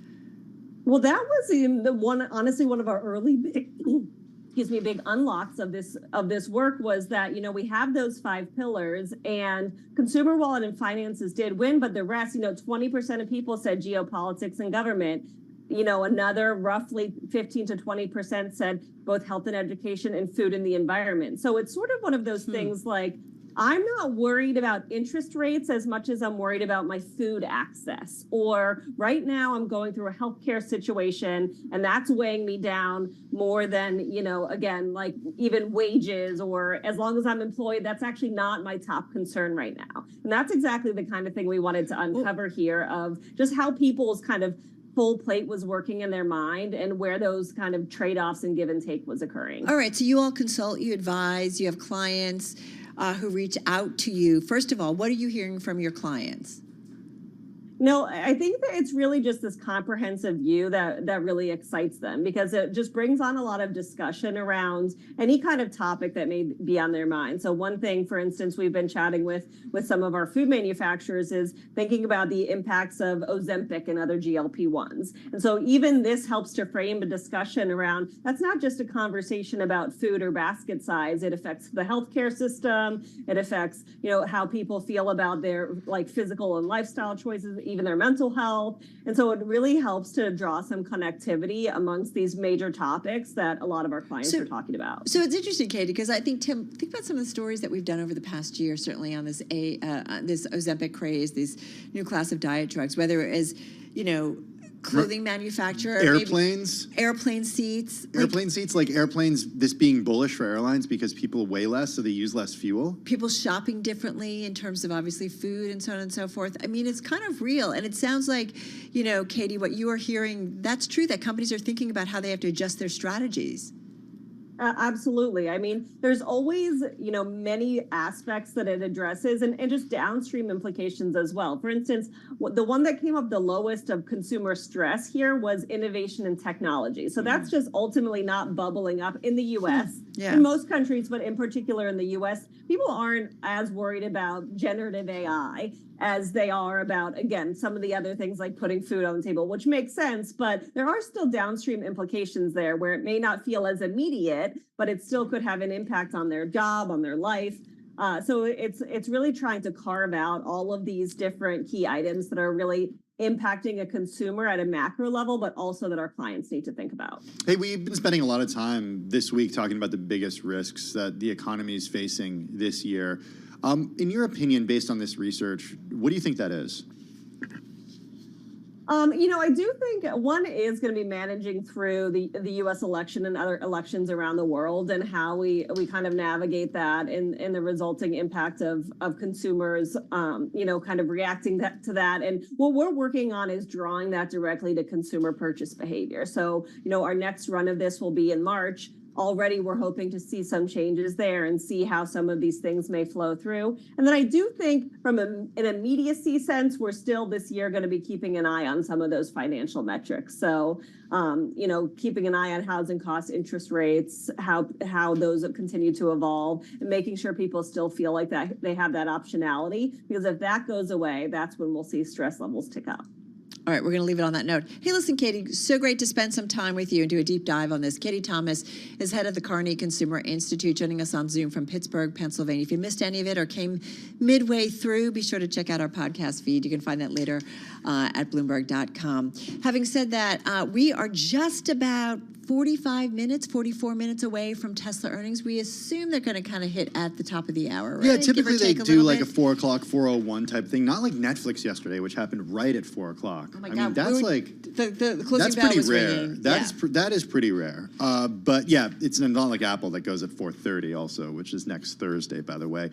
So yeah, about 44 minutes to go. A couple numbers that we're watching for, Carol. Guidance for how many vehicles the company is going to sell this year. Analysts expect the company to sell about 2.2 million vehicles this year. That would be about 22% growth from the 1.8 million that Tesla delivered in 2023. That's according to estimates compiled by Bloomberg. So that's a really important number to watch. Yeah, and we talked earlier about like all the challenges that are really mounting against some of the automakers. It's not just Tesla, it's General Motors. We look at what Ford, both of them scaling back their EV expansion plans. It's just fascinating. Yeah, and it makes sense. I think about our Keith Naughton, who covers the auto space, has for a long time. A great story he did about all of a sudden consumers are buying hybrids rather than electric vehicles, that all of a sudden they saw a surge in that. So there's a rethink. What do we also hear from the Toyota chairman yesterday? 30% would be the max that he thinks in terms. And look, Toyota has been they've been criticized for being behind when it comes to EVs, not when it comes to hybrids by any means. Look at the Toyota Prius that's been around for years. But he thinks that it'll go 30% EVs, then the rest will be made up for by hybrids, internal combustion, and then even hydrogen. Yeah, so we'll see what happens with Tesla numbers. Their shares are down a little bit in today's trade, so we'll ultimately be breaking them down and doing some analysis at 4 p.m. Wall Street time. This is Bloomberg Radio.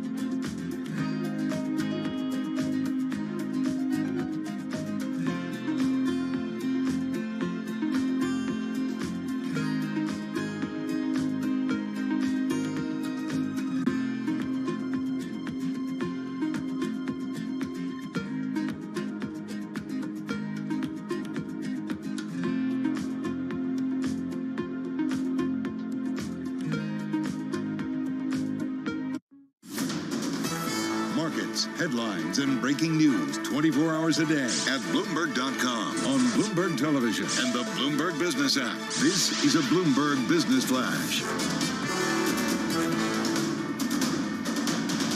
It's 3:21 on Wall Street. We do check markets all day long here at Bloomberg. We've got 39 minutes to go until we get the latest numbers out of Tesla. We've got you covered. Complete coverage when those Tesla numbers break. Also, after the bell, we will be hearing from IBM. Right now, a move lower for the Dow Jones Industrial Average. Lows of the day on the Dow, down 51 points now. That is a decline of 0.1%. S&P higher by 6, holding on to a gain of 0.1%. And we have got NASDAQ, the composite index, up 68, up 0.4%. NASDAQ 100 index up 104, gain there of 0.6%. 10-year yield 4.17%, with a 2-year yielding 4.37%. Federal Reserve policymakers will be meeting next week with a focus on the statement and Fed Chair Jay Powell's news conference. Gargi Chaudhary is head of iShares investment strategy at BlackRock. I still think that the Fed will give a nod to the fact that inflation, services inflation, is still sticky. March, in my opinion, a little too soon, but I do think they start soon thereafter, probably by the May meeting, and then get out to about 4 rate cuts for 2024. And you can hear more of that conversation on the Surveillance podcast. You can download it wherever you get your podcasts. Netflix shares are surging 11.1% after earnings. The streaming giant reported its best quarter of growth since viewers were stuck at home in the early days of the pandemic. Again, after the close of trading, we'll be hearing from Tesla. Tesla shares down now by 0.7%. IBM also reporting after the close of trading, up by 0.2%.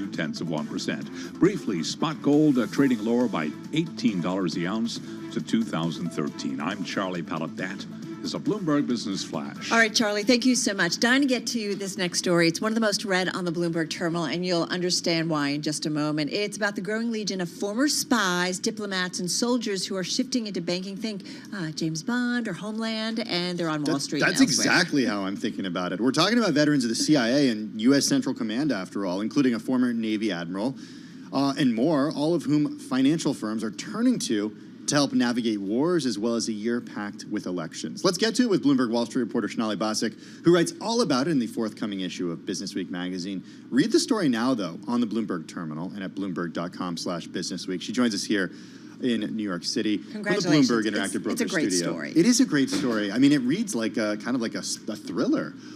James Bond is my favorite movie. Is so it? I had to get Which into one? this one. I mean, there's so many. Oh, all of them. Okay, all Which of them. Bond do you like? That's for another time. Yeah, that is another time. But it is very James Bond-esque.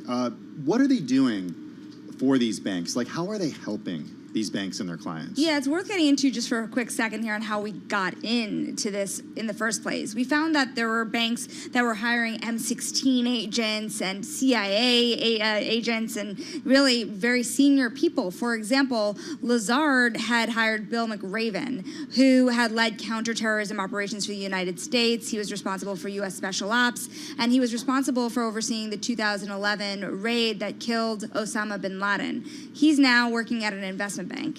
And so we were wondering why these investment banks were hiring this talent and why this talent wanted to go work for an investment bank. So one person we talked to was Jamie Missick, who was a very senior official at the CIA, worked at the CIA for many years, former CEO of Kissinger Associates. And she, this isn't the first time she's done this. She's worked at Lehman Brothers before, for example, running sovereign risk. And the difference now between back then is currently, the very current state of affairs in the world, where you're seeing all this geopolitical risk.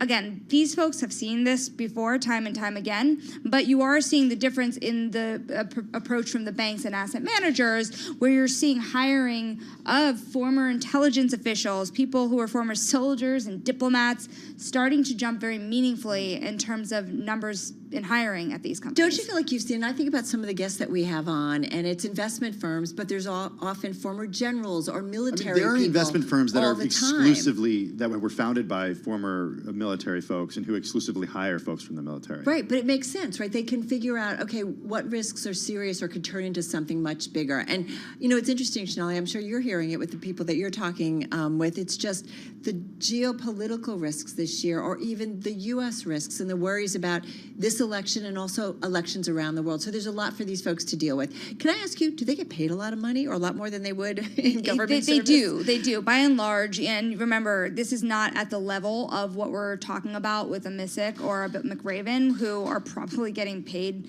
just as much as an investment banker would in the millions.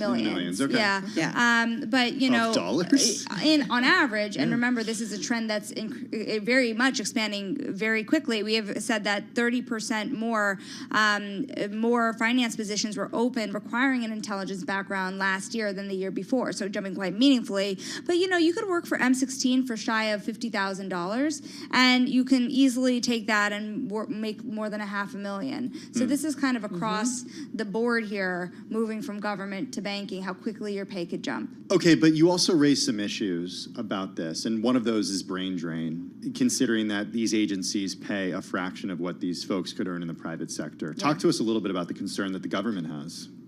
Well, what's interesting about this, let's talk about it from the talent perspective, because if you're working in a CIA position, and I was talking to Jamie Missick, the former Kissinger Associate CEO and CIA director as well, and she had really spoken about these stories about what it was like to get battle pay at the beginning, right? And what that felt like, to be in these really dangerous situations, really on the ground, bunker life, right? And you know, I don't think you necessarily do the government job for the money, if you will, but at the same time, there is a point in your life where you might want to take that skill set, where you can see around the corner and give those abilities to somebody else and help other people see I can see that. Like, if you're in your 20s, you're not married, you don't have kids, you're like, okay, I could go do this, I could go live in this place, I could be a spy, but, you know, people change later in life. And there are real risks to those government jobs, right? Yeah. These, you know, kind of being a spy on the ground for various government. Having said that, though, so when they go to work for companies,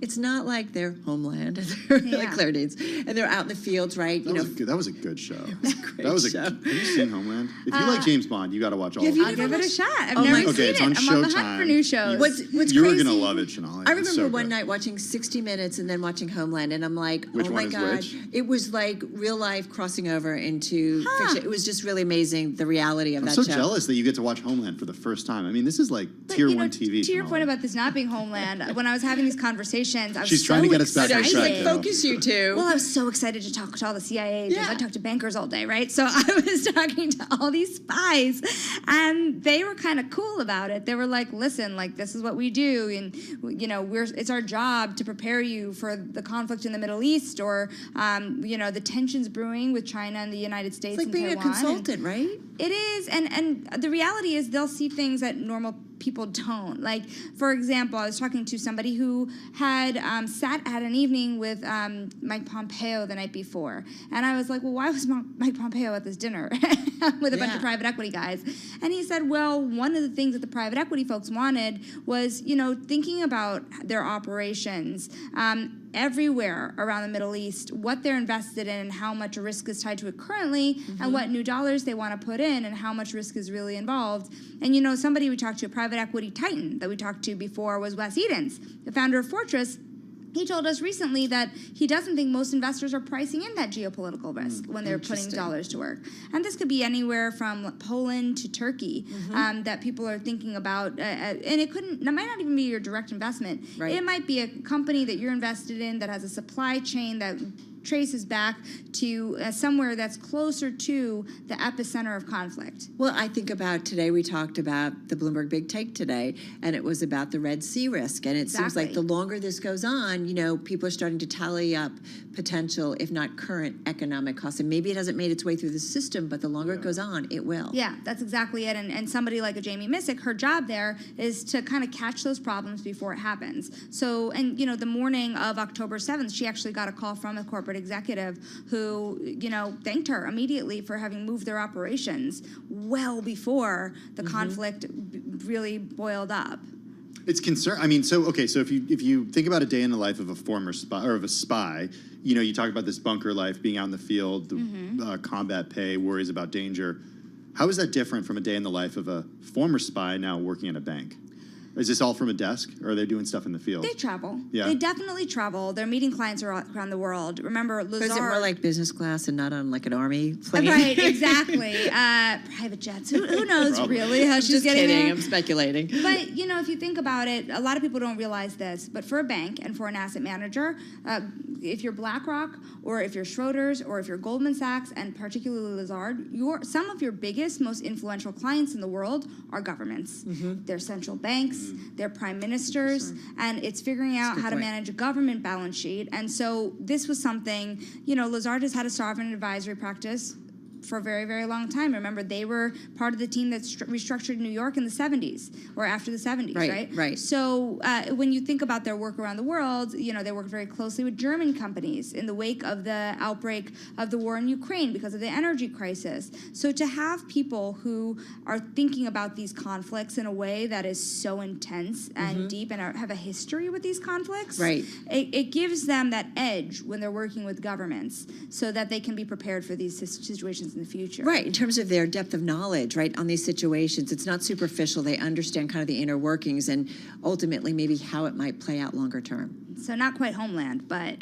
Go watch it. You but will pretty love interesting. It. You will love it. This is an incredible story, as we said. It's among the most read on the Bloomberg terminal, and it will be in the new issue of Bloomberg Business Week, which is out on newsstands later this week, but already on the Bloomberg and at Bloomberg.com. Really cool stuff. As always, Shonali Bossack, thank you so much. Bloomberg Wall Street reporter. All right, let's get to Washington, D.C. now for a check on the latest world and national news. For that, we turn to Nancy Lyon. She's in the Bloomberg 99.1 newsroom in D.C. Hey, Nance. Thanks, Tim. The United Auto Workers Union is endorsing President Biden in the race for the White House. UAW President Shawn Fain told convention goers today President Biden has earned it after last year becoming the first sitting president to join a picket line. Fain also says former President Trump does not care about the American worker. Donald Trump is a scab. Donald Trump is a billionaire, and that's who he represents. Fain says if Trump ever worked in an auto plant, he'd be a company man trying to squeeze the American worker. Following her second-place finish to Donald Trump in New Hampshire, Nikki Haley is heading for South Carolina, the state she served as governor, to campaign for votes in next month's primary. Bloomberg's Irv Chapman has more from Washington. Polls of South Carolina Republicans indicate it's Trump country. Former House Speaker Kevin McCarthy said Haley will see the handwriting on the wall in a Bloomberg interview. It's about 30 days before South Carolina. She's losing South Carolina. At the end of the day, I do not think Nikki Haley wants to lose her home state that badly. I think she'll probably pull out. McCarthy said immigration has become the issue at the top of voters' minds, the key issue that will defeat President Biden. In Washington, Irv Chapman, Bloomberg Radio. Boeing CEO Dave Calhoun has been on Capitol Hill today meeting with senators as the company faces questions about its quality control and aircraft safety following a mid-air incident earlier this month. Reporters asked Calhoun today if he's confident in Boeing's planes. I'm here today in the spirit of transparency to, number one, recognize the seriousness of what you just asked. Number two, to share everything I can with our Capitol Hill interests and answer all their questions because they have a lot of them. Calhoun says Boeing does not put planes in the air that, quote, it's not 100% confident in. Global news 24 hours a day and whenever you want it with Bloomberg News Now. I'm Nancy Lyons. This is Bloomberg.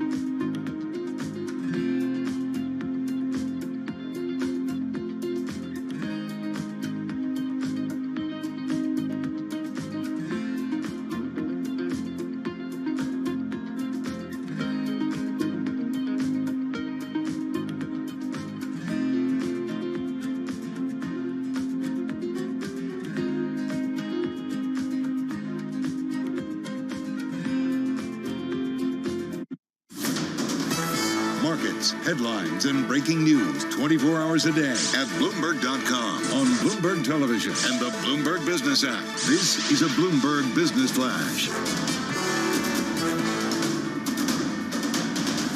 It's 3:40 on Wall Street. We do check markets all day long here at Bloomberg. We have got the Dow lower, but the S&P, NASDAQ, we're looking at potential records here. 20 minutes to go ahead of the closing bell, 20 minutes until Tesla. Let's head right over to the first word breaking news desk for today's afternoon call.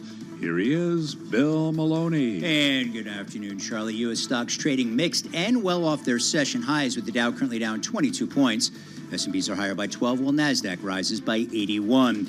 The U.S. 10-year yield at 4.18%. Gold is down a point, oil trading in the green, and Bitcoin is higher by 1.5%. Among the main 11 S&P sectors, leaders were telecom and energy. Real estate and utilities were under pressure, and leaders to the upside in the Dow, Boeing and Chevron, while Verizon and 3M led to the downside. After earnings, Netflix rose 11%, while DuPont fell as much as 14%. That's the most since 2020. In other news, Microsoft rose as much as 1.7% to surpass $3 trillion in market value. And wrapping things up, IBM and Tesla report after the bell. Live from the first breaking news desk on Bill Maloney. Charlie? Okay, we thank you very much, Bill Maloney, and to hear live breaking news over your Bloomberg. Type SQUAWK, SQUA, on your Bloomberg terminal. I'm Charlie Pellet. That is a Bloomberg Business Flash. I'm driving in my car. I turn on the radio. How about you let me drive? Oh, no. Who's gonna drive you home? Honey, please, I'll do the driving. Drive on. Excuse me, I want to drive. It's the question that drives us. This is the Drive to the Close. That funky music will drive us till the dawn. On Bloomberg Radio. All right, TikTok, everybody. Just got about 18 minutes, 17 and a half minutes. Let's Good call counting. it. Yeah, I'm watching the very clock. impressed. Time continues as you speak. It does. And there's like a little bit of a delay, too. Yeah. When it gets to our listeners. You know, it's got to go through the tubes, fly through the air. We're coming as up the signal on does. 17 minutes away. Okay, well, that means it's time for Drive to the Close. For that, we go to Bryant Van Cronkite, portfolio manager at Allspring Global Investments. He joins us from Wisconsin this afternoon. Brian, good to have you with us. I want to know what worries you, because it doesn't seem like investors are worried about a lot right now. We're seeing a lot of records today. Meta Platforms, Microsoft. We're seeing Netflix surge. What's going on? Yeah, good to be with you again today. Look, I think the market really has embraced the optimism that comes with a typical monetary loosening policy, right? We're not even quite through the tightening in my mind, and the Fed has given us a reason to believe in a preemptive cut that's going to lead to stimulating the economy. And we've had a classic playbook of buying cyclicals, buying beta, buying operating leverage, and that's played out. And stocks have rallied coming into the beginning of this year. Now we're starting to see that fade a little bit. Don't you think, Brian, the Fed has been kind of reining everybody in? Although the Fed talk of saying, wait a minute, slow down, higher for longer, higher for longer. It was interesting, right? Because they came out at the end of the year giving you reason to be optimistic about the cuts. And I guess this is our, sixth iteration of the market trying to push the Fed into this early cut pattern that we're looking for now. But every time they come back and they walk us back and saying, oh, wait, the data is still coming in. We're still not done yet. The risk is still that we haven't gone far enough. That's my view. My view is the market now has embedded a lot of optimism, and the reality is we're not done yet. We're not sure what's going to happen, and so I don't want to own businesses today, and I don't want to buy sectors today that are reliant on the generosity of the Fed. I want to buy businesses that are controlling their own destiny. They're navigating the markets by investing in growth. I want to get to some of those businesses in just a minute, but before we do that, I just want to know what you think the Fed is going to do in terms of cuts this year. How many do you think the Fed will do, if any? I think the reality is they have no idea. And so I certainly have no idea, right? I think they need to figure out what's happening still with inflation. Does it sustainably come down where it is? What happens with labor markets? That's probably the biggest one. If we move too early from a monetary loosening standpoint and labor markets haven't resolved themselves from a supply-demand situation and wage growth then moves higher again, that's really bad. It's really bad from a sentiment standpoint. And once sentiment and expectations get out of control, the wheels come off very quickly. So my view is the Fed has no idea. And they're very careful about being active during an election cycle. So they came out early saying this might happen, but the reality is they don't know yet, and I don't know yet. So guessing at it, I think, is a futile effort. All right, so let's get to what I care about is when somebody comes in with names, and I want to know kind of where you would be committing new money. We got names, Carol. We got names. So let's get to it. Because we're going to actually get SL Green, a big player in the REIT market, especially New York commercial office real estate. We're going to get those earnings after the closing bell. CBRE Group you like. Talk to us about that one. Yeah, CBRE is a great business we've owned for a long time, but recently have increased our position because we like what they're doing to navigate an otherwise very challenging time. Investors punished the stock as rates rose because there was a lack of price discovery. Buyers didn't want to sell properties at the lower rates that the higher levels that sellers wanted, and vice versa. And so there was no transaction volume. And so the earnings of CBRE fell as leasing and sales transactions dried up. But the reality is that's only half their business. The other half is a very high recurring cash flow business, and they're using that cash flow and their great balance sheet to invest in the future. They recognize the macro slows down their business today, but the reality is, as a long-term investor, what are they doing to drive much higher earnings power over the next 2, 3, 4 years? And what they're doing is going out there and hiring some of the best talents in the best markets across the country. And as the rates stabilize and transactions pick up, they're going to have a much higher market share. And as they're buying back stock, the per share earnings and cash flow power we think will double versus prior peak in just a few short years. That to me is a really interesting opportunity when the market's being very punishing their stock today. So is it a bet on lower rates, which are good for the real estate names, and an economy that's growing? Is that the bet? You don't need that. You don't need that to win here. That would help, right? That would accelerate the value creation. But what we're doing right now is we're building a base of talent. We're building an opportunity set the market's mispricing today. So when rates do stabilize, not fall, but when they stabilize, there will be more transaction volume in commercial real estate. Everything from offices to hotels to medical properties. But that's what I'm saying. Longer term, the bet is on that you've got an environment that's growing in terms of economic growth, but a lower rate environment. Doesn't have to be lower. It needs to be stable. Okay. Because when they're stable, buyers and sellers know where expectations are and they meet. I don't really care if they're selling their property for $500 million or $450 million. CBRE gets their cut, and they're going to have a lot of cash flow off that. I just need it to stabilize, and everyone will then come to the table again. That's because they're on the service side of it, right? Is that why you say that? They just get their cut? No, that's the transaction side. That's the transaction side. Transaction, the okay. side remains stable. That's growing. They're growing that double digits right now. But the focus from the market is on the transaction side. Again, lower rates accelerates. It puts fuel on the fire. Got it. But we don't need them to win. Over the next 3 years, we need a stable, predictable rate market, and buyers and sellers will come back to the table and transact. All right, so I want to move on to another stock, Keurig Dr. Pepper. Got a segue from real estate too? How about some 7-Up, Carol? How's that? Not so good. RC Cola, Big Red, of course, Keurig Dr. Pepper, Snapple Tea, Canada Dry, Green Mountain Coffee. The list certainly goes on with Keurig Dr. Pepper. Why are you bullish on this company? I'm bullish on it because they've been doing a really good job managing two very different businesses. There's the cold business, which you talked about, some of those great brands on the soda side. We're seeing tremendous pricing power. You're seeing demand stay stable, and they've navigated the pandemic and all the way past that really effectively. What the market doesn't like right now is how the hot side, the coffee side, has been behaving. At-home consumption skyrocketed during the pandemic for obvious reasons, and it has come down a little bit. So volume growth in the pod side has slowed. Yeah. And also they've had issues with their pricing relative to their costs. In many industries, including the coffee manufacturing industry, costs to manufacture have gone up, but the contractual pricing agreements they have take time to roll through. And so margins compressed in a pretty material way. We're almost through that now. Okay, so I was going to say, if you look at the stock, it's really been in a rut since the end of 2021, down about almost 10%. It really kind of hasn't been able to kind of move. It's basically where it was a couple of years ago. So you're saying all of that is done and we should see some upside here? Right around the corner in my mind. It's also a function of what we've seen with the staples in general. When people get excited with the economy, why would you buy a consumer staple, right? Money has flown out of this category, but as it does for macro reasons, from a micro standpoint, it's our chance as stock pickers to really add alpha. And so in my mind, we're going to start to see a quarter or two here. We'll start to see that margin inflection on the coffee side, which should drive higher earnings and get the market focusing on the true cash power of the business longer term. All right, well, fun to talk names as always, and good to get your macro as well. Brian, thank you so much. Be well. Brian Van Cronkite, portfolio manager at Allspring Global Investments, joining us from Menominee Falls, Wisconsin. Interesting. I love talking names. I don't know how many times the Fed is going to cut rates this year. Well, I think that's a silly parlor game, partner. They're going to do what they're going to do. They're going to watch the data. But that's why, I mean, that's literally what people are betting on right now. I think It's going to be a while. Yeah, I know, but I still think it's a silly parlor Okay, trick. fine. I'd much rather play, what is it? Tesla bingo? No, Elon. Yeah, Tesla bingo. Elon bingo. Musk bingo. Well, get out your bingo card. Get out your bingo cards, everybody. This is Bloomberg.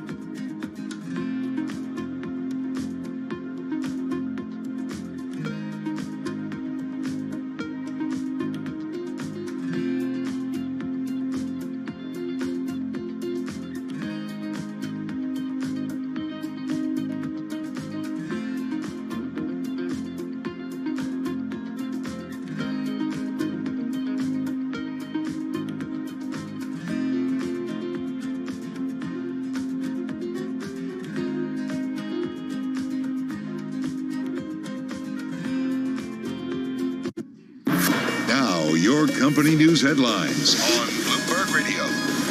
From Bloomberg World headquarters, I'm Charlie Pellet. We are minutes away from the latest quarterly numbers out of Tesla with a focus on EV demand for the industry, as well as price cuts and rising costs at Tesla.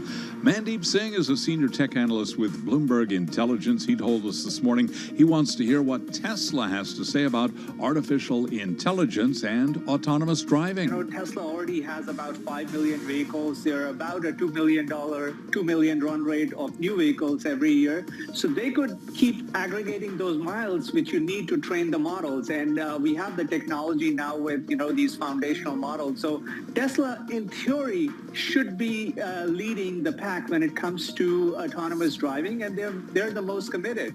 And they just need to articulate that in terms of how they're going to monetize it. And I think people will buy into that story.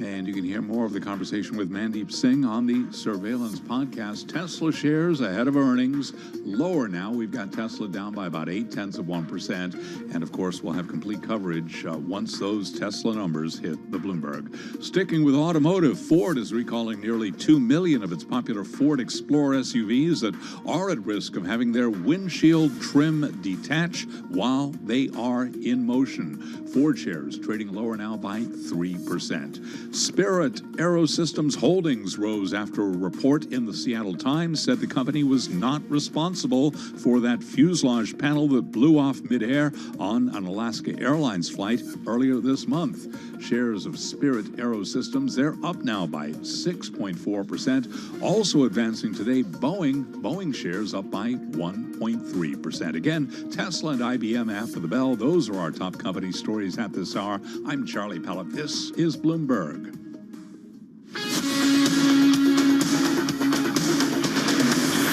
You're listening to Bloomberg Business Week with Carol Messer and Tim Stenevec on Bloomberg Radio. All right, everybody, just got about 4.5 minutes left to go until the closing bell on Wall Street. And of course, we've got a bunch of earnings coming after the closing bell, including Tesla, which will obviously be our focal point. Having said that, a great voice on financial markets, Ed Yardeni. There's a story that is among the most read, Tim, on the Bloomberg terminal right now. Yeah, just 24 days into 2024. Who's counting, though? The S&P 500 has already blown past the Wall Street consensus over where the index is going to finish the year. Okay, that's thanks to NVIDIA, Microsoft. Rising for 5 sessions, the S&P 500 just surpassed 4867, and that's the average level where forecasters in a Bloomberg survey pegged it 11 months from now. However, some folks are starting to get concerned. Including the venerated stocks watcher, Ed Yardeni. He's among those getting nervous about the speed of the move, which builds on last year's 24% rally, thanks mostly to the expansion in valuations. Not that the 40-year veteran didn't see it coming.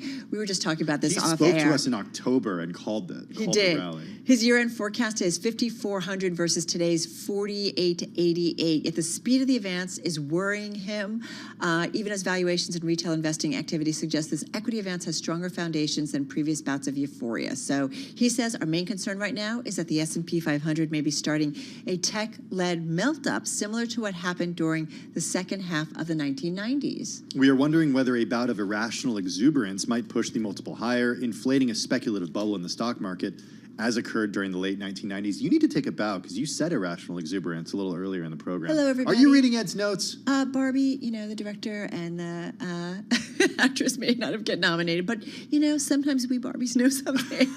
I'm not even Can I do that? There. No, but you can do whatever you want. But it feels like the superlatives were just kind of fast and yeah, good. But today was nuts. Right. Yeah. I don't know that I liken it necessarily to the .com run-up. I feel like that we've got fundamentals under a lot of these companies. I think Nancy Tengler would argue with that too. She would say, well, these companies are profitable. Yeah. But we have to be careful. Like there's that FOMO, this like running after momentum, although momentum sometimes builds more momentum to the upside. I feel like in the financial markets, we tend to see the fluff taken out when it gets too ahead of itself. But I don't know. We'll see. Time will tell. Anyway, great story. Check it out at Bloomberg.com or head to the Bloomberg terminal. Listen. We are getting to wrap up this trading day on this Wednesday. Over to our TV colleagues. That's because Beyond the Bell, it starts right now. Barbies and Kens, all welcome. Even, what was it? What was the one that nobody liked? Alan. Oh, poor Alan.